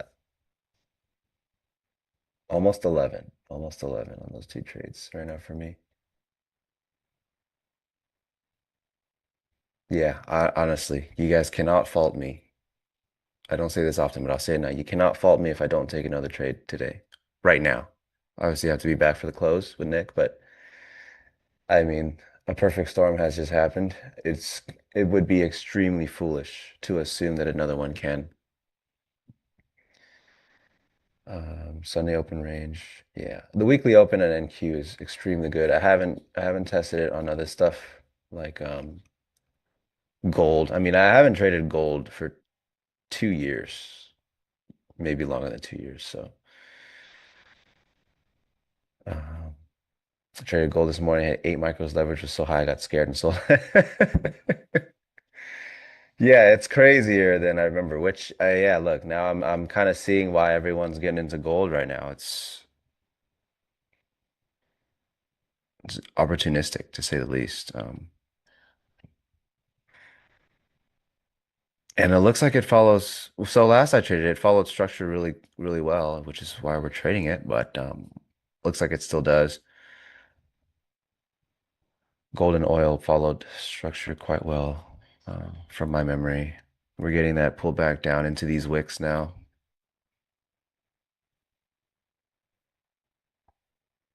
Where can I get the playbook? It will be on paintingthetape.net. It is currently being configured and organized. Frontier, I also have a YouTube channel where I have some videos for you guys, but they will be on Painting the Tapes YouTube going forward. And the website, paintingthetape.net. You can follow our socials. How do I balance looking at regular hourly candlesticks versus tape chart? I think it's the same Omni as like any other stuff. I have a high time frame off to the side,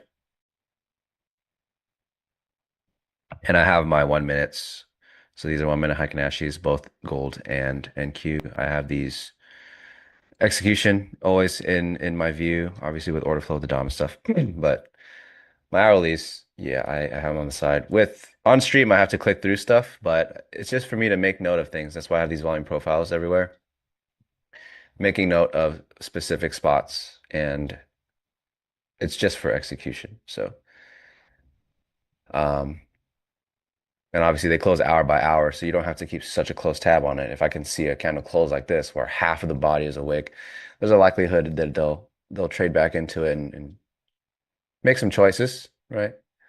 In the playbook, there's a whole thing too about market making choices and allowing them to make the choice and then making your choice after it looks like they've made their decision. Being predictive is trying to make the decision for the market, which is not going to get you paid very well. So they're doing that now. It's one of those things. The 1 hour is only going to give you a bar hour by hour.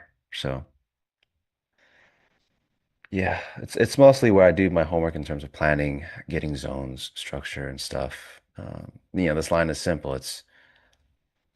We have supply here. Clearly, we have supply here because this is the all-time high, but there's a build, and every time we get there, it's chopped. They're trying to chew through so much supply in the can. They start to taper. It tapers more, and then it tapers more, and then today it finally cracked, fell through, and this is where volume's really thin, and the line is that reference. And with thin volume, you just kind of move through until someone's willing to step in the way. And eventually, we finally got that down here. That's what you're seeing.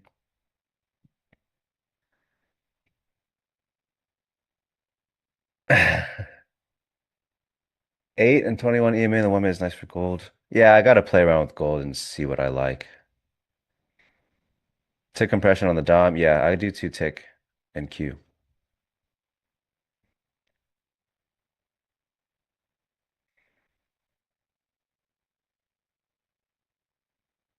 I know it's hindsight, but how did you like the short?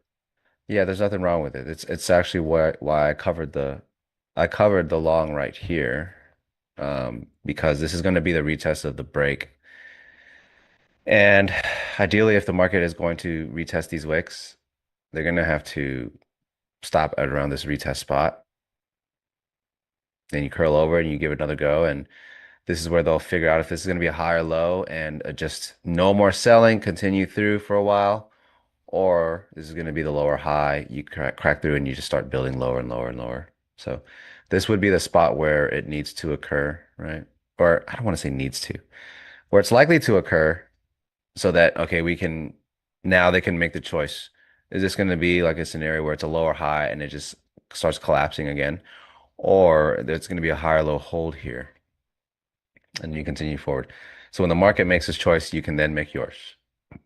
If you think it's a high low hold, get long, you know where your risk is. If it works, congratulations. If not, you take your money, you take your chips off the table and you cry about it, right? It's vice versa on the upside. If it works, congratulations. If not, just take your chips off the table. That's trading. You can ask me, how did I know this is going to sell down here? I had no idea. How did I know this is going to hold weekly open? And this is a crazy move. I didn't expect it to be this strong, just like all in one shot. But those it's just risk on, risk off, and the market will make its choice. It either agrees with you or it doesn't. And when it doesn't, you just pull your chips off. Where can we learn to trade like you? Well, here, NT Live, I trade like multiple times a week on here.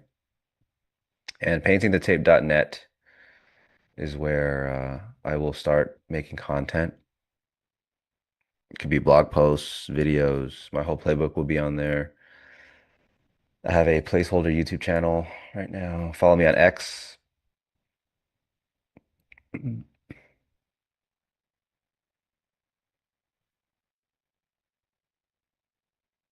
Yeah, Isaac, I hope you guys really do enjoy the playbook. It was not easy to make.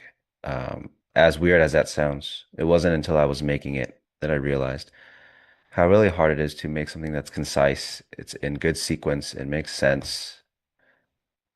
Stuff like that. Examples.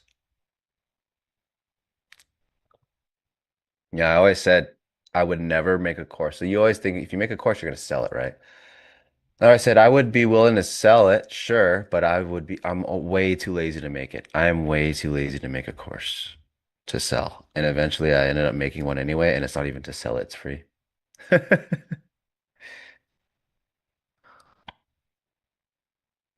did I come up with the reference line? Oh, it's very easy.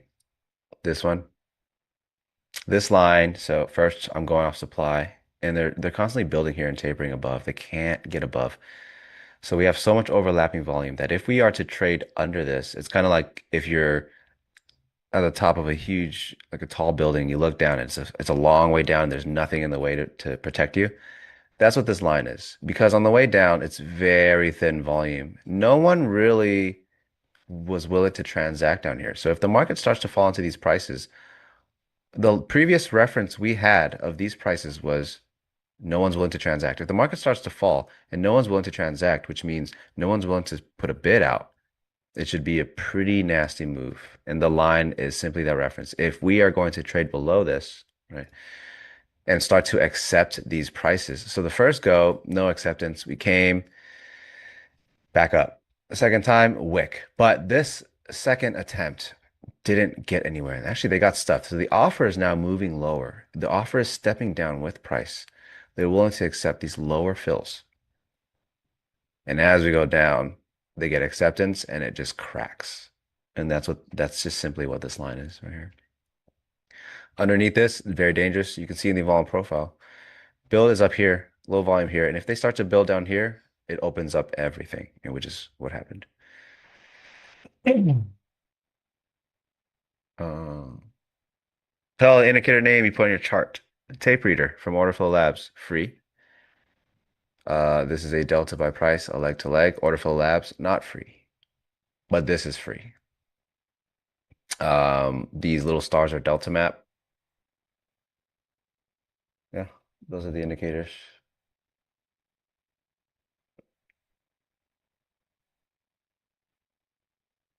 What was the biggest game changer in my trading? Trading less. So one of my things is I'll always get to the markets and I'll just fire off my trades and I just turn it off. I don't need to trade longer. I don't need to make more money. Obviously, sometimes on stream, you kind of want to give content to people. And so you don't want to just sit there and do nothing because you start to feel bad. People are here to watch you execute and there's nothing to do. And so we're all very grateful for what NT Live has built in a way of them trying to make things realistic. Whereas it's like you're not looking for action, action, action. They want it to be realistic. risk management. If there's nothing to do, if you don't like what you're seeing, then you do nothing, and it's totally fine. The chat accepts it. We appreciate you guys. We say it often, but at the same time, you can't say it enough. We appreciate that you guys are, you're here to learn with us rather than to see some gambling and firing off trades just to live vicariously on a risk perspective through us, right? If those who have been here a while do understand my process, that my mental capital burns quickly and I don't trade for very long. If I get good trades, naturally my charts would be off. So if you guys have questions, please fire them off in the chat. It gives us something to talk about, something to look over, something to, maybe learn or discover. But as a trader, I'm quickly mentally checked out. That's why these competitions, they're very different for me. They're required to be on for very long, fire off trades, make more P&L, right? For the sake of the competition. But it's not where my natural strength is. And so even for the first one, I was like, I think Stowe takes it because Stowe can just trade all day, 23 hours.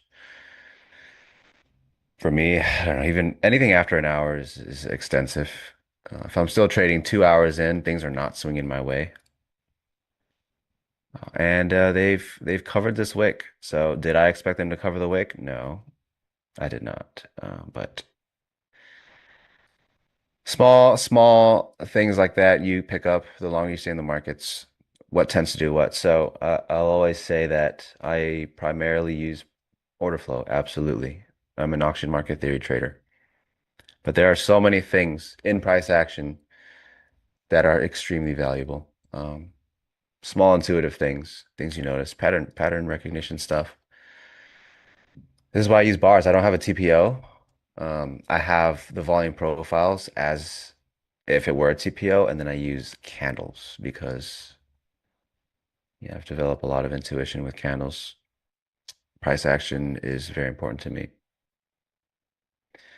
I don't even know what I was talking about prior, but yeah. Oh yeah, the question was what was the changing thing? Yeah, I realized the less I traded, the more money I made, and just the happier I was because I'm not on the charts all day. And it's always like a reminder of you ask them, they always say, oh, I trade for the freedom. I trade for freedom. I want time. I want freedom. But then they're like glued to the charts for 8 hours.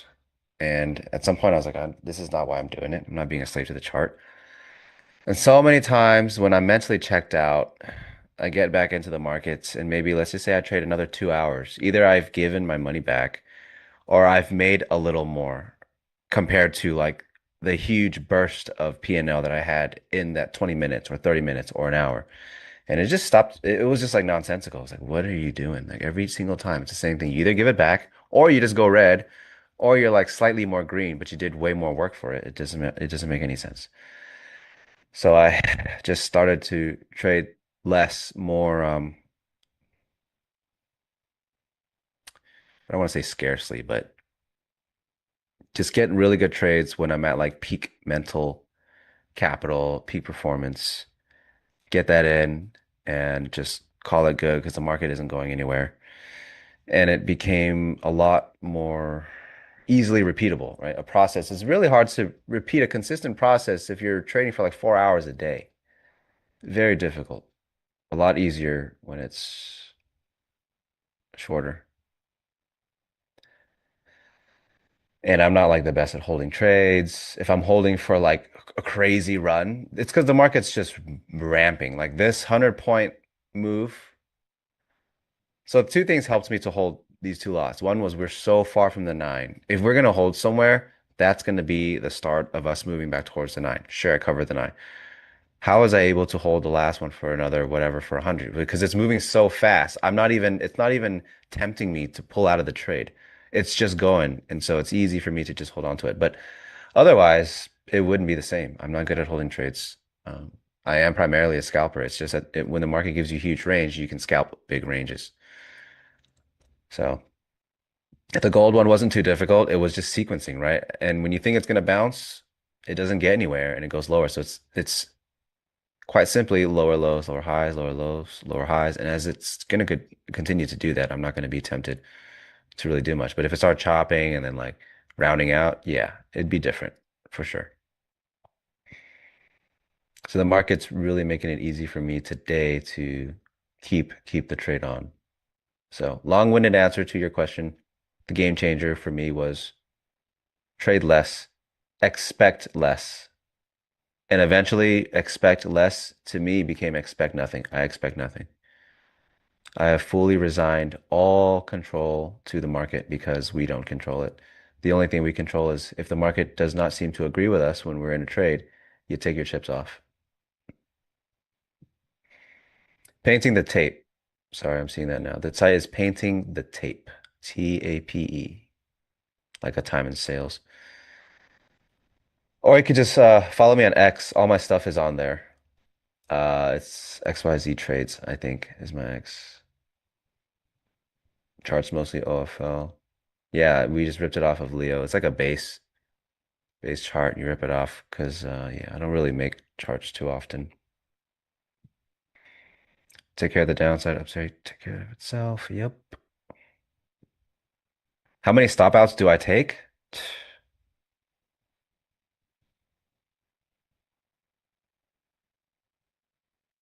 The first thing that comes to mind is just a lot. My stops are very narrow. And I'll take a lot. I don't have like a three strikes and you're out rule. Although commonly, yeah, if I'm already three strikes, I'm gonna just give up on the idea most likely and just chill out and wait for another trade idea to take place. But I stop out a lot. I stopped framing my trades in a right versus wrong mindset a while ago. So it's not like a stop is like, oh, I was wrong. It's I'm either risk on or off. If I don't like what I'm seeing, I'm taking the chips off. And it's not like, oh, I was wrong. If I take this off now, it means I am wrong. No, I'm just taking it off because the market doesn't seem to agree right now, and I would just rather take it off. If I'm in a trade that's working and I take the profit, as you would say, I TP, it's because it's at a spot where things can potentially turn. Just want to take the risk off there. That's just the idea. So I don't get too caught up in stops. If you've been here a while, you've seen me eat stops like it's not like it's all the time, all the time. I'll take the trade off before it hits my stop, actually. The stop is a just in case. But usually if it's not doing what I want soon enough, I'm taking it. I'm taking that trade off, no matter where it is. You're putting your chips on or you're taking it off. It simplified everything down for me so that I can execute more clearly and not be so invested on whether it was right or wrong.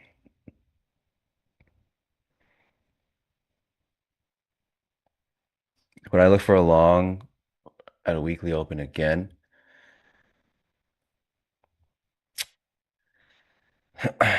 The reason I wouldn't, okay, I would if it still fails to go lower. Yeah, it's not off the table. But this is coming off a reoffer from the spot of the break. This is essentially like you could say the scene of the crime, and it has confirmed itself. The market is no longer able to transact into this majority volume where it overlapped multiple sessions, which means we are entering a phase of new price discovery, right?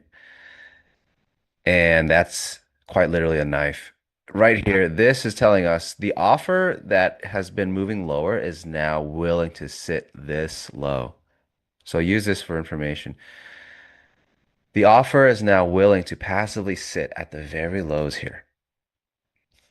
Until they move this to the side, you cannot have a buy bias. I cannot. The offer has moved all the way down and still there's more supply than demand in this market.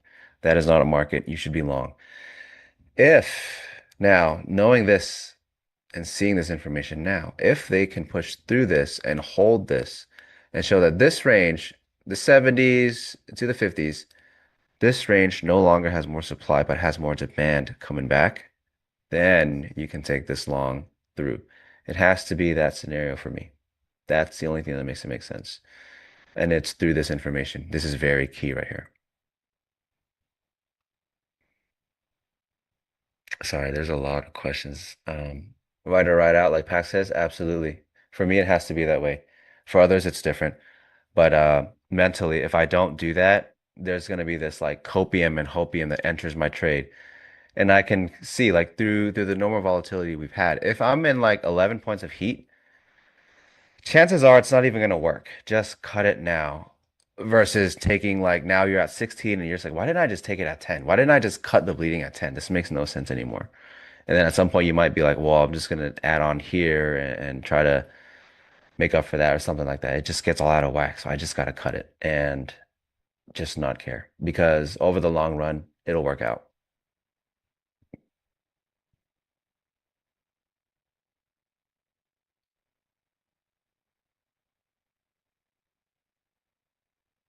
Maximum amount of trades? No, there is no maximum amount of trades. So for me, I notice a lot of people ask about trade count. I don't have like a X amount of trades or stops. My in or out of the market, if it's not from me just like getting tired of being wrong and offsides already, it's a time time component or obviously loss limits, right? But it's not how many trades, it's how long I've been trading. Usually it's within an hour. That's my normal session. If I'm still trading 2 hours later, it's not going exactly as planned. Doesn't mean it's like I'm red or it's horrible. It's just not going as planned. Um, yeah, it's more time than anything. My playbook isn't in painting the tape. Yeah, not yet. It's finished. They are working on putting it on the site and trying to organize the site right now. That's what's happening with the playbook, but it's pretty concise. What is the 1 minute chart? This is the 1 minute chart. Heikin-Ashis, if that's your question, like what kind of candles? These are Heikin-Ashi candles.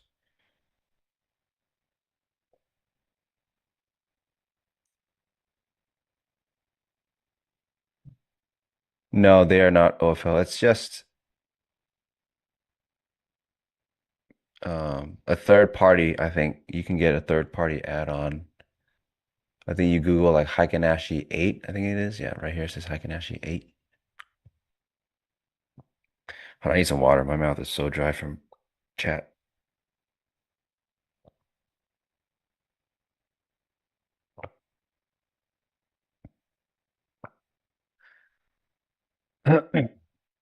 Do I position every trade with same risk, or do I dynamically size based on confidence level? It's dynamic. Um, Everything is based off of dollar amounts, which is why when I trade, I have the dollars where everyone has points. I need to see the risk like very clearly, visually. It needs to hit. Um, but it'll be different. Sometimes when I don't like something as much, it's less risk. Or if my stop has to be way wider, it's less risk.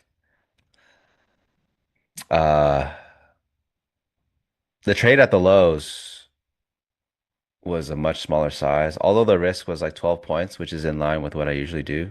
The size was much smaller, about half of what I would normally do because it's a knife catch. I'm not really going to give that much of a leash on my P&L.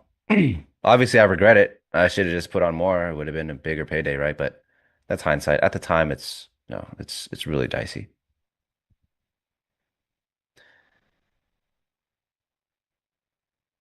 Why do I prefer Heikin-Ashi candles? It cleans up everything. I am a huge price action guy, but on a 1 minute, I'm not gonna do a bar by bar analysis on a 1 minute. I just don't trust 1 minute bars like that. I'm gonna look at it in aggregate. So like a sequence of a couple candles or a range of a couple candles or a consolidation. And at that point, I might as well put Heikin-Ashis because it cleans it up. It gives momentum of a move, right? So that when I look at this, it's just a clean picture where price is going, how it went there, and where it stopped, stuff like that. Obviously, I use candlesticks on other time frames because a candle like this means more, right? I see a candle like this, mostly wick. Okay, we'll expect a retest of the wick range, stuff like that, or this, right?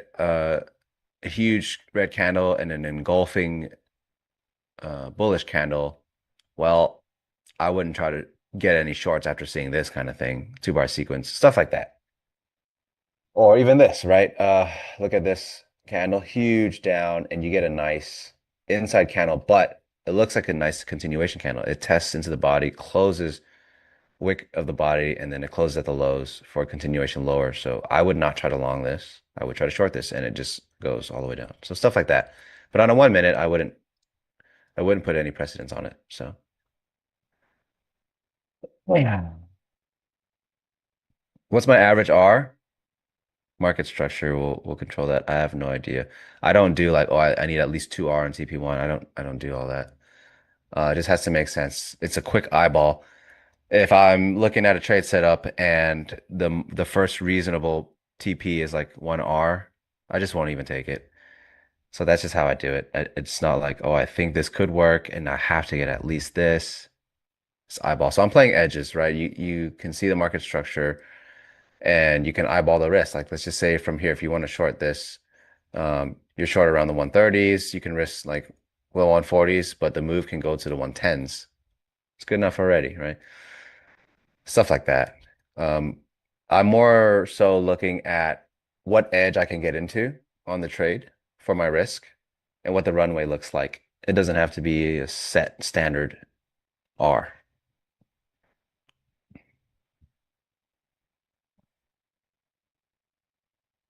Automate? No, I've never tried to automate. My trading is like highly discretionary, possibly dangerously so. Have you ever made a dumb mistake?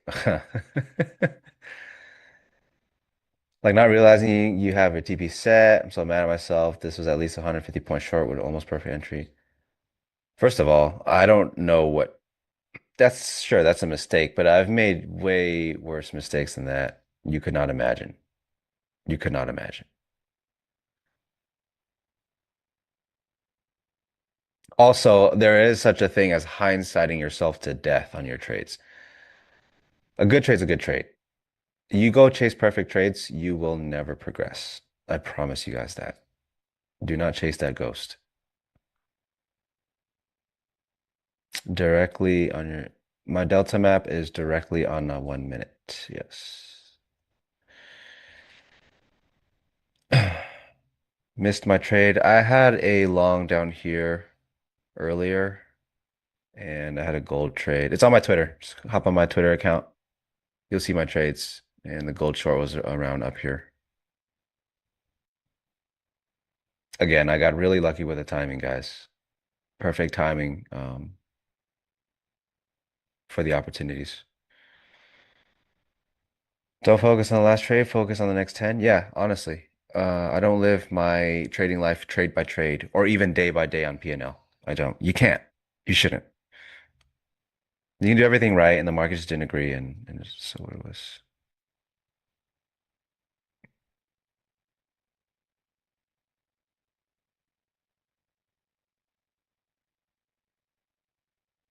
I tabbed back to discover XY has a Greek chorus macro commentators. What is that? What am I even reading right now?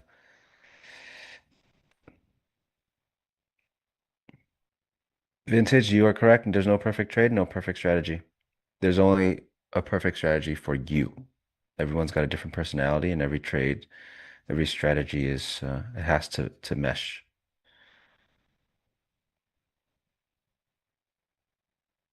Oh, here's a question. XY, you mentioned you probably won't trade more today. On a big winning trade day, do you have a process to not have this kind of a win sabotage the next day of the near future? Yeah, usually if the day is big enough, I just take the whole week off. But I'm a streamer boy now, so I'm on all the time. Um, I haven't hit that mark yet, so I'll continue to trade. I mean, actually, if you combine, yesterday wasn't that big. Yeah, no, I haven't hit that mark yet. I'd still be willing to trade through the week for sure.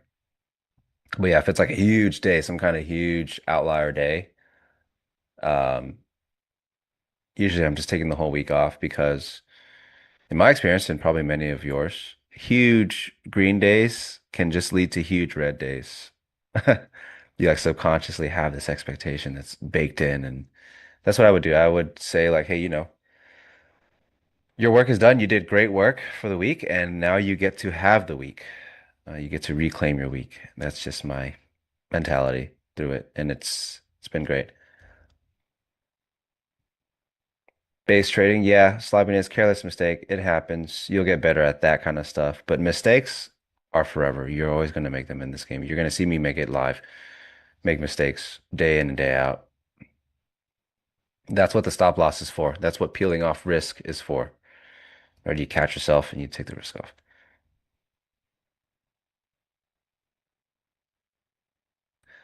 Mission Control had placed a panel below you showing Jim, Tracy, and Craig all at the same time in theater. I missed it. I didn't see that. Yeah, those are the in-house NT Live experts. Yes, Gene Bar. This is my market lens, totally. And that will be very much detailed in the playbook. The volume profile is where I do a large majority of my work, which is why it's everywhere. You guys will see what my footprints look like, and they also have volume profiles. How do you set the 5 minute 9 EMA? I'm not sure how to do it on here, which is why I don't have it. But you can just pull up a 5 minute chart, have a 5 minute chart, put a 9 EMA on it. Are we allowed to sign up for Ninja Trader Final Cup Arena? We already traded Monday for the first one. You're not allowed to do other qualifiers, I believe, but you are allowed to do the final one if you made the cut. I think it's a top percentage, something like that.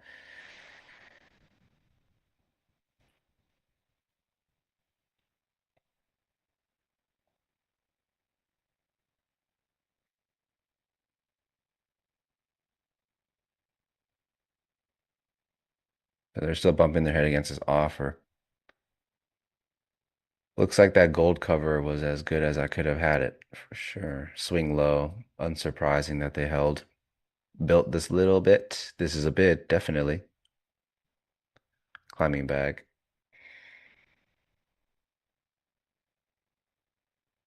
72s could reoffer. Yep, 72s could certainly reoffer 70s. Very quick window of time. I see that as like I've just been paid. Um, my EV is extremely high, per the amount of time that I'm on the charts, and it's not gonna get better. And I should just take that for what it is as a blessing and earn myself the rest of the day. That's kind of my mentality. If I make a good amount in a really short time span, that'll also do it for me. Because then at that point, it's kind of like I'm staying to do more work for less pay. It's not ideal, if that makes sense.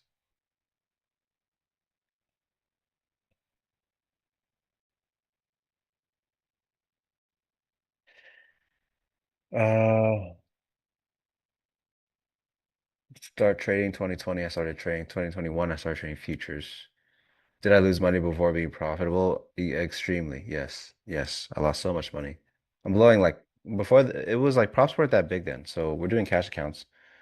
And I'm just like cash accounts are just dying. It's a graveyard, right? I think there's like three or four of them. My very first deposit was 1,800. Ran it to over 13,000 or 18,000 or something like that. And that was in a week. And then it just all died within the next week. Very first cash deposit. That's what happened.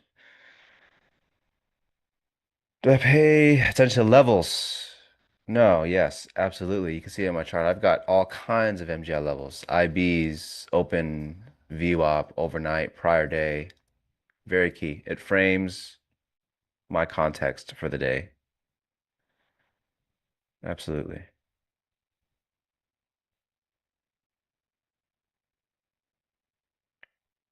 1 minute chart, not a volume chart. I think all the other guys use volume, but I use a 1 minute. I'm just used to seeing it this way. That's just all it is. Everything's a visual, so you do what you like. Am I always sizing up? I haven't sized up on my trading in a while. I've just been content with where I am. It's a good balance for me.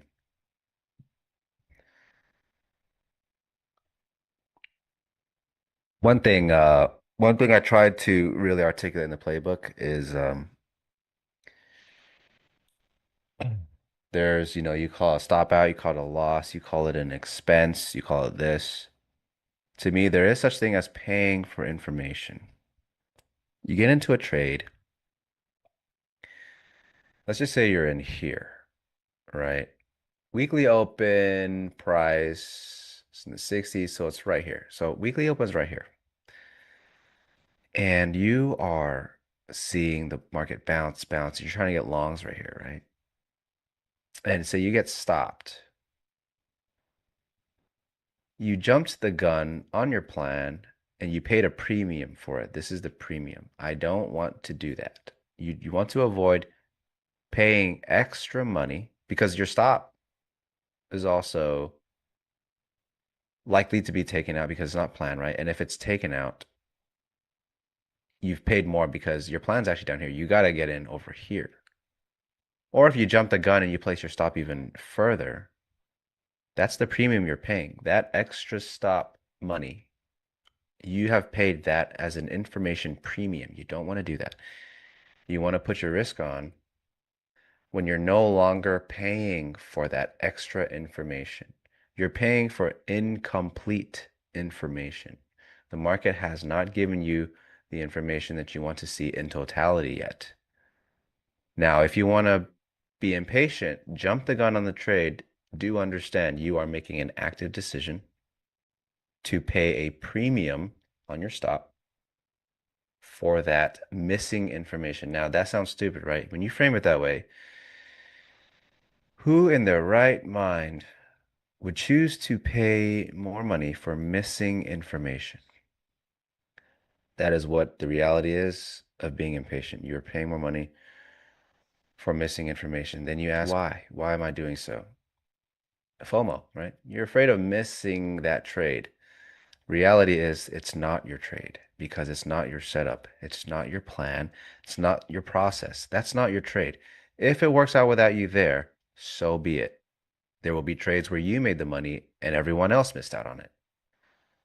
Nike isn't trying to sell phones because it sees Apple making billions selling phones. Apple's not trying to sell shoes because it sees Nike selling shoes.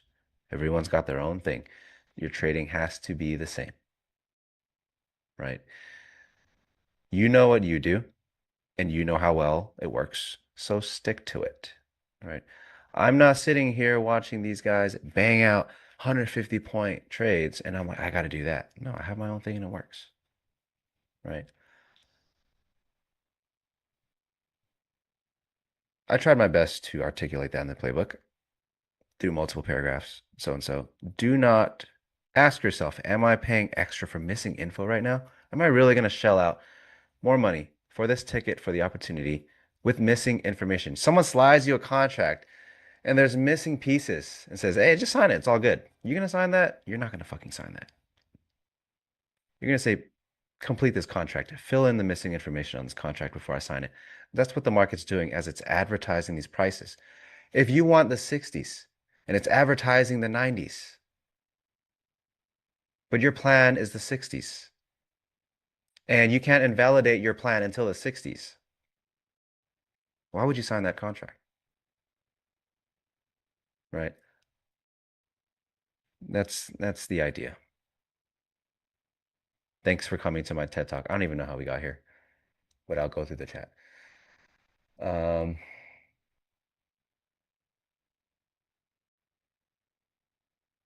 Martin, yeah, I don't know what that is, but that does sound kind of scary.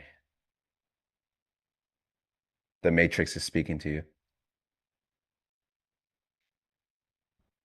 Order flow a must, or I can do without it. I can do without it. I think on last Thursday I traded without it. Just volume profile and price.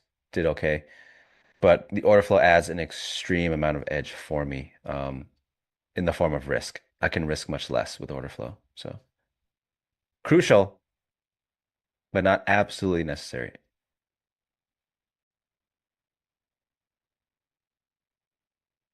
Gene, yeah, there's a template in OFL. I'm not sure if it's free, but Mine is a template, and I just switched to candles. Do I give out my playbook? Yes. So I made one. It's free. That's the good news, and it's being uploaded. So follow me on X, and I will let you guys know when it is complete and where you can find it. But it's free. Who helped you with your mindset? Pain. Pain helped me with my mindset.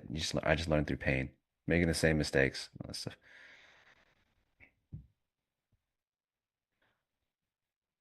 These color bars are not an indicator.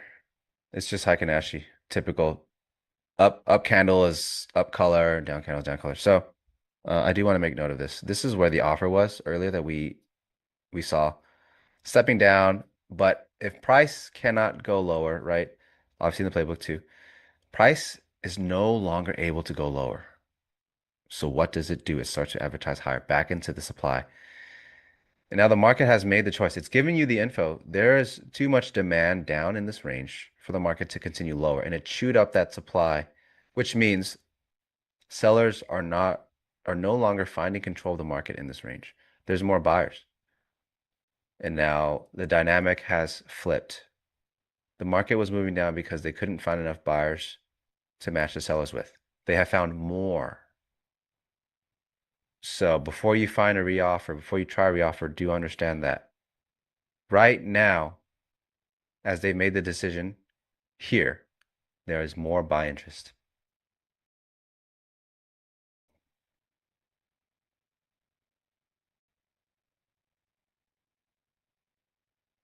But how do I size up if I was trading only 2 lots, comfortable with wins and losses in tens?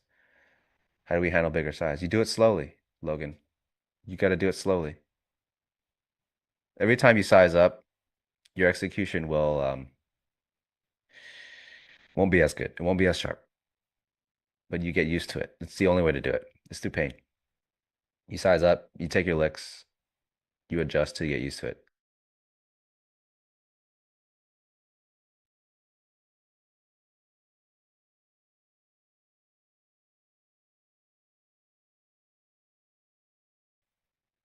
I wouldn't attend, but I'd definitely listen to podcasts.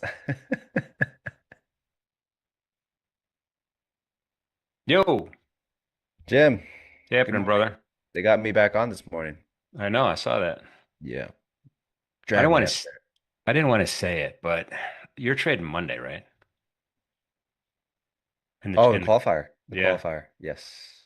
Yep. So they asked me for some odds, and I refused to answer this morning, but I didn't want to say it in front of Kane and Stowe and T trades. But of the highlighted, yeah, of the featured traders, we have Kane, T trades, Leo, you, and then Market Mommy, who I have not met yet, and Carmen Rosado, who I have not met yet. They are So, all killer traders. Absolutely killer traders. Yes. They put me, I don't know why they had to do that to me. They threw me in with like the Avengers. And I'm like that fork guy from Toy Story. I'm just a Forky from Toy Story. And I'm just like, what am I doing here? well, last time I was in this position, I picked Nick. Nick won. Nick wins. I'm picking you for Monday. No extra pressure, brother. But I met you in Naples. I know these other guys and the two girls. I don't know yet, but I'm going with XYZ Monday qualifier. I said it out loud. Don't give 'em shit, the rest of you guys. That's all I have That's to a say. hot take. Scorching. But I Yeah, appreciate the vote of confidence. yeah. I'm We'll see. We'll see what I can do with 5 markets I don't look at. it's all right. We'll take you got your system, man. You got your style. You'll be fine. I would think so. Let's see. We'll see. Tune in Monday, guys. Yeah, yeah, yeah. Are you back this afternoon? I am with Nick. Yep. All right, everybody. We have XYZ and Nick coming back this afternoon. Awesome morning session. Appreciate you as usual. Thank you for all the thumbs up. Still have a chance. Thumbs up before XYZ leaves. And subscriptions are awesome. We appreciate the subscriptions as well. There we go. There's that little button on the top. So, XYZ, man, thanks for everything. I'm going to do an edge report, wrap up the morning, and I will see you this afternoon after lunch. See you guys. See you, Jim. I probably have to share my screen, though. Yep. I'm way ahead of you, Kevin. I'm way behind you, Kevin. All right. So I want to talk about the Bitcoin for the Edge report this after this end of the morning. This is really kind of interesting. We have the initial balance set. Top of it's about 109,220. The bottom of it, look at my white parallel lines, 107,650.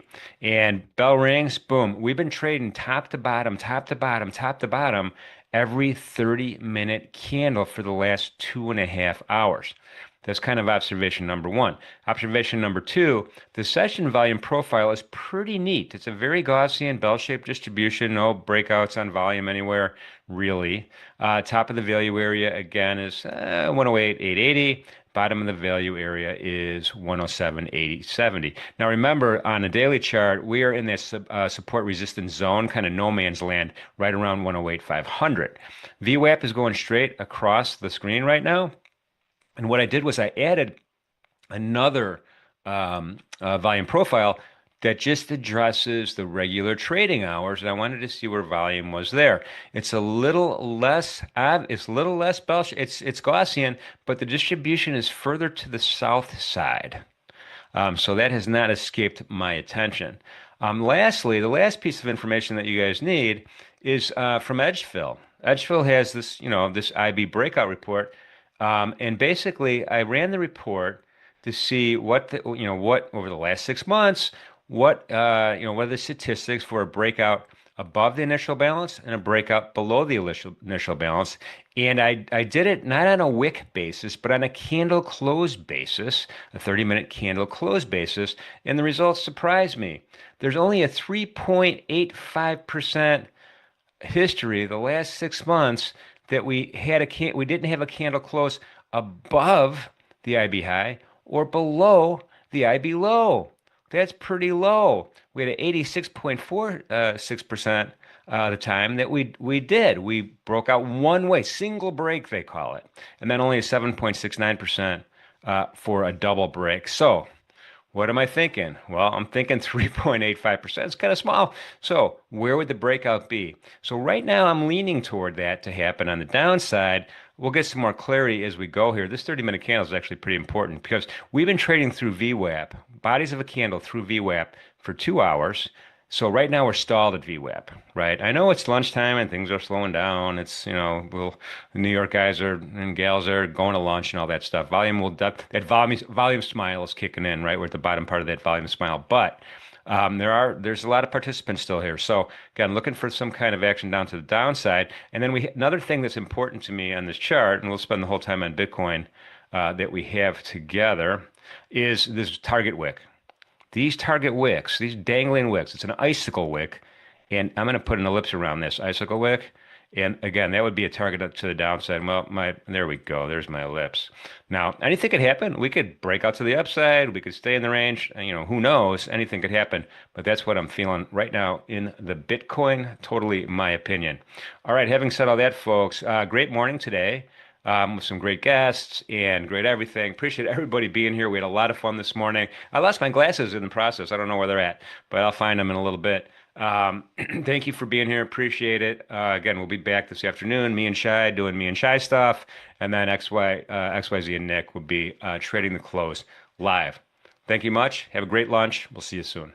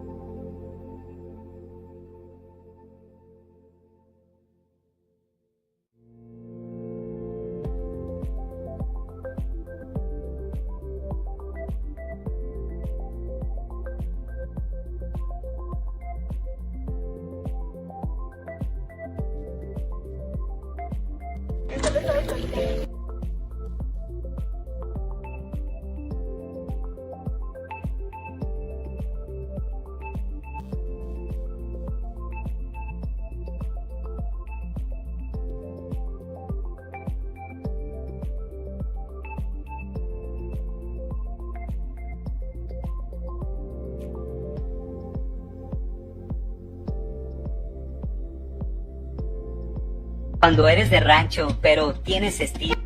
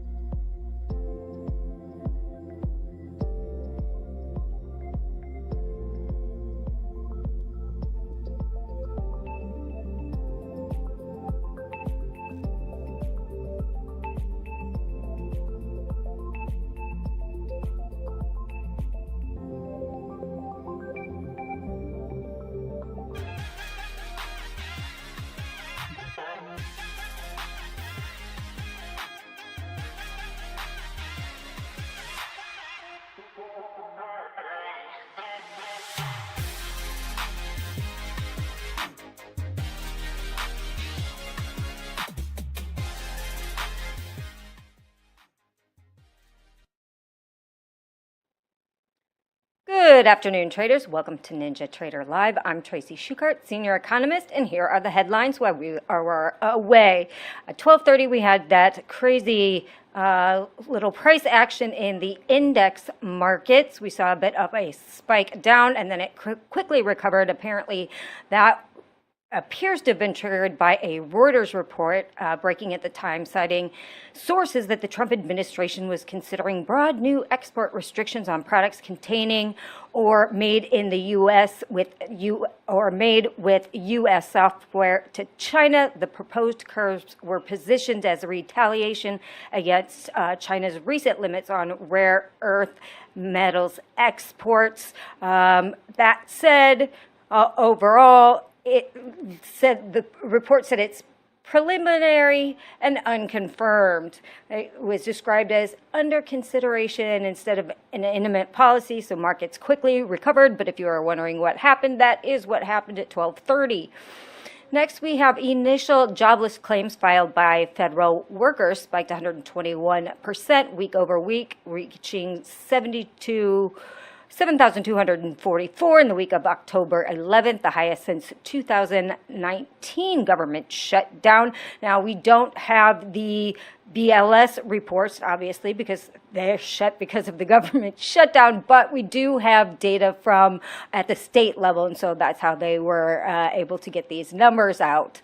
Next, we had a 20-year auction. That auction, we'll give it an A minus. It actually went well, as most of the other 20-year auctions have not been as good as people are apprehensive to hold duration in the U.S., but this one went pretty well. Bid to cover 0.58, indicating moderate demand compared to recent averages. The auction yield of 4.506 came in slightly below the prevailing market yield of 4.52, suggesting solid demand. If you kind of have weaker demand, we will see those bonds have to yield higher than current yields to entice people to buy them, but this actually came in below, so it's definitely a decent auction. Then we had this Nick Timros, I don't know if you know who he is, from the Wall Street Journal, posted that the Federal Reserve officials who are unable to receive U.S. economic statistics due to the continuing shutdown recently lost access to employment data from ADP, and that is the private payroll data, which I actually think is better than the BLS data because it's real time. It's not a survey that they have to collect. This is actual payroll data from a payroll firm.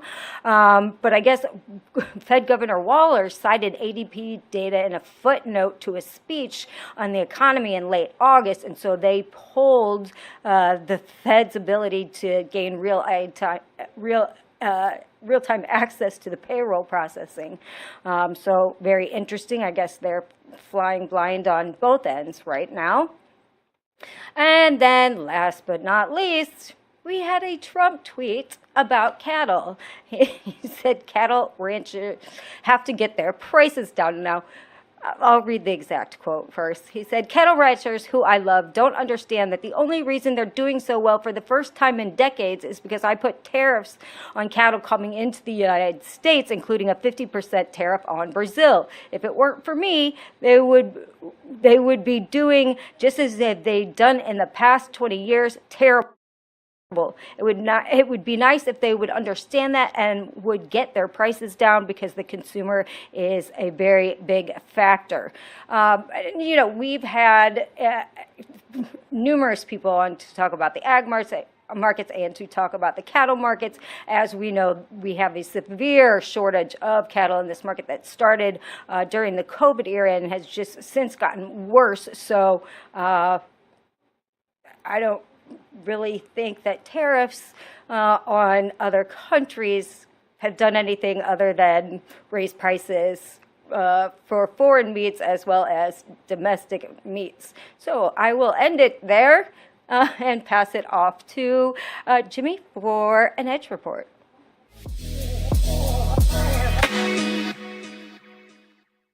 Thank you, Shai. Well, now that you mention it, let's take a look at a live cattle chart. We have one right up here on the screen. It is handy. This is a daily candle chart. December is the front month. The trend really started all the way back here on June 26th, and it's a pretty consistent trend up. We kind of went sideways a while, starting at the end of August and then into September. Resumed our rally again. This whole distance represents about a 20% change to the upside. So cattle prices a little bit heavy here. Today we did have a red candle, a pretty significant kind of benchmark red candle. Brought us back down to that 23.6% retracement level. But moving averages are still aggressively upward right now. And this started from the get-go. So I don't know if this has to do with the comments or not. Most likely not, but this is just a real quick, remember they have abbreviated hours in the cattle market, but this is just an intraday chart, 30 minutes. It's been selling off below VWAP all day long. So there's your cattle update from NinjaTrader Live. Let's shoot over to the micro Bitcoin though. Micro Bitcoin, again, fascinating market. Let's shoot over to the dailies. Bear with me. There we go. I mean, we're just sitting right on this 108 500 zone I have highlighted here from these lows from the beginning of September all the way through today. We're just sitting on it right now. We have a nice sell-off, a little bit of a retracement back up, right? We retraced back up past that 31.8% on a wick basis. On a candle close basis, though, we didn't get over that 31.8%, and then sellers just pushed us back down, and we're back down here. Next step down, in my humble opinion, is around that 101.5 area here. There's that rectangle down there as well. We're still in a negative gamma condition. Intraday to see if anything's changed since we talked about this a couple hours ago, and it really hasn't. I mean, we're literally The bias is within the value area from RTH, and let me just kind of update that. Just oopsie, come on, Jim, you could do it. Maybe. There we go. Oh, it's updated. The value area from the regular trading hours, it's biased, it's skewed to the bottom, right? The point of control of that RTH volume profile is right, at the bottom end of the 108 handle right now, and we've been kind of trading from VWAP down to that ever since launch. So before that, it was initial balance high to low. Now remember, we talked about that stat. That Menthor Q stat, we have a 3.85%, I'm sorry, Edgeful stat, we have a 3.85% chance of a candle not closing, a 30-minute candle not closing below the initial balance low or above the initial balance high based on a 6-month look back for candle closes. Yeah, we wick through on the top, we wick through on the bottom, but that stat is a candle close. We might get that 3.85% day today, but who knows? Anything could really happen with the Bitcoin. So we don't need to go to a daily chart for that. Let's just kind of move over to the main event, the E-mini S&P. Let me get my daily chart up. It's been a long day, people. That's all I could say. But it's gonna get a lot longer. Let's just kind of check this out real quickly here. Decent sized red candle. And some areas of interest here to think about. We have this this is the contract roll volume profile. I started it on the 15th of September. We talked about this morning with Farm, and that point of control, that price happiness point of control is right around 67.10, 67.9, and we're almost sitting on it again. So over a longer period of time, sometimes these longer period volume profiles do act as magnets for price, and we saw it here today as well.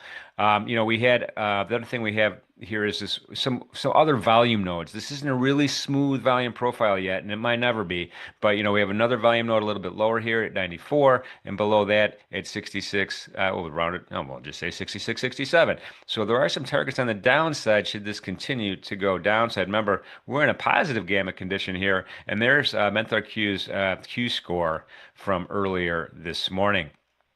Intraday. A lot of lines intraday, that's for sure. So some of these old areas in resistance, I pulled them aside. I kept them rolling here. That's that purple line from yesterday. We lost VWAP in the rearview mirror right here, the second 30-minute candle during the initial balance, and we haven't really looked back. We wicked through it once. That was it. VWAP, a lot of price separation between the session VWAP and where we're trading at right now. And not only did we get to that one-day min, that Menthar Q one-day min, we got to S3, which is kind of rare. We don't always get to S3 a lot. And then this is Pax's, I got to double check with him, but I think this yellow line should be Pax's quarterly pivot, but I'll double check. 0 DTE put support, we wicked through that at 67 even. And I don't know why we had this big sell-off, but we did, and it continues down. Going through the rest of the day here, the point of control is pretty far north right now, and so it's going to be hard to get to 67.70. I'm not saying we can't, but it's pretty hard to get there. We'd have to cross that VWAP on the upside. The competing volume nodes here are at 49, 67.49, another one at 67.40, and then way down here at the bottom, see this little guy? Well, it's not so little. That's at 67.10, 67.09, which corresponds with that overall a contract daily volume profile point of control. So I'm going to keep that highlighted on my chart. That is this afternoon's Edge Report. We are ready to trade the close. We have XYZ in the house, and Nick is working on his PC. My understanding is hopefully he'll be here as well. How you doing, XYZ? Not too bad, not too bad. Yeah, Nick's having some PC issues, so we'll hang tight and hopefully he can get that sorted soon. Yeah, but I got some good news. What's the good news? So when we were in Naples, I met this super cool cat. His name was Jared Tenler. And Jared is the master of the mental game. A mental game coach in poker, golf, and in trading. And he wrote The Mental Game of Trading. It's an awesome book. I got to meet him. I know you did too. And not only is he a great guy, he's a terrific athlete. Like golf, I think he won the golf. Everything. He's good at He everything. won tennis. He won arm wrestling. I mean, Unbelievable. But he That was a just goes great, to show the mental game is everything, right? You can do anything yeah. if you got that right. So he's going to be hosting a segment at the end of the day, 4 o'clock. So don't leave after XY banks a bunch of dough here. Hopefully, keep our fingers crossed on trading the close. We'll Jared is see. going to host a segment called Retail Therapy, where he literally has a couple of traders, some random retail traders that are going to be live with him on the show and ask him questions, and then hey, what where you hung up, what are your difficulties, what are your struggles, and Jared's going to go right into it and talk about the psychology of retail trading. So that's going to be he did it once before and he is awesome. So I'm looking forward to that. Yeah, Jared's awesome. Yeah. So don't leave, you guys. 4 o'clock, we're rolling, everybody. Um, oh, boy, you got trade rolling, man? I do, yeah. I am currently sitting long right now. Uh-huh. Yep, yep, yep. Nadgy long. Well, I see a lot of green up on your position tracker. It's not too bad. It's not too bad. Not too bad. Dude, you're buying dinner if we meet in Vegas. It's been a day. I could say that much. It's definitely been a day. Oh, you had a good day? Yeah, the morning was really nice and the action's just been really good. Can't Yeah. complain. I got paid by gold in the morning, which was Really? interesting. So you were short. I was short gold and then I missed the NQ short because I was like messing around over in gold. And then I caught some longs in NQ. Um, yeah, it's been a day. Well, it sounds good. It's been a good day. Yeah, I can't complain. All right, all right. Well, I don't got dinner forget. next time, Jim. Not only that, I'm actually you could earn me some extra dough. Yeah. My money's on you for Monday for Very the. dicey. We saw what happened last time. You make me trade a whole day, things can get really interesting. Well, that might be the key though, too. I mean, you know, I wonder about the strategy where, you come out of the blocks running, you get a good head start, and then take the middle of the day off, then pop back in, see where you're at, and try to get back involved. That might not be a bad strategy. That's what I'm gonna have to do, actually. I'm just gonna do it that way, and the chips will fall where they fall. Yeah. And hopefully you're two for two. Yeah. By the way, there is a link in the chat, folks, for that for the qualifying round three. So qualifying round two is Monday, and then qualifying round three is the following Monday. There it is up on the screen. And there's still seats available, is my understanding. I don't know how many left. I mean, don't forget there's a maximum amount of folks. The first two qualifying rounds we sold out. The third one's going to be sold out. So if you're thinking about registering, give it a try. That link is right there in the chat, or just go to I think it's arena.ninjatrader.com, and you'll see all the things you need to do here. It's super super easy. 400,000 in cash prizes. It's quite a bit. It's quite a bit. No kidding. Wow. Any Enough event. to buy an hour to hang out with Jim. You don't have to pay to hang out with me. Anybody anybody can hang out with me. It's one of the things I'm really good at. Yeah, Jim is if anyone ever gets the chance, you gotta hang out with Jim, man. It's awesome. It's good vibes. It's the vibes are immaculate. It's just good all around. It's good conversation. He is what you think he is, man. He's the real boss around here. I don't know about that, but love the company. Love talking about trading. That's the one thing is, it's literally, yeah, Dan, you're right. You meet me in Charleston anywhere, martinis will definitely be on me, by the way. Uh, but that's the one thing about this that makes it so great. It's I'm a little bit older than most of the folks around here, and I'm always learning. ABL, always be learning, and it's something that has not stopped. That progress of insights and different approaches and innovation just never stops in this business. It's awesome. Well, I've got news. Uh-oh.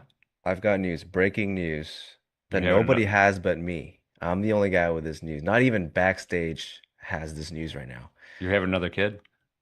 No, Nick is out. So you guys will have to be talking to me for 90 minutes and just to me. There's nothing wrong with that. Nick's PC it might be on fire right now. I don't know. It's actually literally on fire, so it'll just be me. You guys get to hang out with me. Boo-hoo. Cry about it. I'm gonna try to cover another one here and go down to 3 because they are taking forever to get through this. And yeah. So let's talk about that. You have a time duration in mind, or is it just based on what you're seeing on the tape? It's just the tape. Yeah, I that next take profit was not too far up, and I didn't want to risk it going all the way back without taking at least some more off. Yeah. Down to 3, it's pulling back now. It's like a gateway right here. And Yeah. if they can get through, we'll get paid a lot. If not, then we'll break even on the last 3 and try to keep everybody company for 90 minutes. I think we'll get some good opportunities for the rest of the day, though. It's looking pretty nice. Gold looks like it just went to bed. Full reversal, and now it's checked out. On So, gold, you yeah. mean? Yeah. I mean, we're only down 0.41% on this session, but I've been tracking that. If you go to the CME website, if you don't have it on your platform, you could see the daily open interest for each contract month. So it's not just aggregate. You can get the monthlies from the CFTC, but the CFTC has been closed since October 1st, so you don't get that COT data. But you get daily data. At the end of the day, it's end of the day data that tells you what the change of open interest is. And when you see a trend aligning up with a rally peak and a sell-off, it makes a lot of sense. I mean, the last 4 days, we've averaged about, and I'm going to eyeball this, 3,500 less positions. In other words, smaller open interest for the last 4 days in gold. But that means people are getting out of positions where they're not creating new positions, and it makes sense. I mean, it looks like the longs are getting out. They're getting short. Just unwinding. Yeah. Yeah. Anyway, that was gold. So that was a good kind of thing to look at. And for any trending market, I always recommend look at that open interest, get an idea of what's happening kind of from a institutional investor standpoint, longer term standpoint. And a lot of times it results in this price pressure that it's like, aha, I see what's happening here.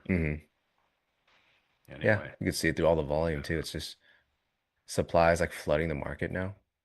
Everyone's just getting out. yeah. Oops. So I'm just pulling It up is an what it Andy is. chart real quick. I got to be a beneficiary of it, so I can't complain. Yeah. That's the way to go. And we have that edge full stat that we pop up at the top of the screen now. It's the bias indicator, the sentiment indicator, based on 4 of their studies. They have some magic algorithm there, and boom. Oh, there it is up on the Ooh, there it screen. is. Ooh, a lot of red. A lot of red. That thing is like fixed in stone for the equities, I think, at 10:30 a.m. And we show it periodically throughout the show. So kind of helps with, what the math is. Understanding sentiment is kind of hard, but Right. they've done a good job. Edgefield's done a good job at kind of graphically figuring that out. Yeah, that's pretty cool. That's a cool little widget right there. Widget. Widget. That's what they call it, right?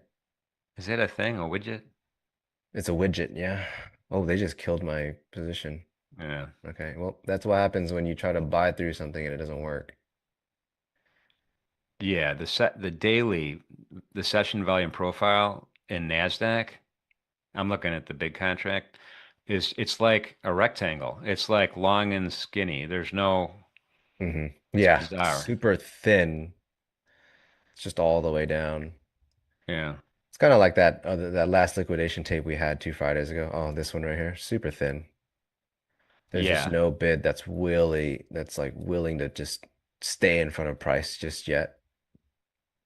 And But I do weirdly, think that if they can't trade under the 870s anymore, I will take a stab at longs. I'm leaning on this volume here, so if they can lock out everything under here, we'll try some longs, but we'll see. We'll see what the market gives us. you're more optimistic than me. It's a negative tape today. The tape is Yeah. Someone's really mad, or everyone's really mad. People are mad. Yeah. But the weird thing about my, at least on my volume profile, the point of control, even though it's just that, I'll use the word, I'll quote Kane, a crap profile, um, is pretty much that point of control is at 24, 9, 10, right where we're at. So for some reason, there's this little spike there. There's just a bunch of, so earlier I was actually watching this on the way down. There were really big bids slipping into price around these ranges. Yeah. They were sneaking in like 100 lots. And so you're seeing these little spikes. It's like little thorns, right? This volume structure right here, distribution, has a lot of those guys who snuck the bid in, which is why we're seeing this. So if they can actually hold price above this volume under the 870s, we could see quite a bit of a move up. But who knows? That's always the thing, right? You do all this analysis and you just go, who knows? Yeah. No, That's I the hear you, game. man. I hear you, man. I don't know. There's just been some wacky, Tracy just read the news and it was some wacky stuff Mhm. hit the tape. I think there was more Trump China wackiness too that hit the tape around 12:30. Yeah. Oh yeah. Till 12:30 was Trump was saying how they want to no longer allocate stuff to China that has US components in them and stuff. It's always Yeah. something. Exporter's gonna love that one. Can't send that there. Well, it's given So us opportunity, so it's well, they'll not too have to bad. they'll have to I send think it we'll to be able to get some Singapore and stuff. get their buddies in Singapore to forward it on. Jim Z's had the taco trade is on. Taco trade. Oh. It's back on. We're back. Yeah, Jimmy Trading. Yeah, Jared's going to be with us at 4 o'clock, so you have about an hour and 5 minutes, something like that. But the other thing that struck me, I don't want to just, I don't want this to be the Jared Tendler show, but it should be because he's awesome. But the thing that struck me about him is he was super fun to be with too. I mean, he had a cocktail in his hand. He was joking. He was telling stories. He was engaging back and forth, and that was pretty fun. Oh, we just got along again. Yeah, the cool thing is like with someone like that, you never really know like how what their demeanor is really like. Outside of work, we'll say work. But he's super laid back, doesn't take himself like super seriously. He could joke around. He's like super just good vibes, really light to be around. You don't really have to feel like you can't just be yourself. He's Yeah, he can goof around for sure. yeah. Yeah, that was awesome. So you just got He's got a along lot of again, right? jokes. I say that much. Yeah, I know, I know, I know. You just got along again, right, bud? I'm long in. Just two lots only right now. We're gonna see what they can do. It looks like they're holding against the selling pretty well. I would be willing to add if we can get some trading done above the 940s, 950s. But I'm gonna sit in these two for now. So Yeah, I got it. I like it, man. I'm gonna be rooting for you. I appreciate that. Yeah, while you duck out. Dip out, what is it? Dip in the chat? Dip into the I chat? don't know. I mean, you say dip out or slide into the DM or I don't know. I don't know what the nomenclature is here. I'm going to be in the chat. That's how I would say it. I'm gonna just be in the chat. Yeah, Cooper's in here. Good to see you, Cooper. Fractal. Good to see you, Fractal. Thank you, everybody, for being here. Thank you for the thumbs up throughout the day. Thank you for the subscriptions. And most importantly, thank you for being such a cool chat. I mean, and across the board, everyone listening to us, whether you're in the chat or not, everyone is really helpful to each other. I get great emails from people. And it's a unique community of traders. So thank you for being so cool, everybody. Yeah, chat's always chill. All right, my friend. Well, I hate to leave you solo. I don't see Nick anywhere in sight yet, but he'll figure it out, I He's not think. having a good time, but I don't mind. I gotta put on my bullish hat because we're long, so just give me some time. We'll be all right. How about that? Before I go, how about the Ninja Trader gear? I know it's nice. Super nice. It's nice. Yeah, when I walked into the room, Chris was like at the room next to me, and I walked in as the door's closing. All I said was like, "Oh shit, we got free shit," and Chris was like, "Huh?" Then he texted me out. She said, "Oh damn, that's nice.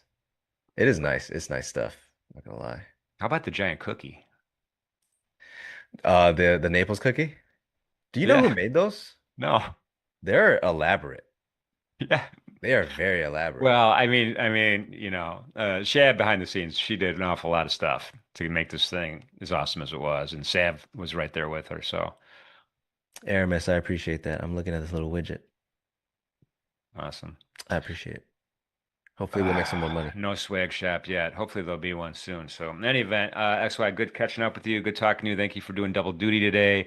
I will be back toward the end, and best of luck on this trade. Hopefully this thing rallies like 5 million points. Hope so. Hope so. All right, man. I'll talk to See you you. in the chat. All right, guys. So we've just added one up here. I'm looking to see if they can sustain this trade. We'll put on one more. Risk some profits unrealized. Looks like they're really chewing through this offer, but all right. They're stepping up on the tape. We'll try it.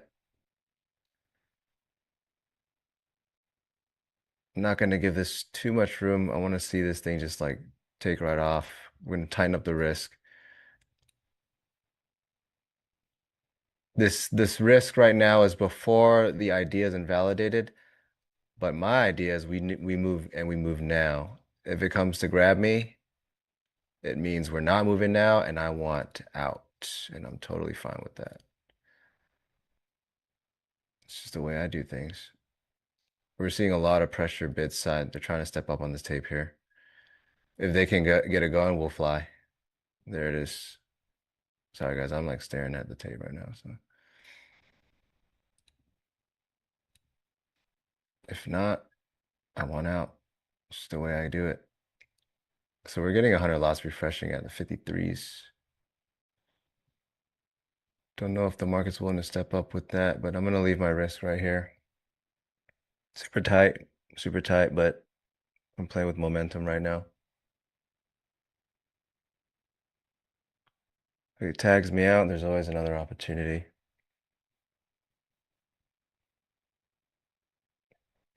Let's set some limits. To one here.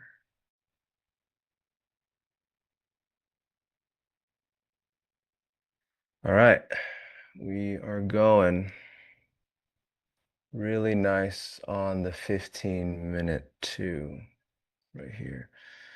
1 hour looks pretty good. We're gonna close that in a minute. Hopefully they just go and they don't retrace it after the close. Just grab me a TP.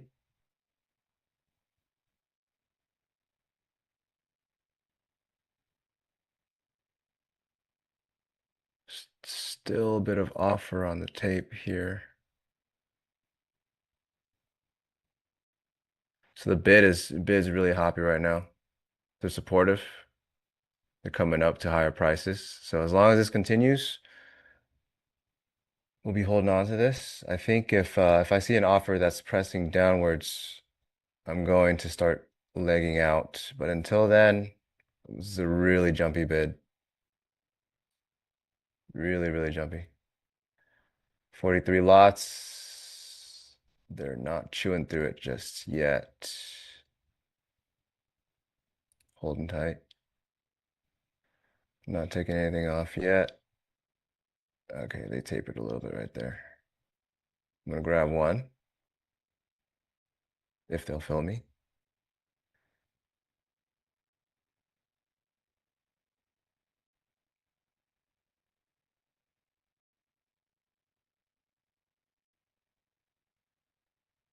I'm negotiating with the market right now for a fill. 50 lots at the 62 now.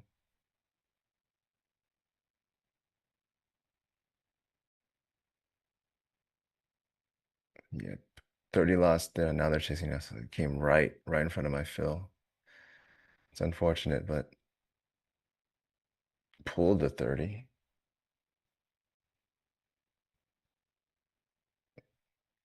Bid's still really jumpy. Huge offer coming through now. Oh, took me out. That was a good shot.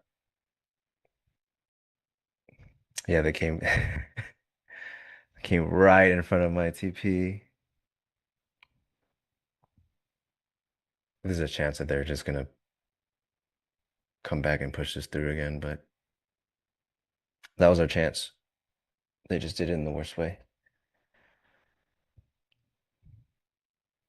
More NT live swag, please. Dude, they gave us some nice stuff, I'm not gonna lie.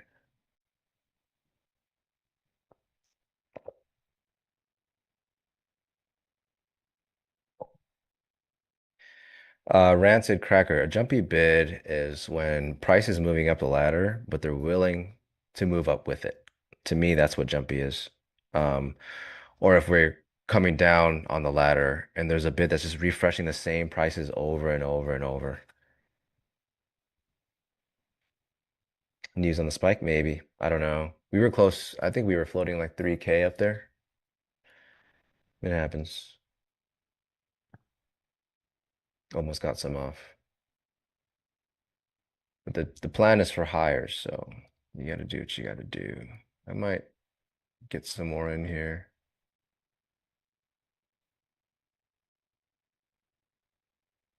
Just watching this tape.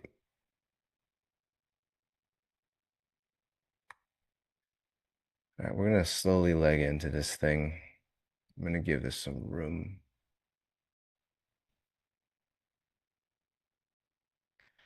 We're back in 3.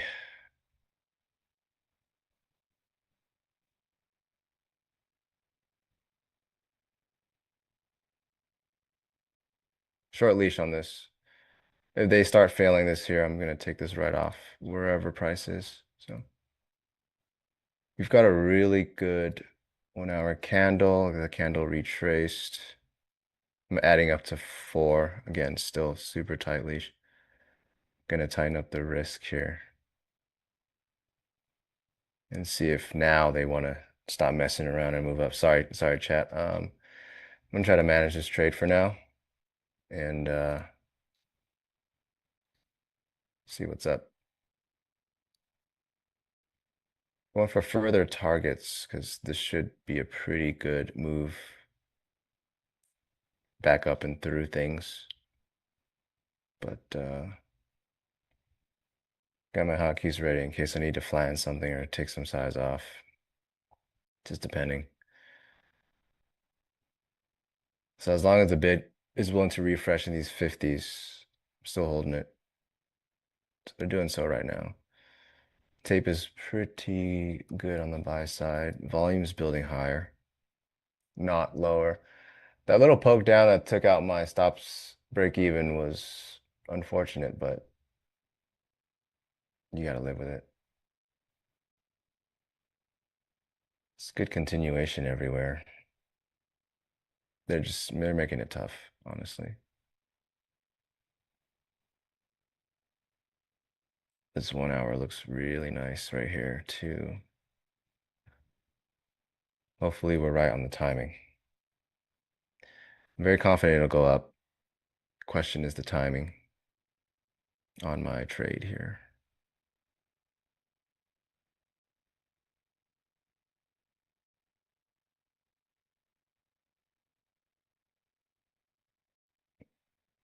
I might have to look for better prices. See what they do. So when I say that, it means I'm willing to cut this thing and get better prices down low if they start to go lower. But our timing might have been perfect. We'll see. So I'm watching the tape, keeping an eye on when the next notable size will flash on the tape. So we've got 50 lots, 68 again. See if they fill. They're chewing through it slowly. There it is. There's the fill. They're climbing up. Jumpy bid still. Hitting offers. Still willing to transact. Really strong. Still jumping. I'm not taking anything off. 50 lots, 77.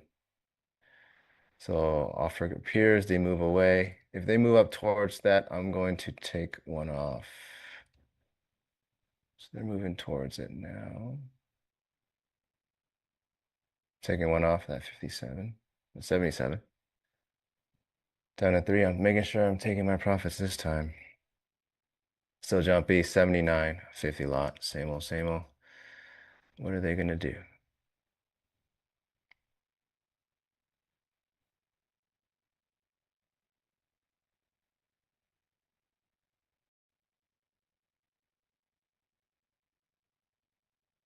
Pretty good bid. I'll take another one there. We'll move this up. Take another one right before 25 even. So we're just moving up with price right now, guys. My long entry average right now is not where I would prefer it. Obviously, we had really good longs down here and they spiked it to take us break even. Right now, these are not as protected. I'm playing with momentum. So you can see how I'm just like straight up staring at the DOM. I'm keeping an eye on the momentum in real time. 40 lots chewed through. It's good. 91, 71 lots. We will see what they do there. I'm going to keep an eye on this one contract here. But I think that volume is a little magnetic at 25 even. So sorry, chat. I can't see a thing right now. I'm just staring at this tape. Everything looks good. It was a really good 1 hour close right here too. Super nice. We're on the right side. That wick down took us originally break even, but hey, fuck it, whatever. We're making money. All right, so all right, we're down to 1. We're holding this. That was a little harder than it needed to be, I'm gonna be honest with you guys. I had good longs from everywhere. Just market was doing things in the worst way. Hey, I got a soundbite. All right.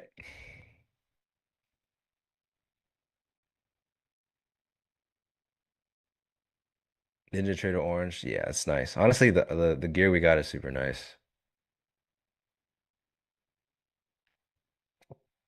Um, the news nailed me. Maybe I don't know what that was. Yeah, but I don't know. We got our get back. We got our get back. That's for sure.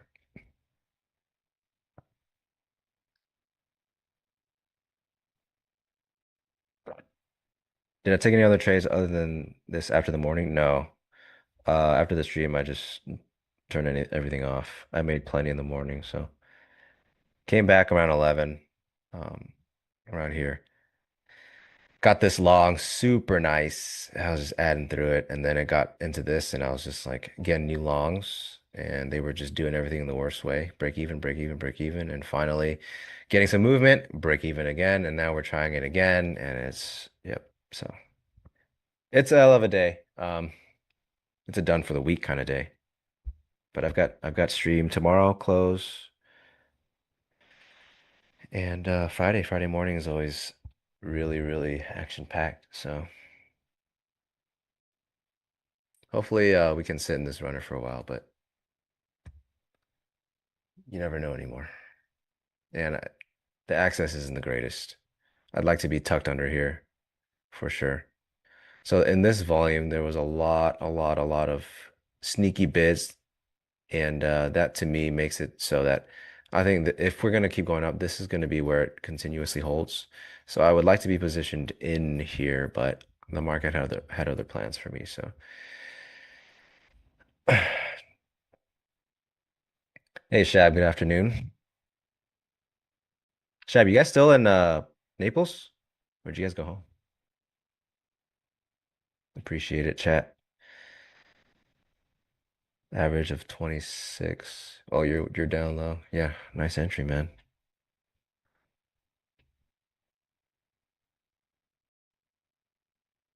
Does Heiken actually play a part in execution? Sometimes.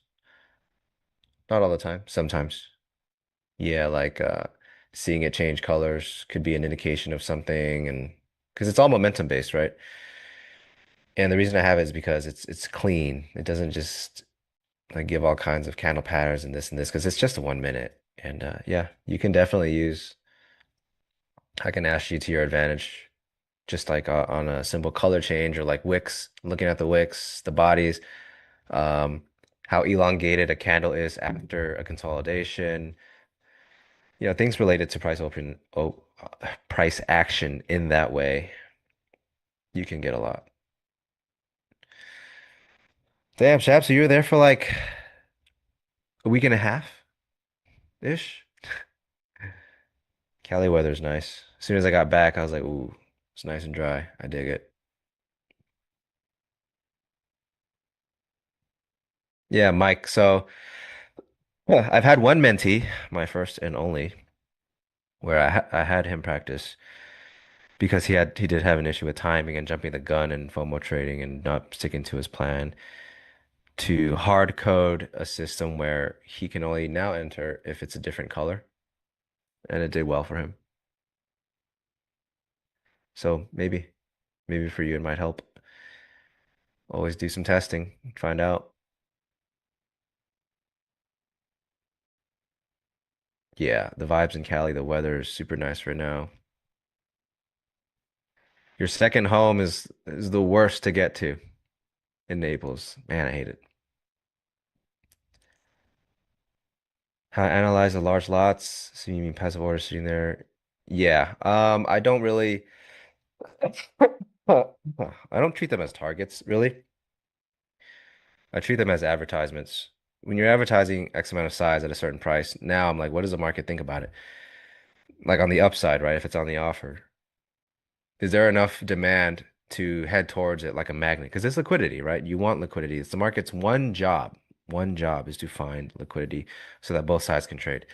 So if someone pops up with that kind of size, how does it react, right? Does it shy away from it? Does it run away from it? Does it get there? Does it actually fill? If it fills, right, say on the offer, it shows me that the buy side is willing to fill that offer. They are not afraid. They don't care. There is enough buy interest to fill an offer like that. And then what happens afterwards? Is there enough buy interest to continue through, right? Stuff like that. So it gives me all context into what's really going on behind the auction.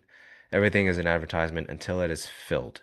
So some people might do this whole thing where they're on like Bookmap or something. It's like, oh, look at this huge thing. It's a magnet, it's liquidity. Like, it doesn't mean price is going to go there just because there's liquidity, right? There's got to be the right context. Everything is just an advertisement. They're advertising their inventory at X, Y, or Z prices. And how does the market react to that?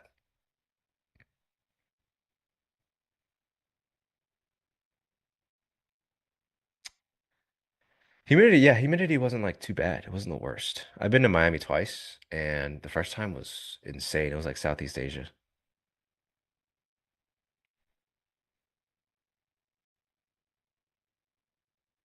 What's the site for my course? Paintingthetape.net, but it's not up yet. It's not available yet. They're working on the back end. And you can't get on my ass because it's free, so.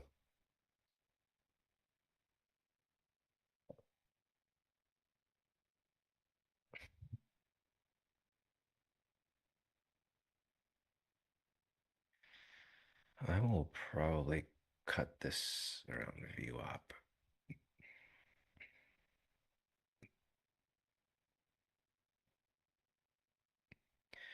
PE ratios, Panda Express ratios, yeah. I mean, they're always good. They're loading up the box. Um, yeah, that's my take on like big size. It is what it is. There's no like everyone kind of how do I put this without people showing up with pitchforks? There's a lot of order flow these days, right? For a time, everything was ICT. And now everyone wants to order flow this, order flow that. I'm tape. Look at me reading tape. Something tape. Um, Order flow, buyers, sellers. It's a lot of these words that are very, very um enticing, right? Everyone's an order flow expert now. Whether it's this, that, book map, the DOM, the so and so, or just candles, and they call it order flow still for some reason. Everyone wants to make it seem like there's some secret sauce behind Widely advertised size. There is nothing secret about widely advertised size and inventory. But there's this, oh, like we spot it because we can peek under the hood because order flow is like you peek under the hood and you see it all and everyone else is blind. That's not really what it is.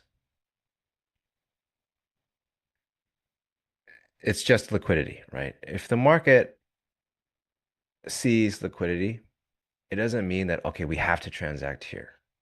That's not a thing. There are cherry-picked examples.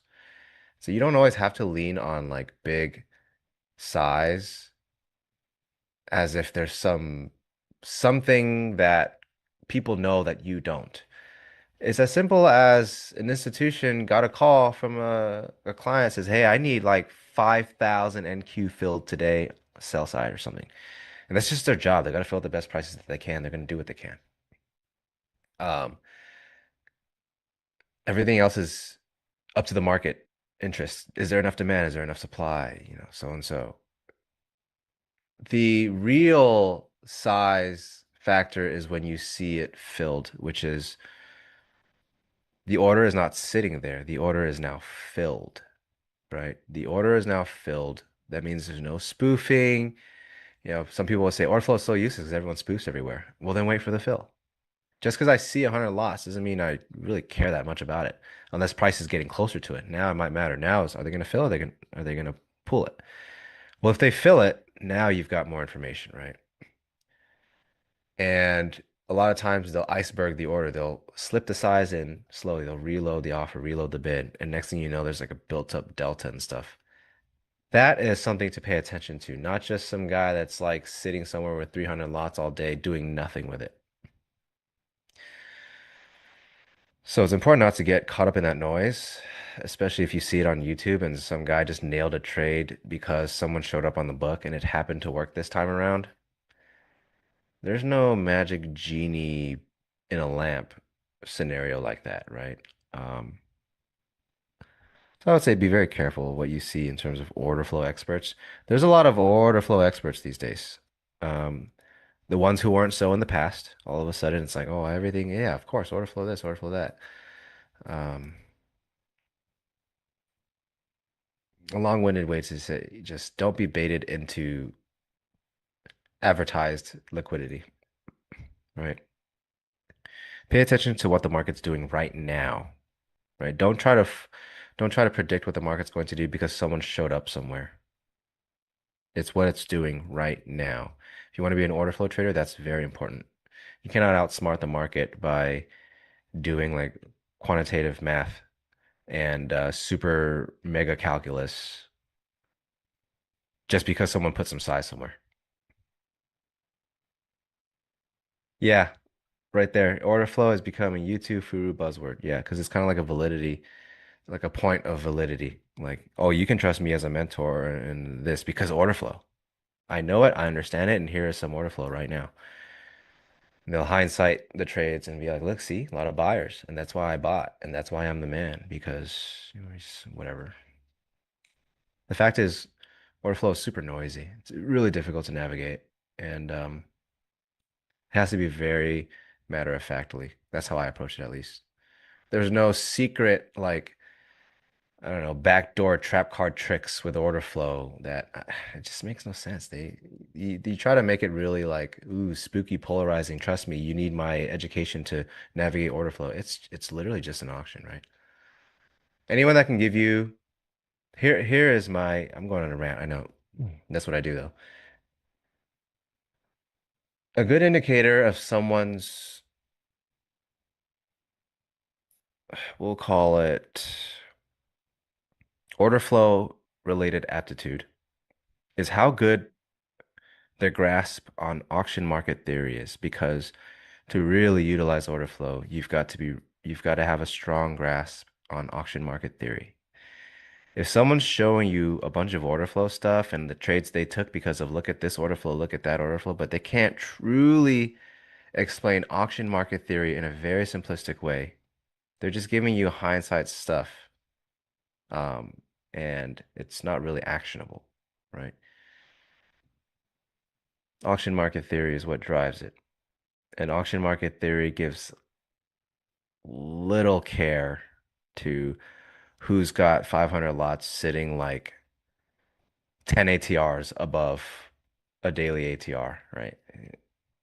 Forget it. Anyways, it's another rant. You guys know I go on rants. If there's no one next to me to cut me off, I'm just gonna go on rants. I don't even remember what the question even was anymore. So,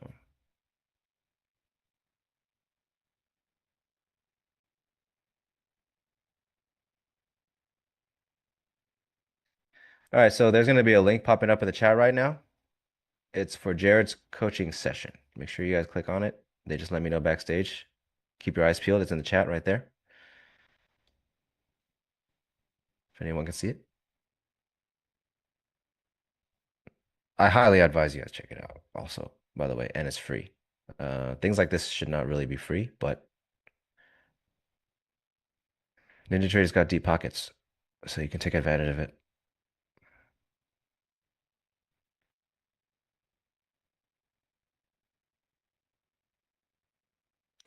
Wit says, I thought only footprints were order flow. No, order flow is everything. Anything that tracks the tape is order flow, but it has to be based on order flow, not just like some guys saying, I'm doing a tape reading session and it's just straight up candles.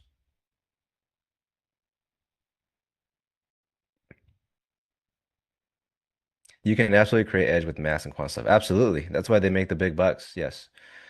Quants are the creme de la creme of the space. I do agree.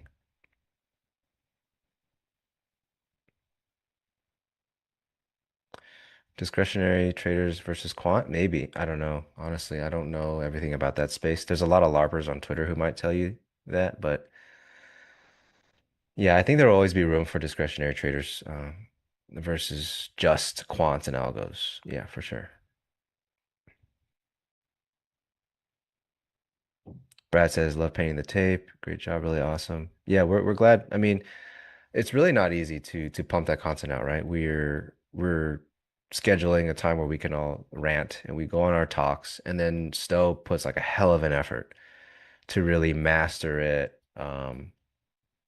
piece it together and edit and all that stuff. There's a lot that goes into it. So, okay, so I think chat kind of misconstrued about what I said about quants. I don't think quants are low value at all. Um, Quants are the creme de la creme. I think anyone with access to a quant in any capacity has a substantial leg up on things. Yes, absolutely. How am I feeling today? Better. Still sick, but better. Today might be the flu game. I don't know if Rack City's still in the chat, but we got flu game going on today. Going to the swing highs and lows. Fine. Yeah, Johnny, that's exactly what I'm talking about, right? It's always going to be some footprint. And it's like the thumbnail is how I made $35,000 in ES today. And it's a swing low. And it's, I don't know, it could be whatever it is on the footprint. And there it is. I'm an order flow expert now. And you'll realize, like, you go back a little bit, even just a year, these guys had no idea what order flow even was. They're just trading candles and this or other concepts. And now all of a sudden, order flow is everything. It's everything. Trust me, buy my course. But it's not super executional. With painting the tape, like with me, Stone, Nick, and Leah, we've always wanted to be very execution focused in everything. Execution focused. Because people don't really talk about execution, because then you have to talk about risk. That means you have to talk about being wrong. But not just be like, oh yeah, everyone has red days. I have red days. I took a red day. No, no, you got to show what you did, what happened, when your strategy can be wrong, and this and that, and so and so, and yeah, execution. Everyone has gone to the point where they're willing to talk about it now, but who's going to show it, right? It's hindsight. Like, check out my level, and it's order fills. It's just order fills. No real time. Like, this is how I managed it. This is how I got in.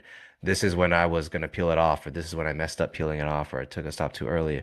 It's just static order fills.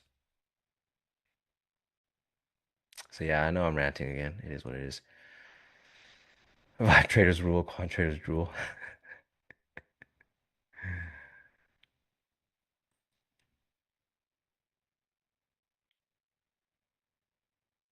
Yeah. Maybe my name's Fred. Maybe not. 99.9% chance my name is not Fred.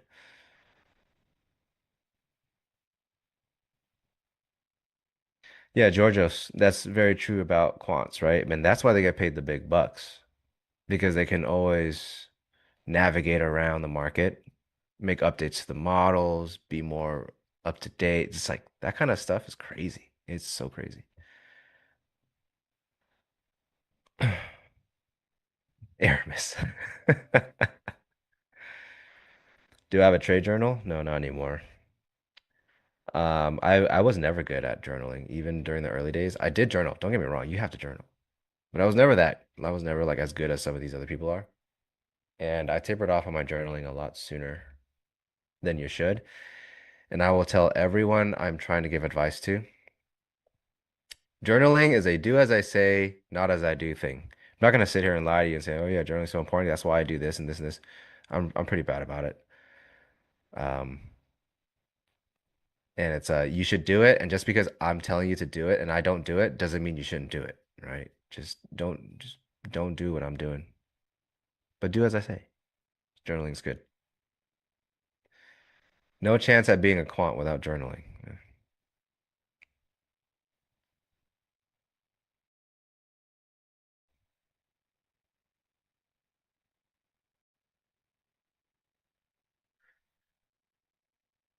What about Jade? Jade's Chinese. He's not even Vietnamese.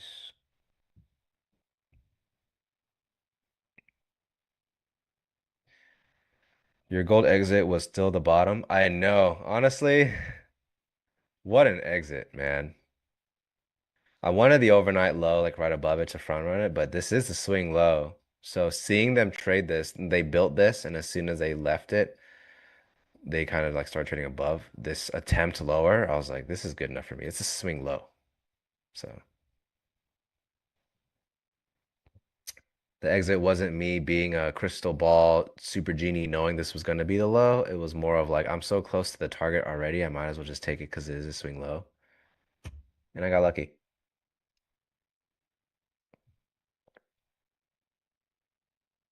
That gold short was awesome. Yes. First gold trade since 2 years ago. Yeah, TradeZella is like legit. It looks really good. Um, I got two buddies, like, real life buddies. They use TradeZella. They love it. They've done really cool stuff with it too. AI will replace traders in 3 to 5 years, said by the recent guest on Words of Wisdom podcast. What do I think about that statement? Not much. I don't think much about it because I don't think it will be a thing. Maybe it will fill some more seats, possible. But to completely replace traders, I don't know. I don't know. Anything related to that is like purely speculative too, so I don't think so. But the reason I don't think much of it also is it has nothing to do with us. This is for institutional level books, right? If they decide we don't want any more traders, it doesn't affect our trading. We're just going to be trading against the algos. Or well, I'll say trading with, alongside algos. This whole market is one big thing and we're just in it doing what we do. But our job is still secure, right? If your job is a desk trader, maybe not as secure. But we're just retail traders. And there's this huge edge in that people don't take advantage of. It's the fact that we can sit here and do nothing. These guys have to constantly be extracting alpha every minute. We can sit here and just not take a trade. That's huge. We could be flat for as long as we want. As long as the market sucks, we don't have to be extracting alpha. It's huge. So whether or not that's true, it has no my take is it has no bearing on what we are doing here for ourselves, and it should be all right. Asked earlier, but you're watching tape. If you're trading prop with 150K counts, what sizing do you use? Depends on volatility. Sometimes I'll use too many, sometimes I'll use three, sometimes I'll use four. Sometimes, like in March and April, I was using purely micros. I never went above 15 micros. And I would start with like 6, 3, 6, 9, 12, 15 during February, March. So it really depends. And I made a lot in February, March. Um, 2 weeks, a little less than 2 weeks, withdrew 70,000 trading micros, very small micros on 150Ks. less than 2 weeks. And that's after a 20% split. So do not underestimate micros. For anyone that doesn't believe that statement, it's probably on my Twitter still. And I was in an ad on that particular prop on Instagram. So it's all there. You'll see my first name on there if you want to dox me. Crude is ripping. Oh. I don't have a crude chart up right now, but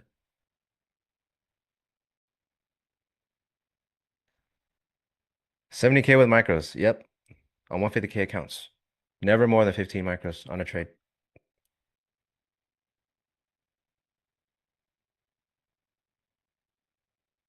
So this should be taken into consideration. 70K out after split and having to build a 4,500 buffer first.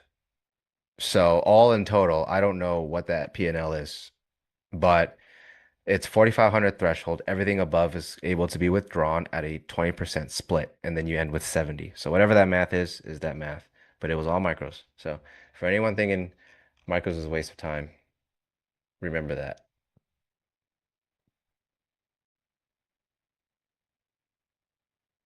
Do I trade live or prop? These days it's just cash. Whatever you see on NT Live is cash. Maybe I'll start trading prop on this thing. Honestly, the last few months have been really big for me, and the holidays are coming up. Usually I wind down my trading pretty significantly. This week's been pretty good. I'm going to leave to Japan next week, Friday. So I think coming back, I might just stream prop. I might just either shut down just trading live for the year, my cash, or just use it for swings. And then you guys can just follow me on a prop journey, I guess. I don't know. Maybe next week, maybe starting next week. I don't know. We'll see. But it really doesn't matter. It's the same. I want to become a trader like you. As a young trader, you're very inspirational. It's a lot of pain, Nathan. I've done all the dumb stuff. I got buddies, and we've been friends for it's going to be like 20 years. Very deep-rooted friendships, and they're trading too. And obviously, they have access to me in full capacity, 24 hours. We're very, very close friends. And there was a time where they would always be, oh, I did something so stupid, I'm so dumb, and they'd tell me what they did, and I'm like, you think this is bad? I've done this 20 times worse and 20 times over. I would always have to say, don't be so harsh on yourself. You understand what you did. You have to move on. And you have to give yourself time to make the mistakes. And they're always gonna be like, oh, this is the last time I do this. And I'm like, oh yeah, I heard that one before. Sure, whatever. Because we always say it, right? This is the last time I'm gonna do this. Last time I'm trading FOMC. The last time I'm catching knives. Blah blah blah. And I'm like, yeah, sure. Anyways, next time you do it, be patient with yourself, right? Understand that we've all done the dumbest things and probably will continue to do so, except as you go, you're better at managing it, cutting it off sooner than later and stuff like that. I think I might start. Nah, I'll leave this here. I think this thing's got real legs. I'm just like ranting like crazy today. Nick's not here to stop me. Don't want to oversize. Yeah. So the thing about prop is you can get tripped up on the rules a lot. Minimum days, this and this consistency. With cash, there are no rules. You get what you get. You eat what you kill. You can withdraw, you can this, you can that. A lot of times with prop, you're gonna bait yourself into trading conditions that you know you really shouldn't be trading because it could be a profit target to withdraw. It could be a threshold you have to hit to start withdrawing. It could be a minimum day requirement. All these things can force you into trades. But I always tell my buddies, like, what's the hurry, right? Always think about it. You're trying to navigate really rough terrain, but for what? Like, what's the hurry of trying to make all these profits? Well, we all know what it is. It's that subconscious, like, oh, there's a target, there's a this, there's a that. But when you trade cash, it doesn't exist. What's the hurry? Market's doing absolutely nothing. What's the hurry? Just let them do nothing, right? Let them figure it out first. When the market's doing nothing, it's chopping, it's consolidating. It's like a knife fight. Why jump into the knife fight? Just let them figure it out. Like, let them have all that. When the market finally breaks, when it does this or that, makes a decision, you can make your decision.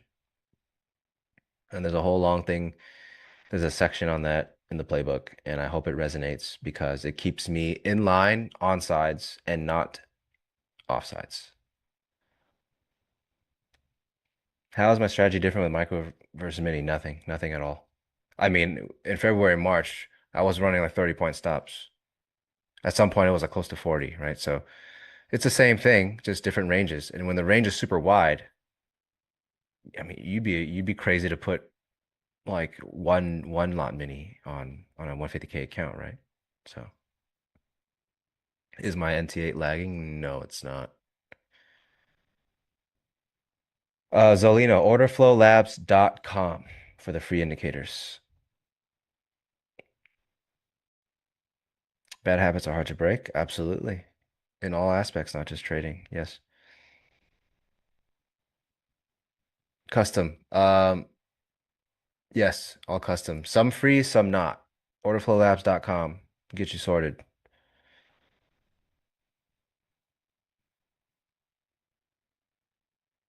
Did my friends overcome the learning curve, make consistent good trades? They're on their way. Some quicker than others, depending on what strategy and stuff. And I always tell them like, you don't have to trade like me. There's no reason to. You trade however it works for you. What speaks to you, right? What strategy, what style, and I'll try to help them along the way.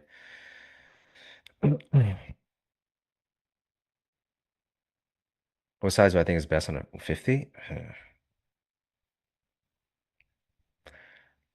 I think the easiest answer in a vacuum to these questions is whatever size makes it so that intraday drawdown does not matter. That is the most sensible size. That is the answer. Micros versus mini, we're scaling on smaller sizes. In scale, same thing, just smaller overall. So instead of scaling like one mini at a time on a four minis, if I'm in like 12 micros, I'll do like three, three, and three, and three. Yeah.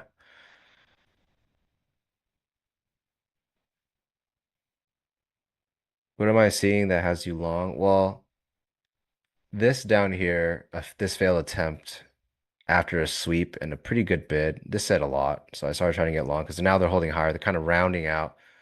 They're losing steam on the downside because the upside is reclaiming areas of old supply.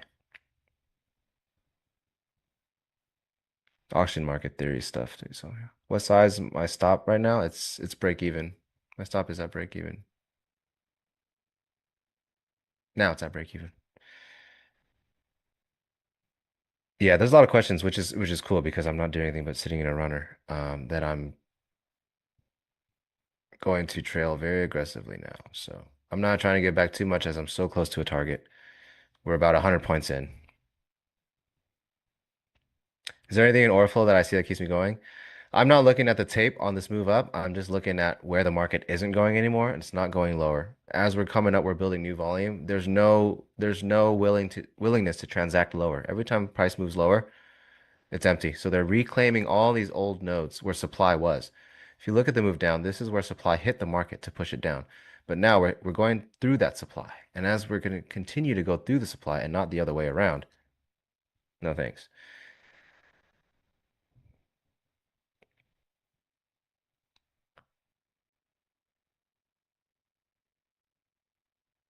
Do I rely on Delta Map at all? I don't have Delta Map on the bars, actually, as you can see.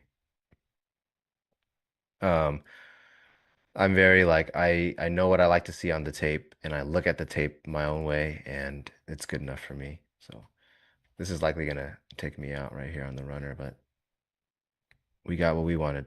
To move towards view up. Yeah.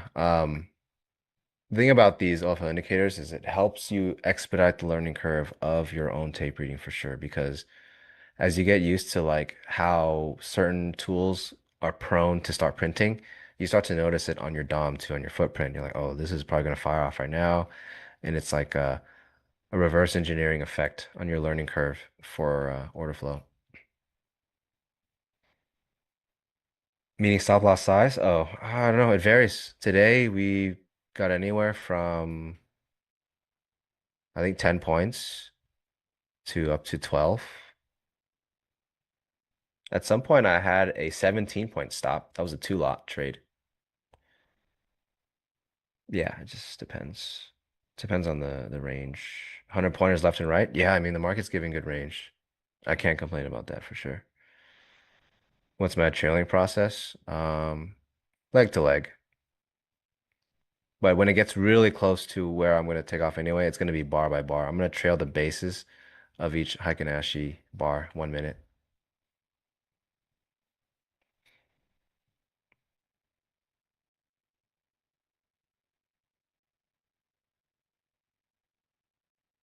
Is my daily loss limit larger than average winning day? Yes, it was originally. Yep. Um, lately the winning days have been pretty big compared. But yeah, that was kind of something I touched on at some point where my day loss limit was close to 2x my average green day. And it was the thing that just worked best for me for some reason. As someone who mostly gets green days, my red days could be really, really nasty. Really, really, really nasty. So obviously you have to get a lid on it. And I find that a lot of times if I'm red equal to my average green day, there's a good chance it's still going to end up as a green day. A little bit more room can go a long way for me. Why? Because when it's as tight as an average green day, now there's a fear component that settles into my trading and my executing. As I get close to that point, a lot of fear comes in and it's hard to really execute how I should. So I loosen up that leash so that even to that point, I'm executing as if, hey, look, I still got room. I'm gonna do things how I do things. And it keeps me on track, right? So it's a mental thing. I know a lot of times they'll say, "Oh, it doesn't make any sense. Your loss limit should be like less than your winning day, whatever." There's a lot of things that I do that people say not to do, and it's going to be in the playbook, but it's just what works for me. So my loss limit is bigger. It's bigger than my average green day for sure. About 2x. It's to give me that room. Does a red day mean I hit day loss limit? No. If I'm already feeling like the market doesn't agree with what I think at all, I'm probably just going to get off the chart.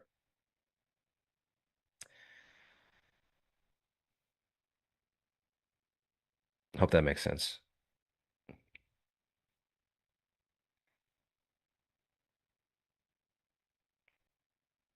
William Dyer, very generic question. Everyone asks, everyone has different tolerances though. So in a vacuum, I would say $1,000 for every micro, $10,000 for every mini. Do I use support, resistance, or levels? Some form of support. I think everyone does. I think people stray away from calling levels support and resistance because they're trying to sell you something. I think because that's all everything ever is, support and resistance. They want to call it some mumbo jumbo, this and that. They're probably trying to sell you something.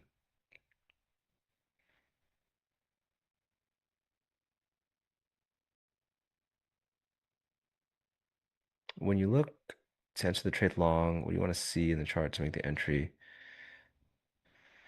Raja P, I look at order flow.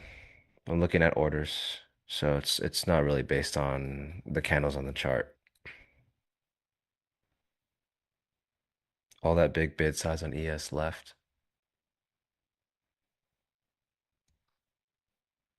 Yeah, they're moving in tandem, both of them now. What's my annual percentage look like? I don't know. Honestly, I don't know. Honestly, don't pay attention to that, man. I think the best approach for me has always been just show up, you do what I do, and don't worry so much about all the other stuff.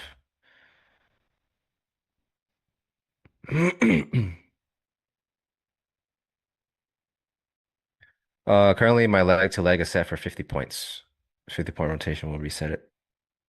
I change it as range and volatility changes, rotations.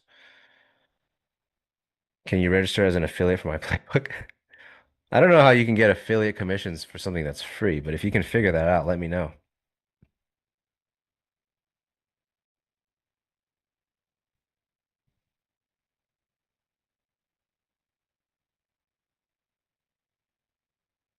Yeah, it's easier to risk manage on futures because it's tick by tick,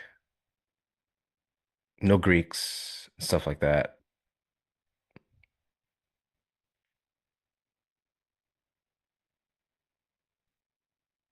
What all do I consider to be order flow? Anything that's based on the tape in a way of orders. It could be down to CVD, cumulative delta. It could be a footprint. It could be this tape reader here. Obviously, the time and sales. This delta by price. Volume profile, definitely. Um, Anything you might see on the DOM, a ladder. I think that's order flow. Yeah. Anything that's tracking the orders on the book, not where price is going. So candles, price, action. Where is price going? Where is it not?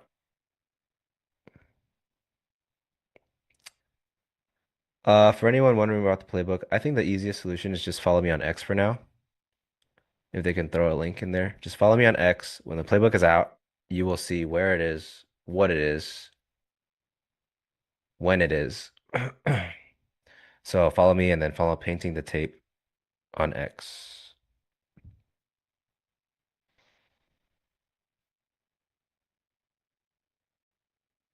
How do I track results and know if all this is worth doing? I did it on my own in the beginning. You got to track that for sure. And as I found my stride and there was like just consistency and it was just day in, day out consistency. Um, yeah, I just stopped journaling. Advised? No, but it's me being lazy, to be honest.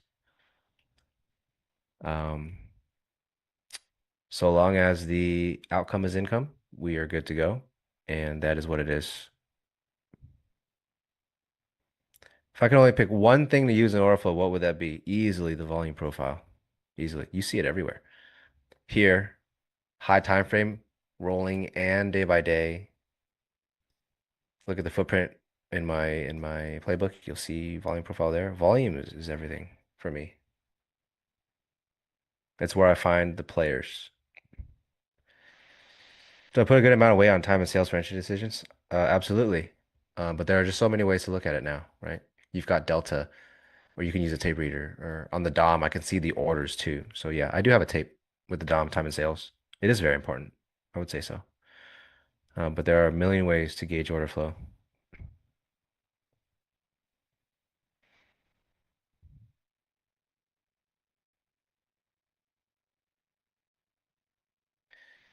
All X profiles. Oh, thanks for that, Aramis. Appreciate it. 2020 Supro. Future is 2021. Turn the corner, probably 2 years after. Attention traders, it's algo time. Doodly Muckily. I don't know what that name is, but yeah, during that February, March, it was just micros. Built everything. Every single profit was micros. Yep. This time around, it'd be different. I mean, it's not as crazy as February, March, right? Maybe we'll trade some together on next week's streams or when I come back from Japan or something like that. Because, yeah, I'll probably wind down on this cash account now. It's the end of the year, it's holidays, and I've got these accounts just sitting there, these props. For when I'm in Japan, I'm going to do some Asia London trading. Yeah, I mean, if you guys are interested, we'll work on those together on live stream, like everything, live stream. How can I get a one-on-one with you? I don't know. A small sum of $500,000 or something. I'm just kidding. Yeah, I had a mentee a few months ago, my first, and it was my last.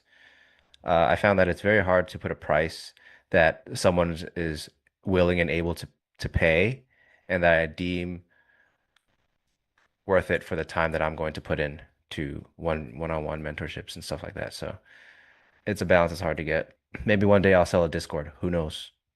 At least I'm not selling a course.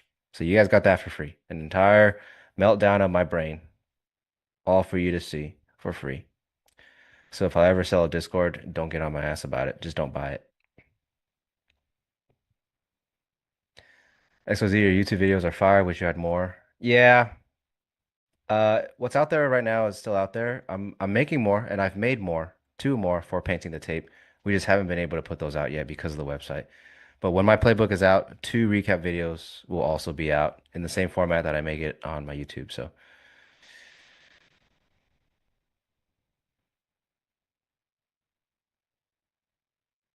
hanging out at Panda Express, hoping to ask XYZ some dumb questions. Yeah, everyone's been waiting for the playbook. I know, I know. I think it should be soon. I hope it's soon, so no more when playbook questions. But one-on-one friendship, absolutely not. Those books are closed.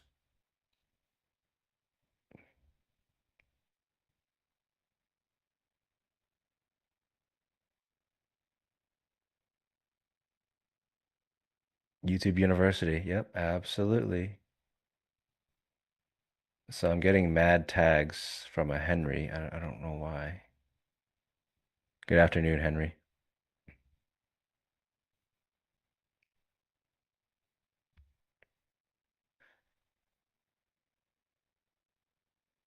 Will Playbook have audio of me explaining or only text? It's all text with screenshot examples and videos related to the DOM. And I wanted to do it that way because it's a whole fractal thing. The playbook from top to bottom is entirely fractal, and there will be times where you're going to have to reference the previous section or the previous sections. So you might want to go back and forth. And I don't want to do that on a video format where it's like you got to skip through the videos and stuff. You could just scroll and see everything. But moving forward, yes, I will do video-based stuff, content for painting the tape. Yeah. Go Mavs? No, Dan. No, I'm excited. About 5 hours. You can see me some Wemby.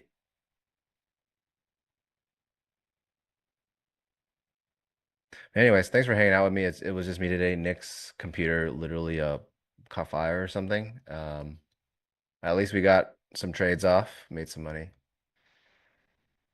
That's all you can ask for, really. Please hit the likes if you haven't. I haven't asked for likes yet, and so this is me doing so now. Hit the subs if you haven't yet. If any of this was helpful in any capacity. Yeah.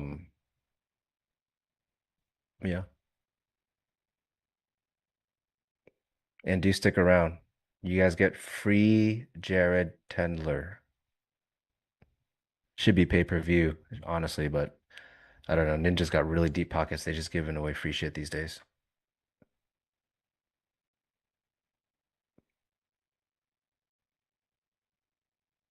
The only thing that could edge out a course is if it is part of a package with mentorship from someone good, which is exceedingly rare. Yeah, I think everyone does courses with mentorships, or a lot of people do. I don't know how good they are, but I think that's a thing. They're usually pretty expensive.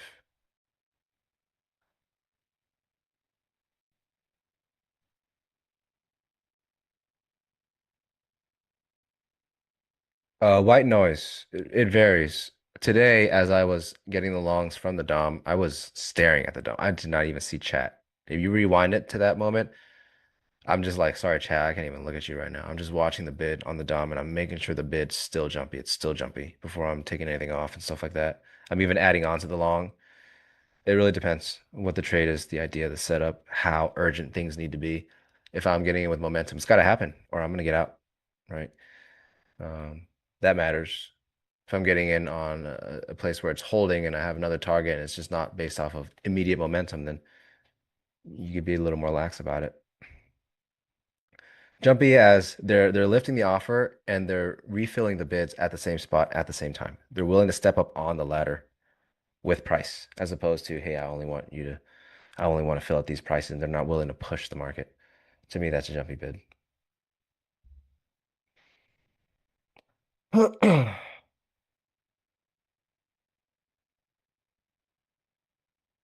Supro, thanks for being here, man.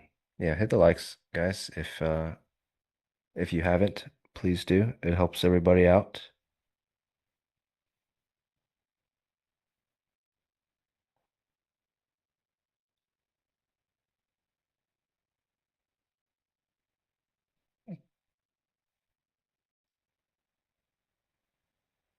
XY. Hey, you've got a hat on now. It's a Dude, nice hat. I just wanted to show off some of the swag. I know I was all dressed up earlier. Jim showing off again, like when he was like, "Oh yeah, when I wear my Beats headphones." He couldn't just say headphones. So yeah, when I got my Beats by Dre headphones on. Beats by Dr. Dre, man. Oh yeah, we know. You don't have to flex on us that hard. I don't have the gold plated ones though. Yeah, they're not worth it. Man, oh man. Nice trade, man. End of day. Appreciate it, appreciate it. Yeah, it worked out in my favor. Really That is nice. sweet, man. I'm gonna order the filet mignon. It's a sushi kind of night. Yeah, this is my flu. This is my Michael Jordan flu game today. I made plenty money, and I'm sick. Rack City Market, the XYZ flu game. Live on stream. It is live, documented on stream. No one telling me shit. Awesome, man. When you come out, when are we going to be with you again? What day is it? This is Wednesday, right? That's Could Wednesday. you believe it's You Wednesday guys got already? me working literally all week because I'm back on for Trade the Close tomorrow because Stowe is going to be busy. Gotcha. And then Friday in the morning with Pax and Stowe. Got it. That'll be fun. Yeah, I'm looking. Fridays are my best day. I mean, I shouldn't say that. Fridays used to be my worst day, right? It's like you're tired, you want the weekend to start. Martini o'clock is early on a Friday, but man, Pax just kind of he just lit a match, Yeah. and I can't wait till Friday mornings. Fridays are the best. Yeah, I'm willing to wake up for Fridays because Pax sets it off like just it's as soon as I get to desk, it's already action packed. He's screaming. Yeah. He's screaming at the Dom. He's calling the buyers and sellers all sorts of names. You just got to get in on the action. Yeah, for sure, for sure. We're not done today even. I mean, we've got some work to do today. I mean, Jared Tendler's with us for a retail therapy session. He's done it before. It's so much fun and it's very, very insightful, man. So, and we're going to bring this guy in a second and we're going to talk about it, but it just gets better and better, man, around here. Chad, thanks for the thumbs up. Thanks for the subscriptions. We greatly appreciate that. Everyone's super cool. We got to get the swag store going, and we'll do that. We'll do that. Appreciate you, chat. Thank you, chat. Let's get Jared in right now. Here he is. Jared, good afternoon. Gentlemen, it's good to see you again. Ooh. Good afternoon, Jared. XY.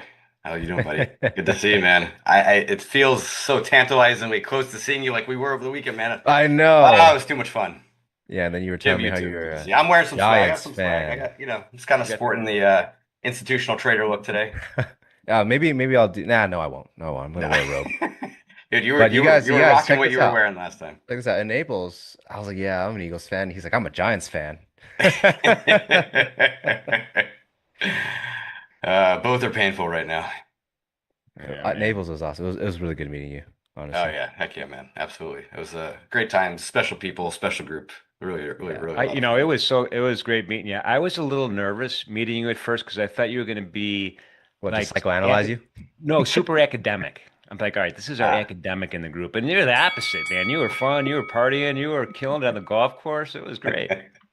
Yeah, I mean, what you see here is not always what you get in person. I try to be serious because I take this seriously, but yeah, I like to have fun too. We for got sure. to watch Jared assert dominance onto Merritt for 2 days straight in every sport, arm wrestling all the way through.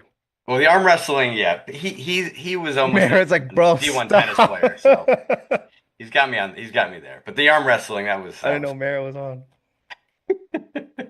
No, well, but they were one. I mean, they were like a level above everybody else, both Jared and Merritt. So Merritt was no slouch in anything. No, heck no, heck not. No, he's a good golfer. I mean, look, the four handicaps can get around. Just I gotta, I still have to give him 6 shots. So what are we gonna do? Yeah, it was good though, man. It was a good time, perfect weather, great food. Dolly knows how to throw a party. Oh, Yeah, he does, and bring a good group of people together. Very, very awesome. XYZ, thank you, brother. I know I'm going to see you a lot more this week, and I am totally looking forward to that, man. Thanks for your double duty today. Oh, yeah. I'll catch you guys tomorrow. Thanks, chat. Yes, sir. Please hit the See you, man. likes. See you guys later. They made me put the swag on just now, dude. I couldn't resist. Yeah, I mean, I was trying to figure out what I was gonna wear, and when in Rome, why not? Yeah, Yeah, we love it. Yeah. So, Jared, retail therapy, the mental game of trading, you wrote that book. You are basically the head game coach, right? For golf, for poker, for trading. What a great combination of three things, right? These are all aligned, aren't they? They really are, yeah, and it certainly attracts a lot of crazy people. So, I mean, it attracts a lot of people who are very serious, and when you do anything at a serious level, it's going to draw out some mental and emotional stuff that needs to get cleaned up. So, Yeah. we'll have a little bit of cleanup on aisle three with a couple people today, and yeah, hopefully it'll be insightful for those watching. I think a lot of times you can learn from kind of peering inside the mind of another trader and exposing some things that you're probably experiencing, but sometimes can be hard to articulate. Because when it's in your head, like it's not like you can physically see an injury, right? When you've got these things going on mentally and emotionally, they're kind of stuck here. It can be hard to explain, hard to really kind of put your hand on and to really be able to describe it clearly. Would you say, so like for traders, from a trader's point of view, would you say a high percentage of the things that you experience, everybody experiences, and then a small percentage of stuff select people experience? Yes, I think in general, the reason I've been able to go from poker to trading to golf, even to esports, I've worked with a radiologist, I've worked with lawyers, any Hmm. high performance people, we're people first. So, it's like kind of peering into the place with which you're competing, so to speak, and using that environment as feedback. Um, we generally experience all the same stuff. The language changes a little bit. And yes, then there are always sort of the uniqueness of people that make certain situations different and require a little bit more precision. But bottom line is we can kind of cover at least 80 to 90% of the vast majority of issues that people experience, Yeah. with a fairly clear system. Yeah, and the one thing, and just going back to the meet and greet really quickly here, there was, meeting all the younger guys, right? All these guys who are trading, they're killing it. They all kind of have a different approach to trading. They're all not doing the exact same thing. They're all doing something a little bit different. And from what I could tell, they're all wildly successful. But they have that common core to them. You know what I'm saying? Yeah, that to me, I think is one of the beautiful things about trading is that there's lots of ways to get it done. You look at the driving range before a PGA Tour event, you're not going to see any two swings that look exactly the same, Hmm. right? There's players can get it done in lots of different ways, and the same thing is true with traders.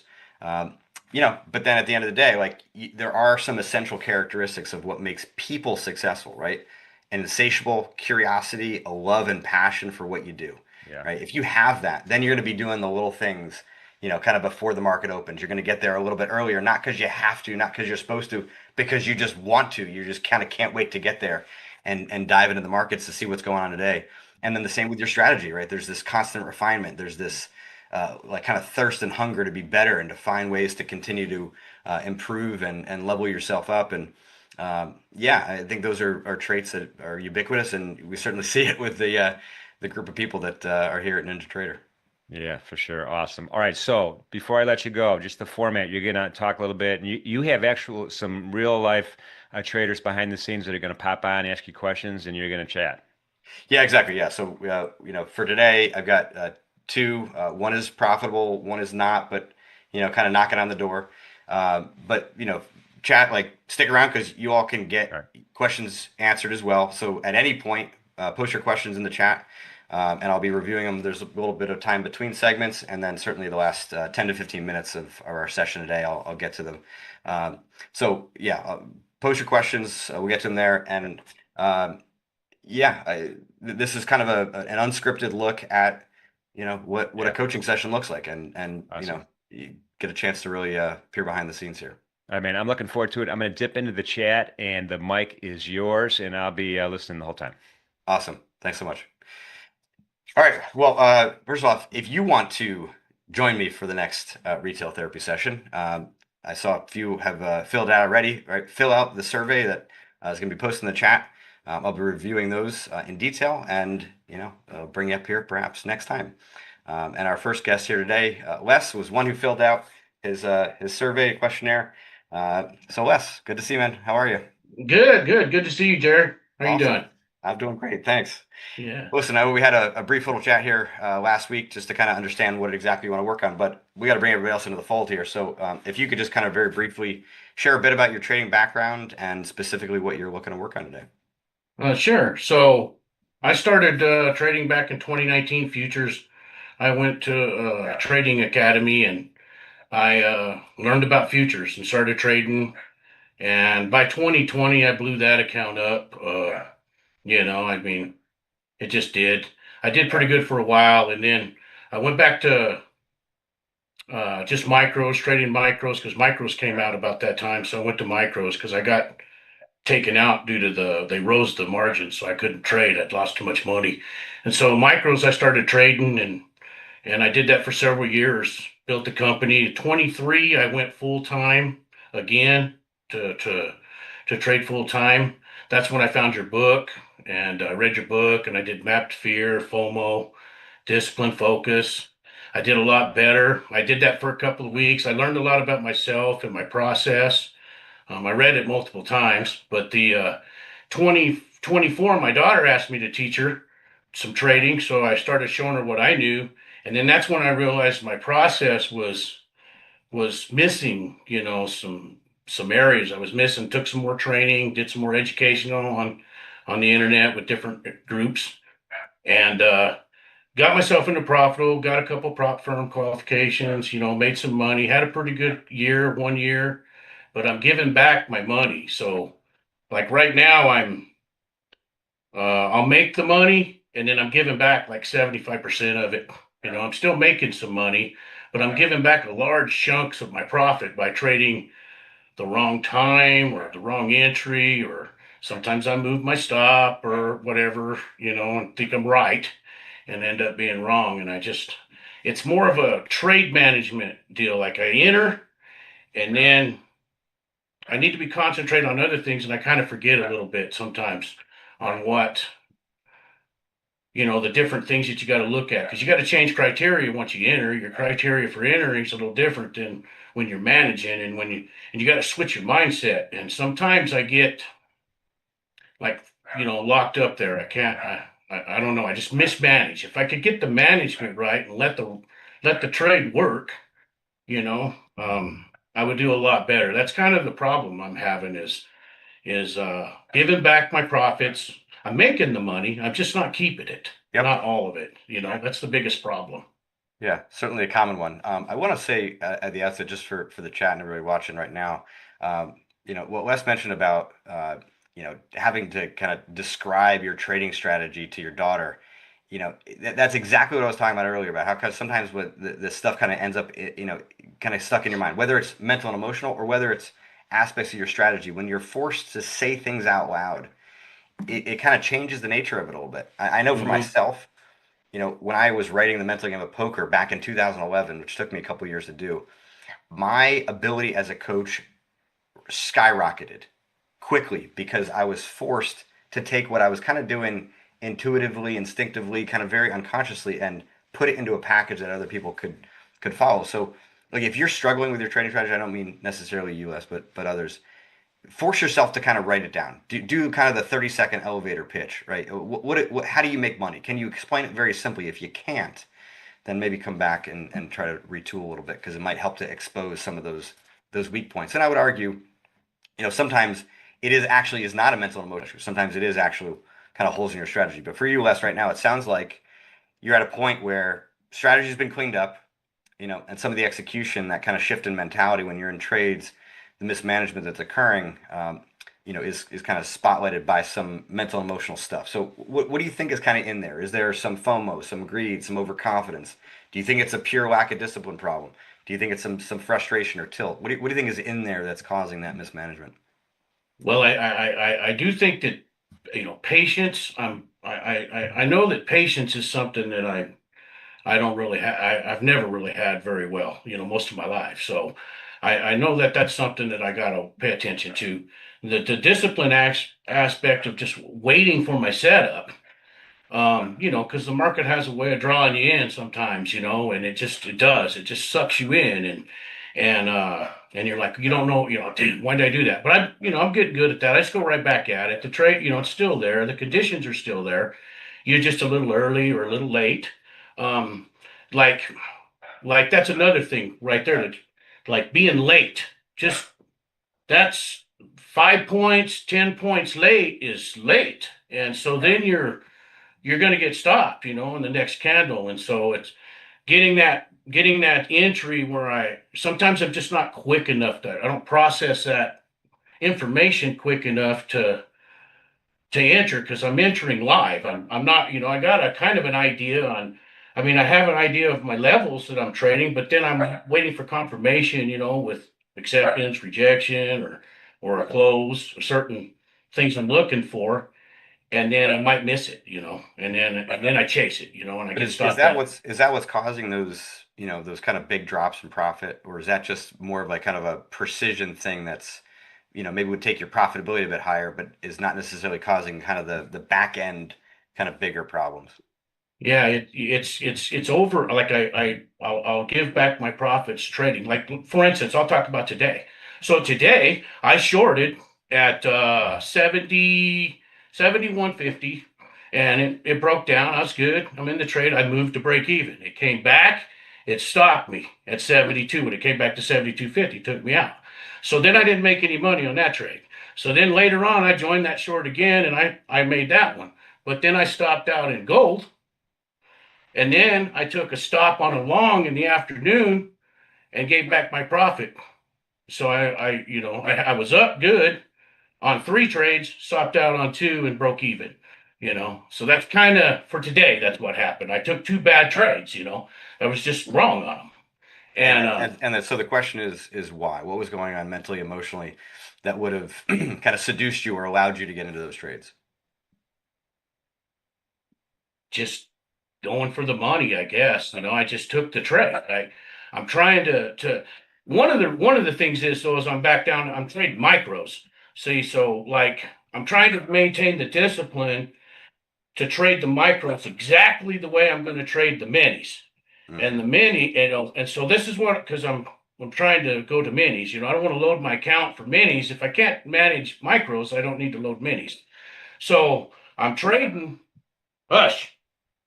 So I'm trading micros, and I'm sorry, someone's knocking on my door, so it's interrupting me. But and then so I take I take a little bit more risk with the micros, and I do things with the micros that I wouldn't necessarily do with the minis, and I know this. So then when I go to minis, I screw it back up. This is some of the things I'm doing. Going because I'm trying to make. I see the fifth. I say that see the $2,500 monthly profit, and I think 25,000. You know, and that's just the truth. I see the Yeah. money. So some of this when we're dealing with issues with patience, some of it comes down to like an understanding of what it is that you're trying to build, right? And I think impatience can come when you're really about kind of building capital and building the account. And for you right now, the bigger priority needs to be building the precision in your execution. And sometimes it feels like, oh, if I'm making money, that's reinforcing the fact that I'm doing the right things, where you're kind of putting the cart before the horse there, right? It's doing the right things, making money the right way is what builds the foundation for you to be able to scale up and know that you're not putting, your trading at risk. Right? If I hand you $2 million, or pump it into your account and you start trading, the micros, like, or even just, the regular NQ, like, then you're gonna really struggle to the pressure and Right. the intensity of that scale is gonna kind of press down on the weak points in your strategy. Right? You probably have heard the old line, like, we don't rise to the level of our aspirations, we fall to the level of our training. Right? So your training right now is getting Yes. fractured because you're trying to make money, which makes sense, right? That this game is about money. Right. But it's the infrastructure, it's the execution, the skill and execution that is what is going to create the reliable sources of income going forward. And I think the impatience is maybe losing sight of that. I'm not saying that anything I've said is maybe rocket science or news to you, but from a training standpoint, you're just a bit kind of geared more towards the money than you are towards building the skill and competency as a seasoned trader who's capable of wielding an edge, wielding a profit margin, over a long period of time.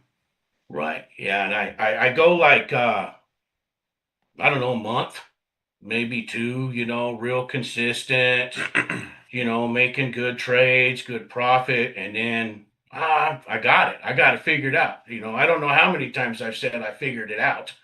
Go tell my wife I figured it out, and So then, I want to very quickly talk about that because it's one of the more common flaws that produces overconfidence, right? So whenever you think that you've got it, your mind immediately becomes less sharp. Why? Because the brain is built for efficiency. It is not going to waste time and energy, focus, processing power on something that is believed to be guaranteed. And that's what you're implying when you feel that way. Now, right. Ironically, right, this is something that exists in every aspect of performance, right? There are PGA Tour players right now who believe that they can find it, right, and their swing gets locked in, and to them in that moment, it feels like they can do no wrong, right, and never will miss a shot again. That like finding it flaw. Maybe this is spoiler alert for those. Maybe if you got kids under 12 years old hanging around right now, just put them out of the room. But this is the adult version of believing in Santa Claus. Yeah. Right? You're believing in magic. You Right. think that it's possible that you can somehow solve trading? Yeah, I know. Now, intellectually, I know you're not smart enough to or dumb enough to believe that, but yet somehow these emotions hang around. Why? Because it is actually a dinosaur from our past. Right? There's a small part of you, the part of you that believed when you were Santa Claus, when you were 6 years old, still believes it today and thinks that you can get to a point in your trading that can happen. Now, here's the antidote. And the antidote is called the adult learning model. Okay, we're going through several stages of learning, and for those that are interested in this, you can do a quick Google search. For the sake of time, I'm only going to focus on two stages, right? The remaining two stages. It's called conscious competence. Okay, you reach a stage where you're become very competent. Over a month, you absolutely can become competent about what you're doing. You get in that great groove. Okay, but here's the thing: you need to rely on higher brain function in order to create that level of competence. You have to think. You have to have energy. You got to have focus. Right? If you show up dog tired, right, you're going to go back to sucking again. If you show up, having made a ton of money, maybe a bit overconfident, you're going to suck again. So you need to have that frontal brain, right, the part of the brain that is responsible for thinking, functioning properly. If it is not, you suck. The last stage, and this is where the real magic happens, right? The anti-Santa Claus magic happens. You reach a stage called unconscious competence. Okay, and when you reach that stage, it is now hardwired into your brain, right? And there are aspects of your trading, Jesus, there are aspects of your trading that are in that category, right? Right. Things that you never have to think about again, and it could be basic or it could be more robust. Doesn't matter.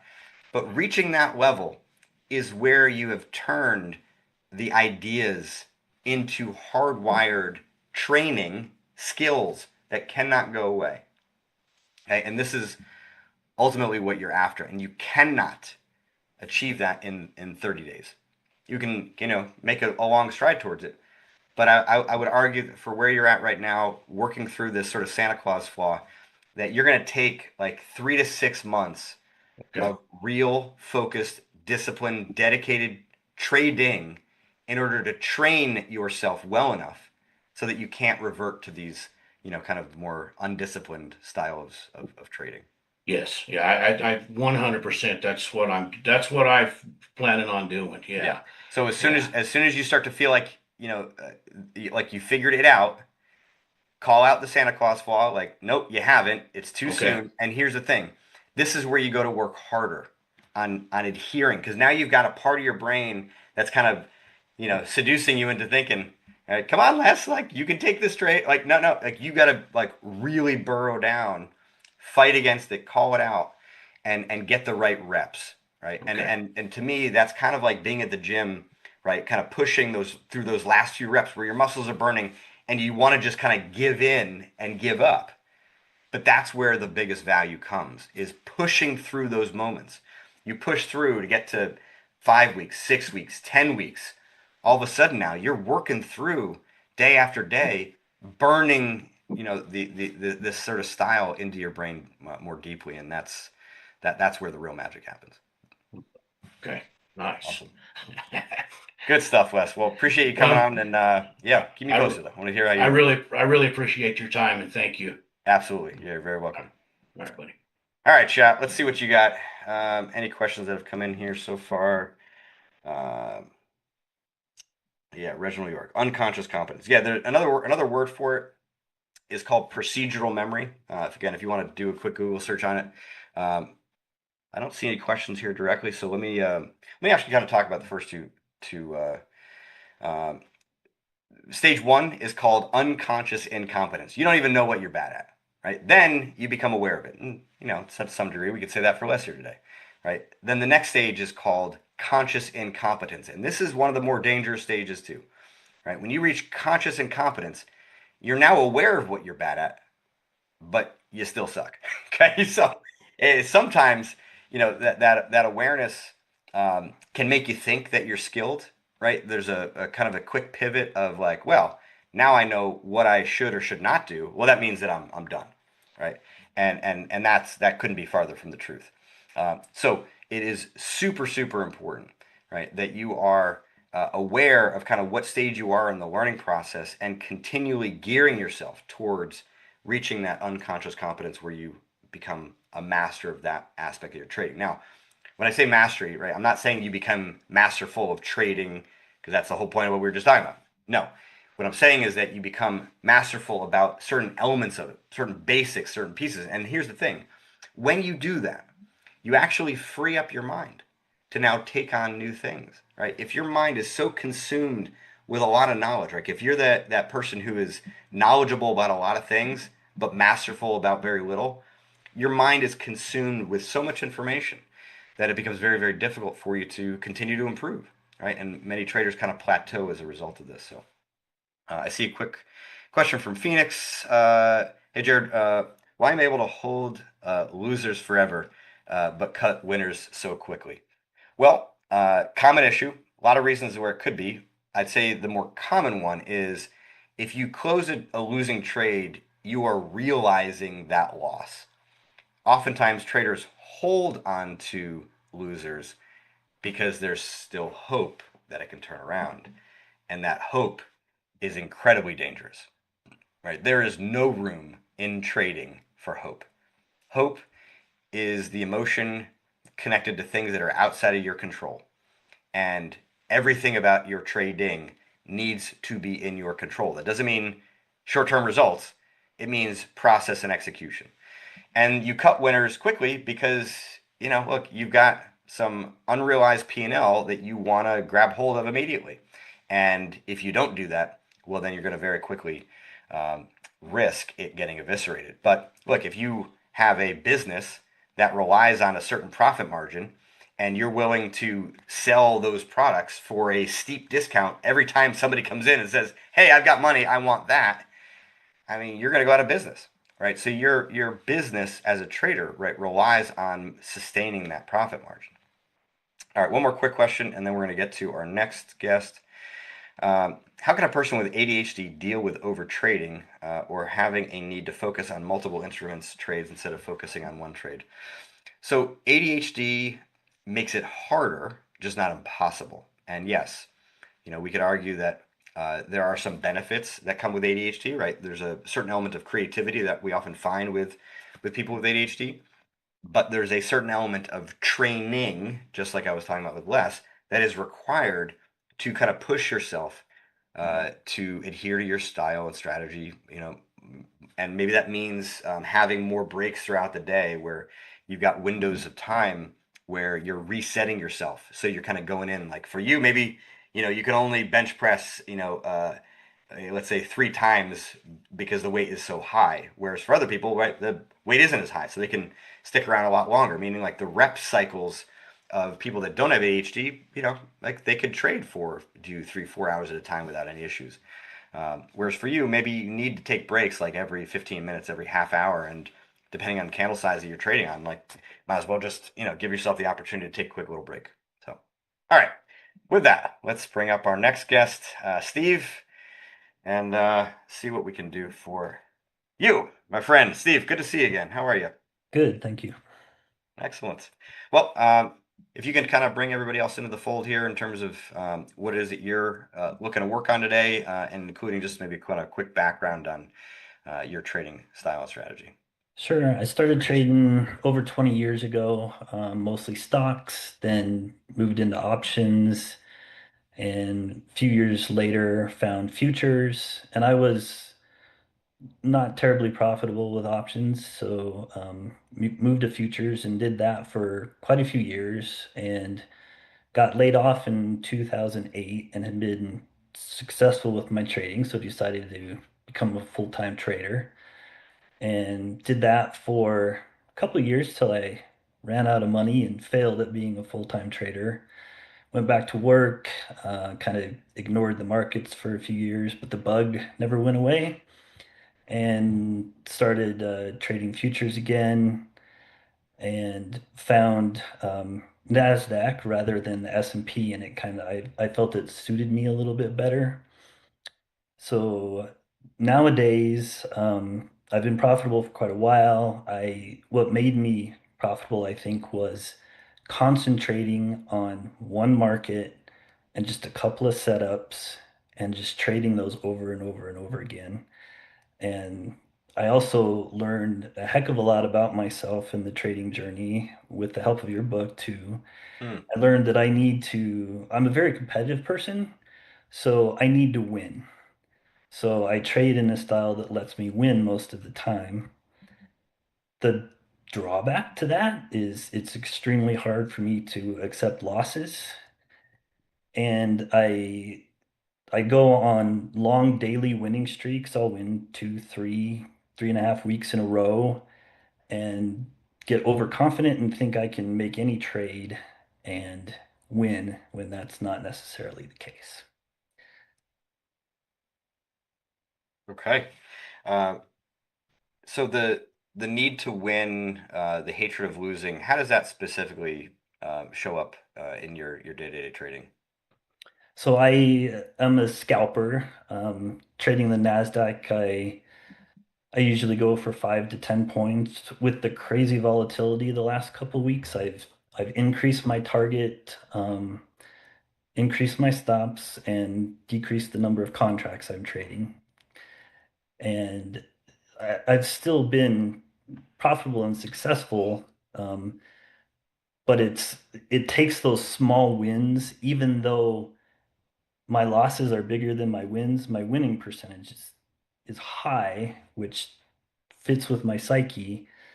And I think I don't want to take losses because it takes several trades to make up the loss. And that gets tough, but I've done it over and over, so I don't know why I still have a problem accepting losses. Hmm.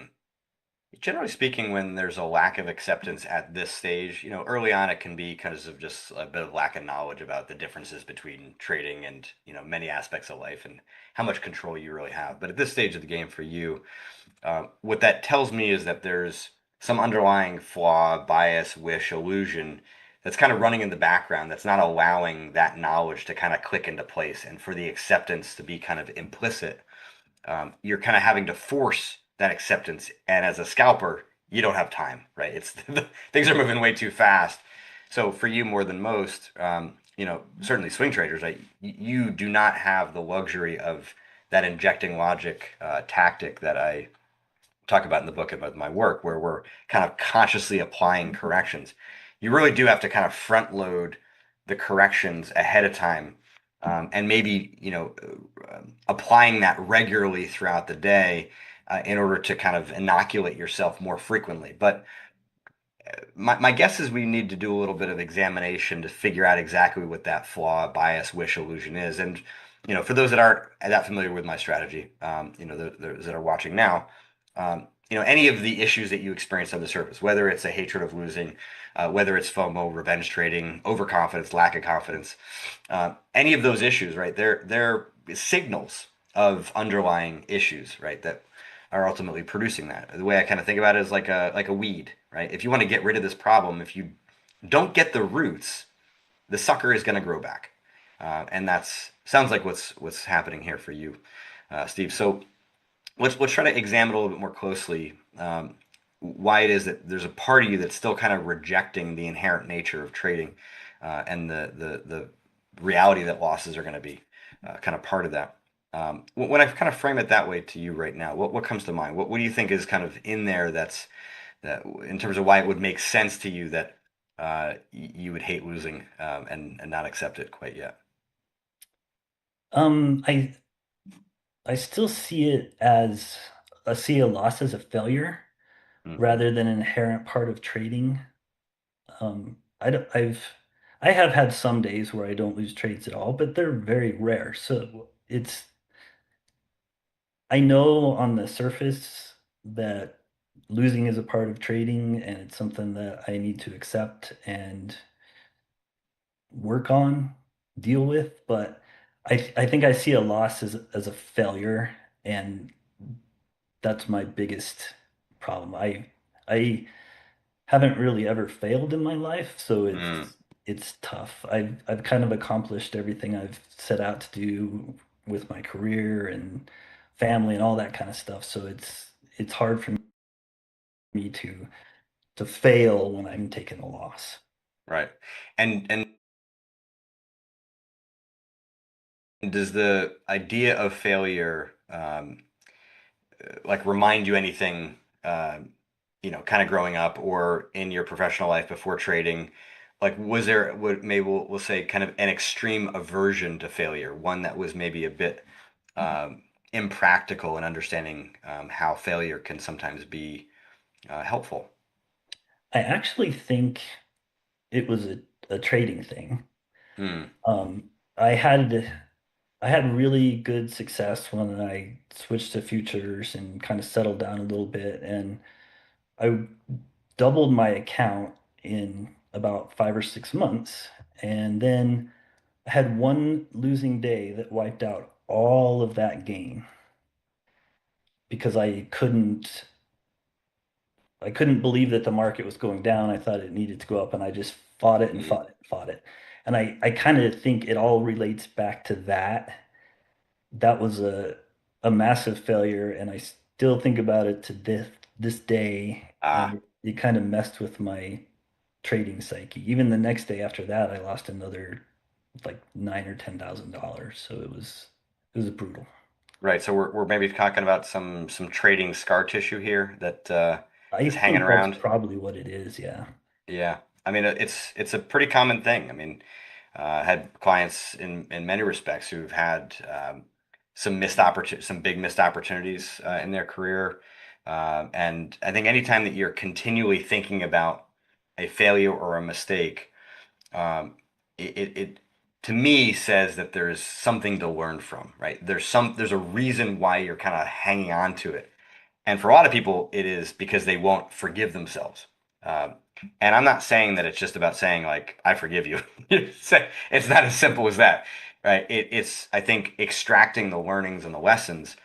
And would you say that you were overconfident prior to those big losses? Yes. And you already mentioned that overconfidence is a problem still today. Yes. So to some respects, even though you become, successful now and haven't gone through the road that you have, that piece of the puzzle hasn't actually been corrected. So it's possible that right now you're not accepting losses because there's a part of you that hasn't actually learned to correct your overconfidence because that's what caused the big failure, and that today now triggers the feeling of failing when you're kind of faced with a loss today. You know, That does makes that kind of sense. all wind together? That makes sense? it does because I still have problems with overconfidence when I'm on a good run and stop trading my signals and start doing whatever I think is best, and I inevitably lose, and it kind of kicks me back into Yep. good trading Yeah. mode. Now you're obviously a far more skilled trader today than you were, back then, but there's pieces of it that are exactly the same. Hmm. Yeah, So that makes sense. for anybody else who's watching right now, like this is very common, as I said. And so for yourselves, if you recognize some of that scar tissue, some of those past losses, memories, sometimes it's even massive wins, right? Things that your mind gets so fixated on. Spend some time to really examine what you need to learn from that memory, because that's what you need to be carrying forward to make you measurably better today. That's how you kind of get over these things. It's not about getting over it. It's about actually kind of resolving or correcting kind of what happened in that span. Sometimes the big wins is how you handled it afterwards and, getting complacent in therein. So, all right, but back to you, Steve. So let's now kind of firmly examine the overconfidence, which turns out to be quite the theme of the day today. Um, so, how would you best describe the specific things that are going through your mind on those days where you're winning or at any time where you're getting overconfident today in a way that feels similar to the past? So the first thing that I really see is that I don't trade my signals. I have a couple of signals that I regularly watch for that happen enough throughout the day that I can be profitable where I want to be. But when I'm getting overconfident, I don't trade those signals, or I may trade those signals, but I trade anything. If I look at the market and think, I think it should go up from here, I'll just go long without any kind of Mm-hmm. signal whatsoever, thinking that it's gonna win because that's what I do. I win. Mm-hmm. And that's inevitably a rude awakening that I don't always win. And I'm perfectly capable of losing just like everybody who trades. But on the days when I really have the overconfidence flowing, I fight it. I'm fighting the market. I'm not being patient. I'm just jumping in whenever. So I just think I can do anything. Yep. Okay. Well said. Again, it can be sometimes hard to like really articulate these things, when they're just kind of stuck in your mind. Everything you've said does make sense to me. I'm curious for you though, when you hear it, did anything kind of jump out that you might not have recognized before? Um, I I think I kind of recognize the overconfidence now, and I realize I am not following my process and doing the thing that I know works. In the past, especially that really bad day that I had, I was shut off. I didn't really realize what I was doing, I think, because I talked to a trading friend afterward, and I said I felt fine. I didn't feel like I was doing anything wrong. And when I look back at the end of the day, I got creamed. So I think now I can recognize it. And before, it was like like my brain got severed in two, and the trading side didn't check in with the risk manager side and just Right. whatever. So, I mean, listen, kudos to you for getting to that point. And just for others, how long do you think it took you to develop that level of self-awareness that you could recognize what the overconfidence in real time? It's And like probably kind of the actively working on it. 6 or 7 years. It took a Okay. long time for me to Yeah. recognize it. Okay. And But just start not to scare everybody else, it can happen faster if you're more diligent with it. But I respect the fact that it maybe part of this was actually because your mind kind of didn't want to make that connection. Because when you have that feeling of like I can do whatever I want to do, you're not really connected with the idea that you've got to actually kind of work at identifying these overconfident impulses. Yeah, All right. that So let's get to the heart of what's going on here. Why do you think it's possible for you to think that you can do whatever you can do or want to do? that these positions are going to go wherever you think they're going to go? Part of it is because I've been winning, because I've been following my process. Part of it is because I So have I'm going to always pause been there. able to I'm do going to it. argue. I'm going to argue that is secondary. That there's a belief, there's a perspective that you have that outcome or those outcomes then kind of allow you to kind of be seduced into believing that you can do whatever you want. Right? It's not the results. It's your perspective and how you're seeing those results. And that's what I'm trying to tease out. So like what part of you is allowing yourself to believe that having a great track record, huge months, huge weeks, huge days will allow you to think that you can do whatever you want? I think it's because I've always been successful in my life. I'm not a dumb guy. I know that. I've I spent decades in network engineering, and I had a CCIE, which is like a PhD of network engineering. Mm. Difficult certification to get, but I got that, and I grew my salary high. I was a director of network engineering teams near the end of my career. So, I went to college. I've raised two kids that are doing great. So I think I've always been successful in my life and been able to accomplish anything I've put my mind to. So I don't think trading should be any different. And that boils down to even an individual trade. Yep. Yeah. And so maybe I would say that there's like an element of control.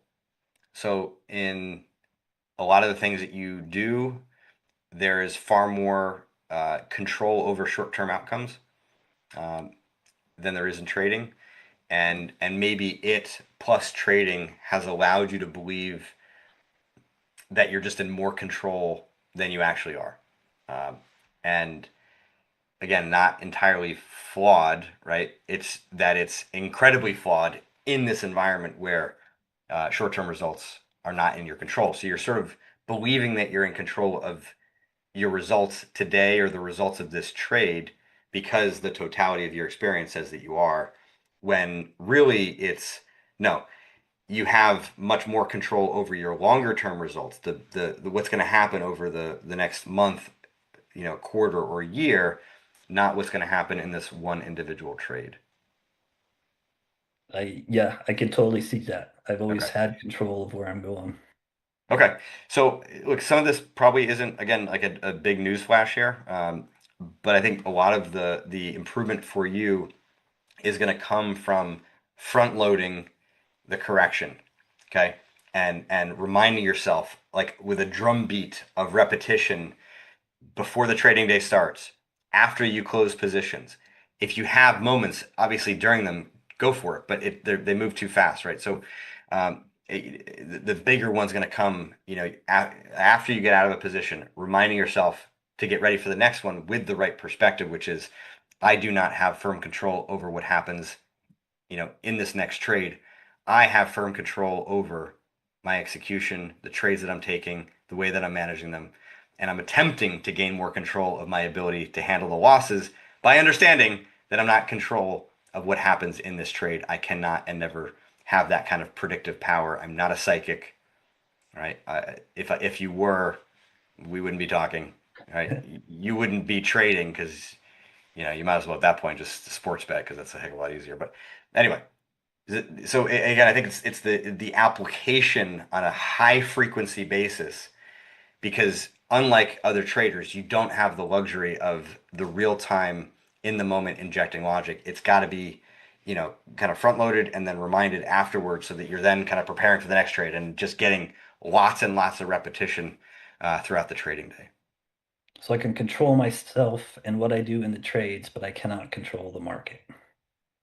That kind of Yes, thinking. and I would argue that right now you don't have firm control of what you do in the trades. You're looking to Agreed. acquire that control through a process that trains you to have the right perspective. Yes, I agree with that. Okay. Great. All right, we'll get the reps in. Will do. Thank you. All right, you're very welcome, Steve. Thanks for coming on today. Of course. All right, good stuff there.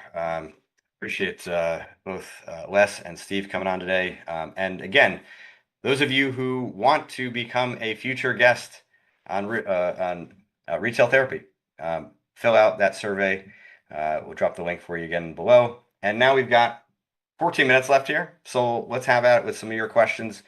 I see a few of you maybe a little bit scared by you're only 9 months in here trading. Again, when you're developing self-awareness, when you're developing more precise recognition of the mental emotional things that you're dealing with, it is a process that you can absolutely accelerate. And actually, you know what, Kevin, I am going to share my screen here and just quickly show this data collection worksheet, which is freely available on my website, jaredtendler.com/worksheets. But you can see it's not a very complicated thing. Okay. This is a phenomenal tool, and I'm not just saying that because I'm biased. I'm saying that because the traders that I've worked with over the years, whether it be also through the book and heard from the book, or also in my community, like they use this as a regular tool to gather up important data points around their trading mistakes. And when you understand that there's this sort of mental and emotional deviation that's occurring around your recurring trading mistakes, you need to become more aware of what's happening in real time. It's going to help you to build more awareness so you can see it and make some different decisions. Number two, it helps you to gather up the important details that are going to help you to actually correct the problem to begin with. So I'm not going to go into a lot of detail here, other than to say, look, the trigger is what sparks the emotion, the thoughts, like what are specifically kind of going through your head, the emotions, right? What are you feeling? Is it the FOMO, the revenge trading, the overconfidence, etc.? The behaviors and actions kind of similar, but think about like the physical signs of frustration or fear, right? Your heart rate increases, you have tension in your stomach, things like that. Do you lean into the screens? Are you zeroing down to or down to different time frames, trading different symbols than you would normally? Changes in your decision making or market perception. This is not about a correction, right? The word change sometimes can be misinterpreted. This is about how does your mind deviate? How do you convince yourself from a decision making standpoint that this is maybe a viable opportunity to jump into? Or how does your perception of the market alter in a negative way? So we can stop the screen share there now. But yeah, if you want to be rapidly accelerate the pace with which you are able to build that awareness, then yeah, use the data collection worksheet. So, all right, let's get to some questions here. So we've got Smooth Operator. How can I reframe my losses so that I don't give in to the urge to revenge trade with bigger size to make it back? So the reframing is a bit of an attempt to gain control.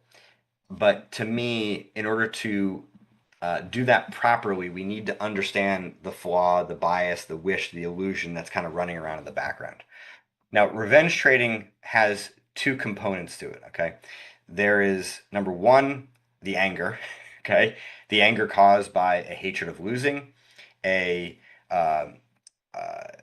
hatred of the luck factor, a function of some entitlement, or a hatred of mistakes, combined with some weakness in your confidence. So for a lot of traders, it's the weakness in confidence that's more consequential. Okay, you're trying to trade with bigger size to get your confidence back. Yes, obviously, you're trying to make the money back. But you're okay taking your time with that if your confidence is still intact. And for a lot of you, and Smooth Operator, I would argue that that's the case for you. There's a part of you that loses confidence when you take those big losses and you immediately want to get it back. Now, here's the thing.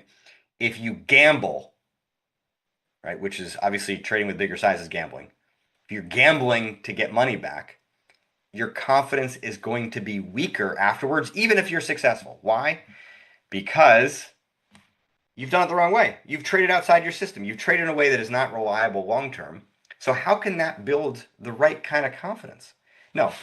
So the reframing here, in my mind, is double down on what you know works. If you have a profitable strategy, you take losses. That obviously is part of the game. You intellectually know that. But here is your chance to train yourself to rely on your edge as the way to grind your way back towards profitability or grind your way back. Again, whether it's on an intraday basis or a larger time frame. I mean, you're not making back the losses. You're grinding your way forward and earning your edge. Like that is where you're going to, in doing it that way, you're going to build the right kind of confidence, which is what you need more long term. So, all right, Ty, why does my mentality change when I go to a funded account compared to an eval account? Because now it matters. There's just more pressure on the line. Evals, right? You buy new ones all the time. Now you get funded. All of a sudden, now it matters. So the pressure increases, and when pressure increases, weaknesses get exposed mentally, tactically. So it becomes I would say, a very important way of identifying what you need to be correcting. Not always the most fun way to find it because now you spend all this work to get yourself funded, and now here you are kind of finding these weak points. But look, the reality is that every trader on the planet has weaknesses. Nobody's perfect, right? Weaknesses are an inherent part of our nature as human beings. So, embracing those weaknesses, using that data collection worksheet, right, as a tool to identify what those weak points are mentally and emotionally. Do the same thing tactically. Like where do you get kind of thrown off here? The market's obviously the same, but you're different because the pressure is higher. So now you've got to use the feedback and make some distinct improvements both technically and mentally. All right.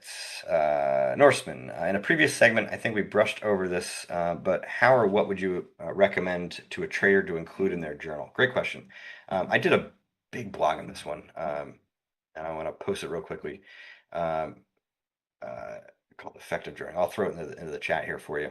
The thing I think with journaling that is a bit challenging for some is big blank sheet of paper. What the heck do I write? Right. And I think that's where it gets challenging. So I would strongly advise that you create some prompts, and people tend to respond best to questions. I know I certainly do. If I ask a question, excuse me, I'll just start spitting out answers. And the thing is with journaling, there's a degree to which like you're brainstorming and just kind of getting ideas out. And that's, I think, one of the biggest values of journaling. Again, taking sort of these ideas, maybe kind of randomly kind of scattered around in your mind and beginning to kind of pull them together into some sort of coherent idea. So basic framework can be, on a daily time frame with a journal. What did you do well today? What did you improve on specifically with the things that you're trying to improve on, right?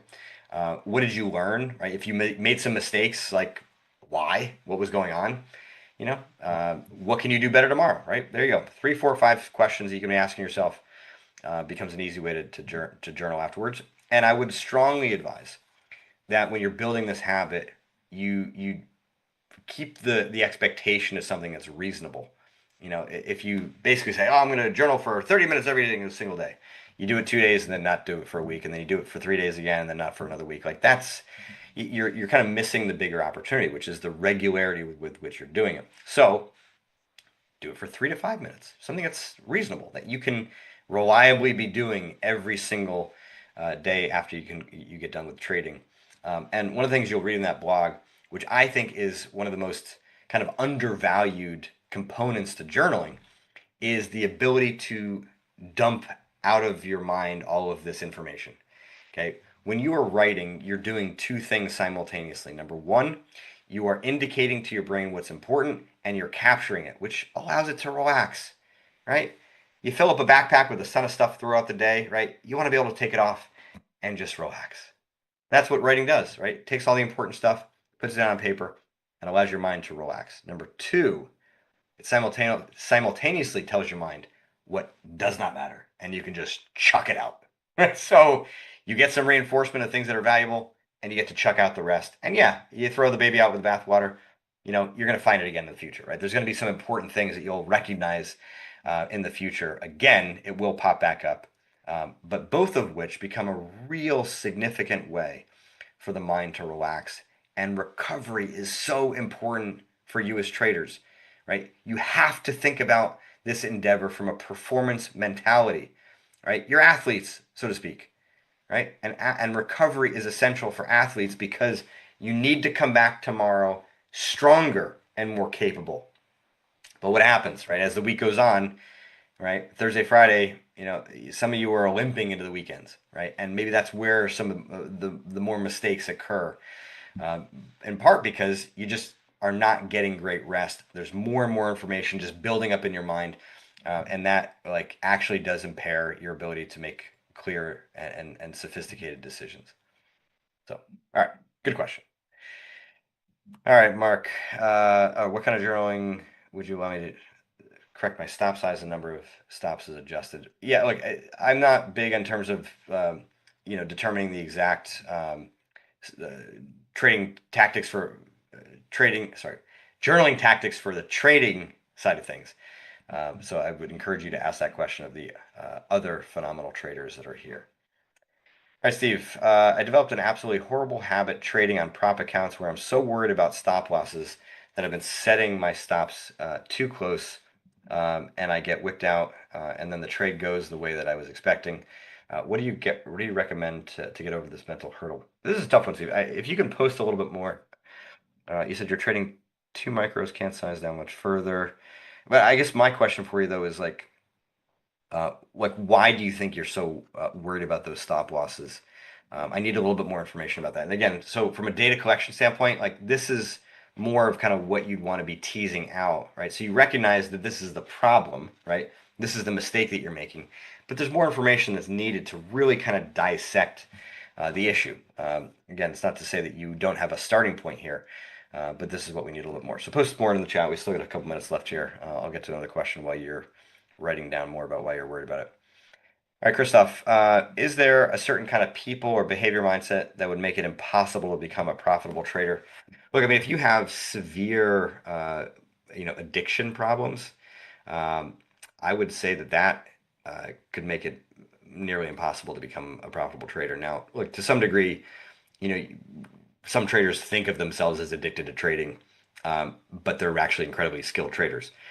They're just addicted to it. They love it. They're passionate about it. They're, again, like athletes or any high performance people who are workaholics, love what they do. I mean, like we can qualify things as being bad, but that's really sort of a societal connotation. When I'm saying like a severe, like addictive personality, like to gambling, related to money, we're talking about like neurological issues, right? It would be impairing your performance. That would probably be the only real disqualifier as I would find. Maybe obviously there could be other, sort of significant mental and emotional disorders that could be part of that too. But if we take sort of the kind of more normal kind of everyday issues, right? Even if you have,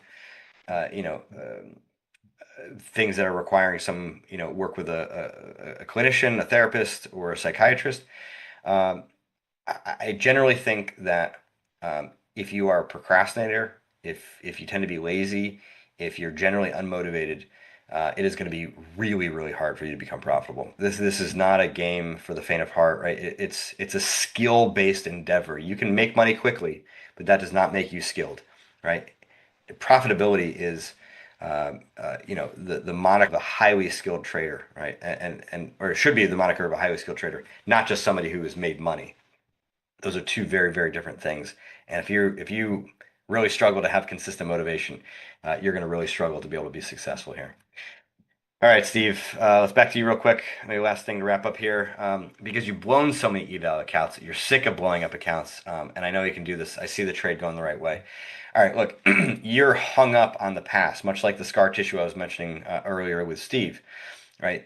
But like you're not extracting the learning. So you've learned a lot and consciously understand what you're capable of, but now you're not really applying that because there's a part of you that's still hung up on all those blown accounts, when perhaps those blown accounts have actually led to a lot of learnings and lessons that is part of what has made you very capable today.